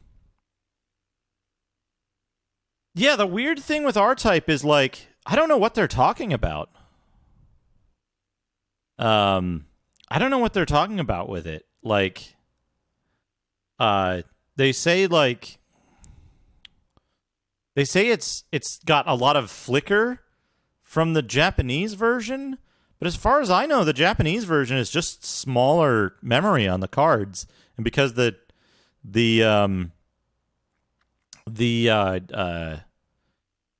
what's it called? The memory prices went down, and they were able to make higher density cards. It's just the same game in one part instead of instead of 2 cards like it was in Japan. And like they anticipated that US gamers wouldn't want to buy the game twice. Okay, we should be back to, yeah, we're back on this, right? Yeah, okay. Hive. This goes over here. We're not going to use the skull key in there because it links back to an area that's unnecessary.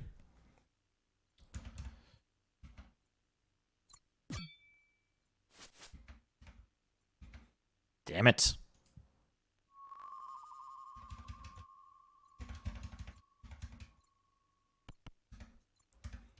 Whoops.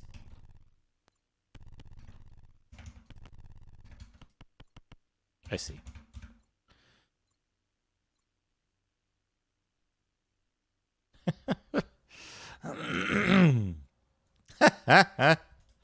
Wow, I boned that? Okay, there we go. We fall down. Leave no stone unturned. Your fate lies in the stars.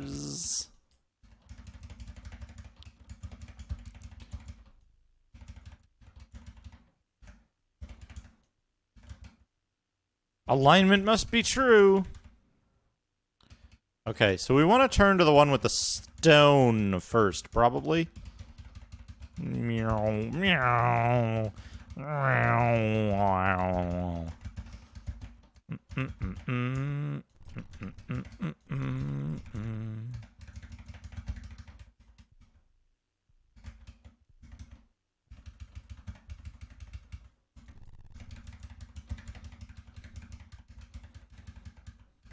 Oops. Gotta turn it twice.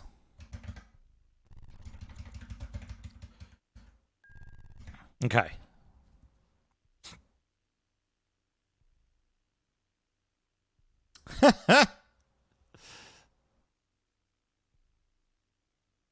Entire bottle of red wine. God. You know, this used to be my wine glass.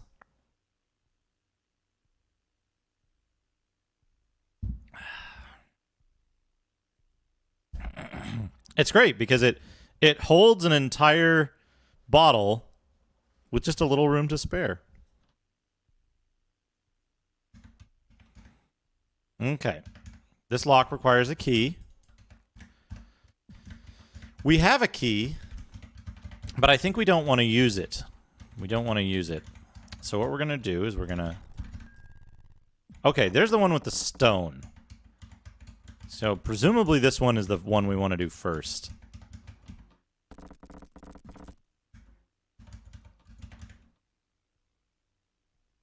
Not magical. Put on that ring of adornment. Yeah, absolutely, Arcade Ren. I would, honestly, I'm working on it. It's something that's a little slow going, but I've been wanting to start putting together some kind of like discussion series with developers of retro games. Slasher +4. Hell yeah. There we go. Where what I'd like to do is I'd like to do like not necessarily like a podcast format necessarily, but like get together like kind of an agenda of topics to cover and maybe do that as like an interview kind of thing on the stream, or potentially do it as it could even be done as like a written thing and just kind of make sure to document all that and put it together, because there's a lot of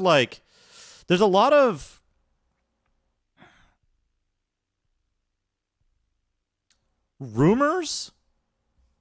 There's a lot of rumors about games and how they were developed at the time, and people make a lot of assumptions about like how development worked, especially on retro games.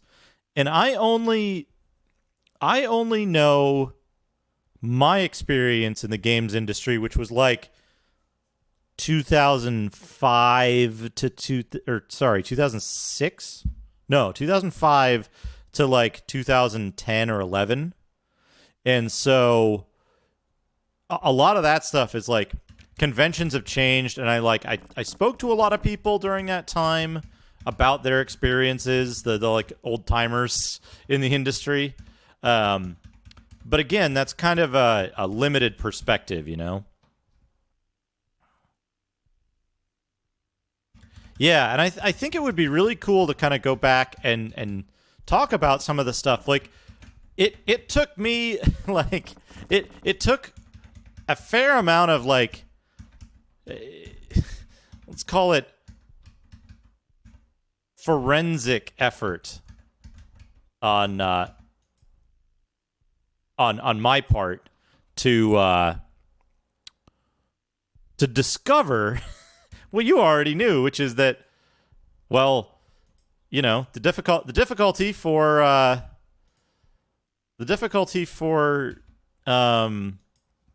Lands of Lore was increased because people said it was too easy. and it's kind of I think it would be very interesting to discuss the different perspectives.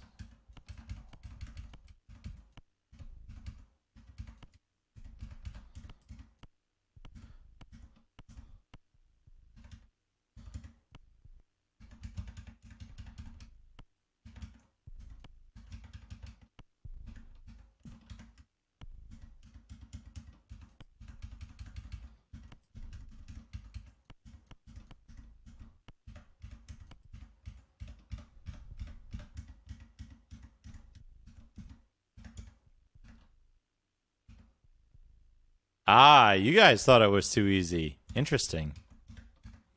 And yeah, like that's the kind of stuff where it's like I always say I can't know the state of mind that the developers were in at the time when they were making something. I can only guess, right? Because, you know, I wasn't there. I'm not you guys. and that's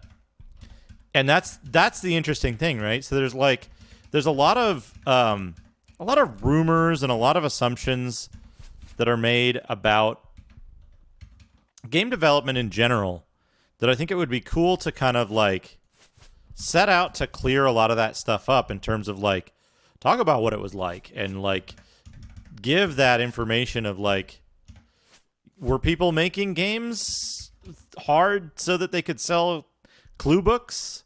Or was it just like, hey, we played this game a million times and it's super easy, so we want to make it more difficult so that people don't think it's too easy? Or that kind of stuff. Yeah, Zorns. I keep forgetting if Zorns can do something weird like, here, put this rock on your belt. If Zorns can do something weird. Yeah, I can interview Dana about Biker Mice from Mars and his voice work there.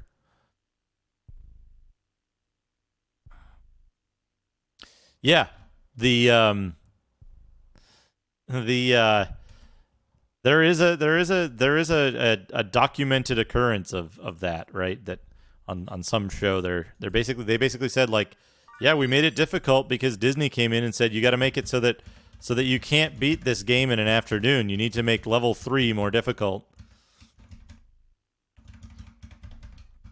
I'm curious like how widespread that was, whether that was stuff that came down from publishers specifically, or whether it was something that developers also thought about. Was it stuff where it was a like grudging agreement to say like, no, we don't want to do that, but if that's how we get our funding, then, you know, if that's how we get our funding, then that's what we have to do. Or was it like, yeah, I guess that's a pretty good idea. It's always good to make a game harder. Yeah, fuck it. Let's make this monkey puzzle like super difficult. I feel like I was just teleported.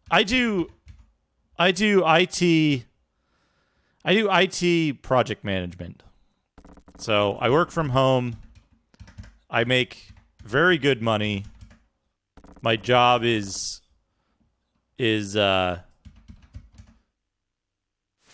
results driven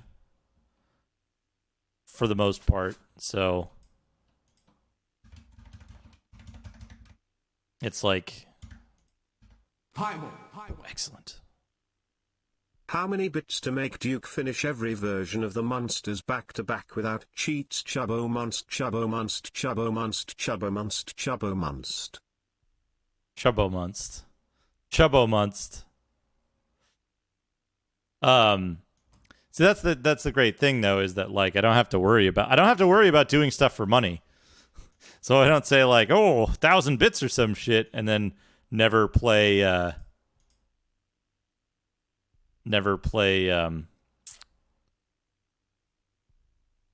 Dreamcast Sorcerian.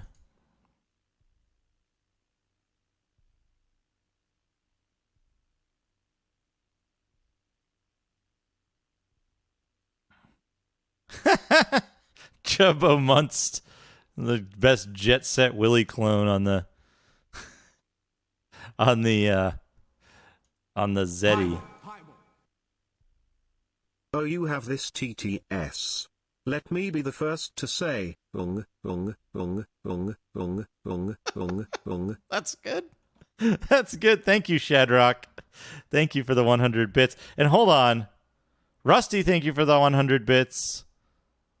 Hazemaker, I think I missed thanking you for 100 bits. Hefe Hertz, 101 bits in total.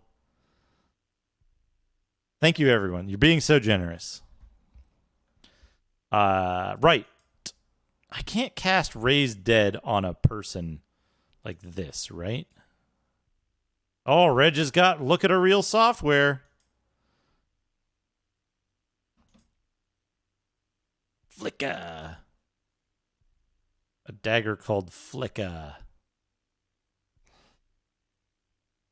We'll drop a rock instead.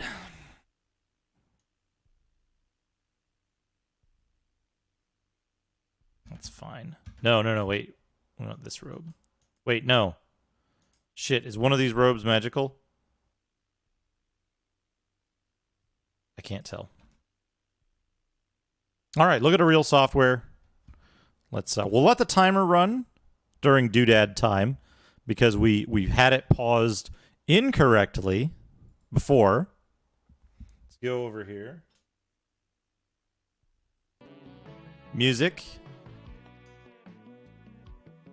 Let me go look in the other room. I'll be right back.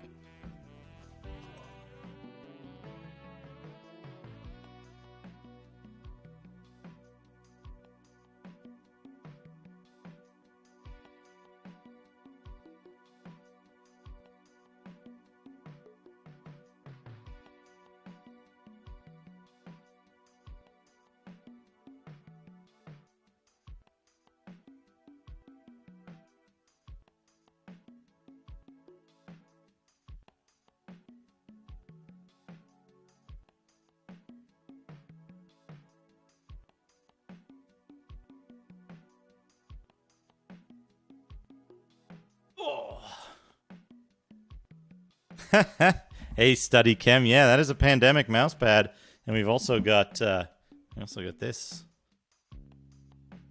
pandemic mug. All right, so we got us a very special game here.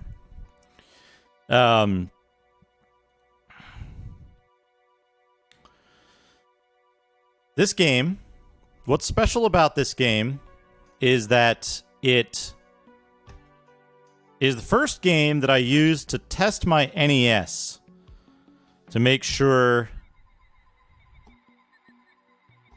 that it was working.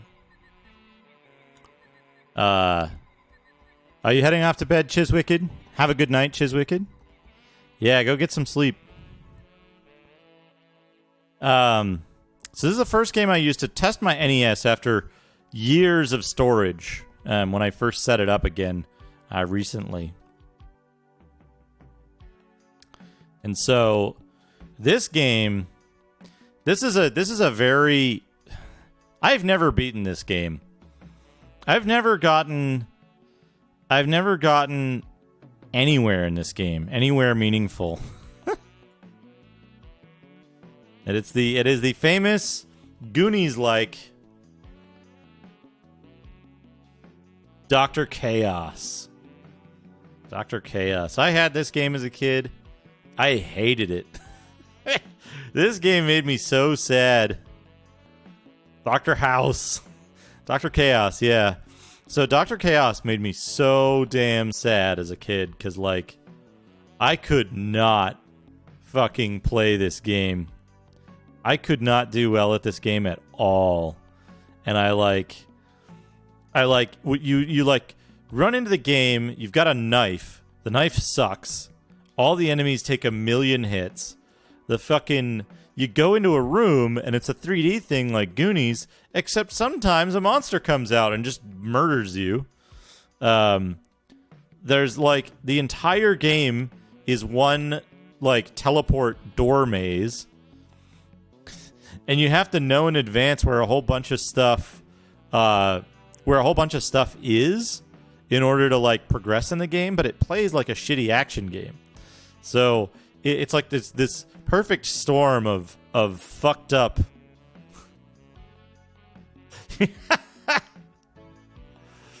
It's this perfect storm of like fucked up stuff. But yeah, this is one of the games. This is one of the games. You can see FCI here.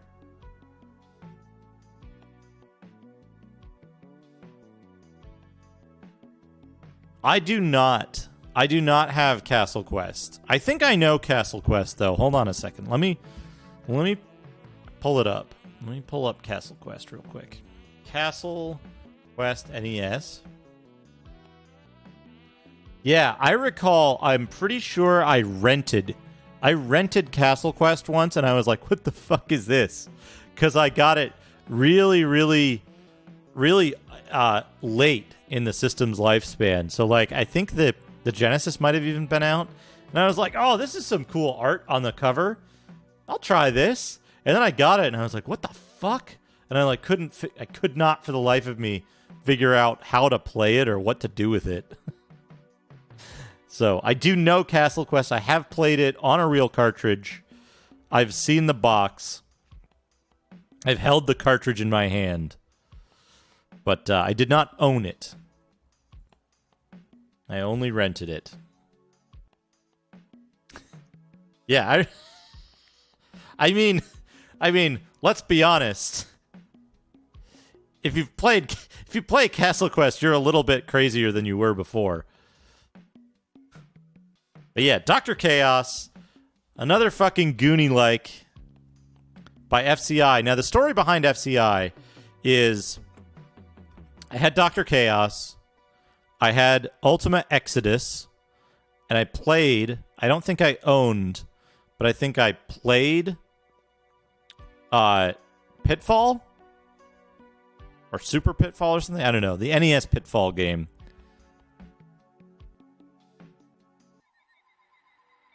And I was like, man, FCI are a bunch of assholes. This is a logo that represents absolute shit games, is what I determined about FCI, right?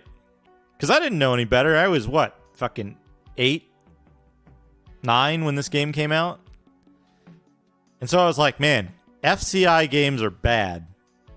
FCI games are not good games because I've played 4 of them and I've disliked all 4 of them. And then the problem was, if I'm not mistaken, FCI, or at least the same logo, the same little like eyeball logo, the Eye of Sauron logo, was used when they published Xanac. And so for a long time, I played Xanac once and I was like, this is another fucking bullshit FCI game. I don't want to play this. Also, let's try to get the camera back in focus. Whee! No, it's not going to do it. So, I was like, this is another bullshit FCI game. And then I didn't play Xanac for years and years and years. Xanac is one of my favorite NES games now. Because I went back and gave it a chance. Because I learned the difference between a publisher and a developer. And I learned that FCI, like, messed some stuff up. Yeah, the camera's fucked for some reason. I probably need to, like, pull back focus with an object like that. There we go. But yeah. FCI, Dr. Chaos. Hell of a game.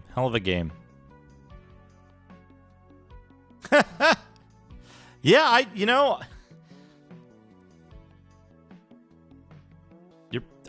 you're probably right. Probably a similar thing for me as well. I think I'm being followed. What could they want from me? Thrill Brasky, thank you for the follow. Let's get back to there's your real software, Reg. Let's get back to DOS and Eye of the Beholder. I mean, you say that, but I don't think there is an Eye of the Beholder 3. Pretty sure the series just stopped at 2 mysteriously. Like many series, they made 2 successful games, and then it simply stopped. Inexplicably stopped. Like,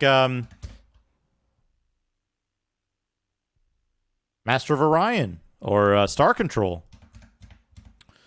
They made 2 games and then just mysteriously decided to stop and never make another game again. Many games had that happen. It's kind of this like curse of the third installment where, like, many popular, well-known series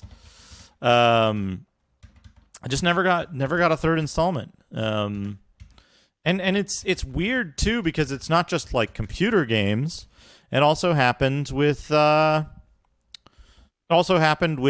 some console games like Persona or Sonic, for example. Two highly successful installments and then just nothing. Nothing at all after that.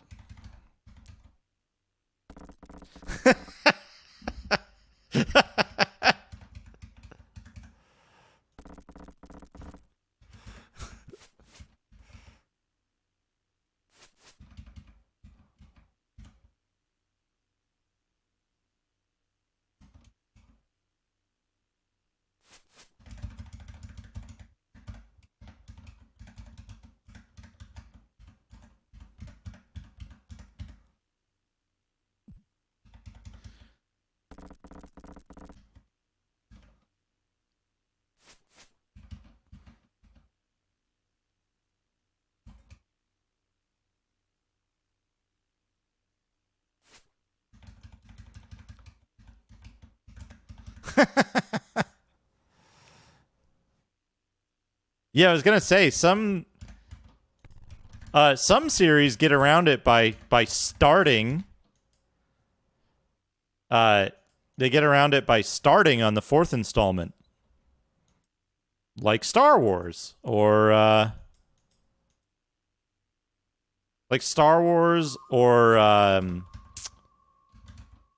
like Ultima, where they're just like, you know what, we're gonna start on 4. I think I'm being followed. What could they want from me? Parabex, thank you for the follow. We're gonna start on number 4 and then just never make 1 through 3.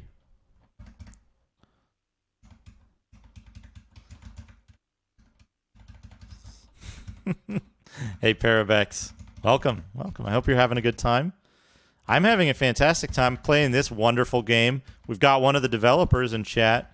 I need to do that. I need to make a thing where it's like, it's just a really awkward, like, developer in chat thing.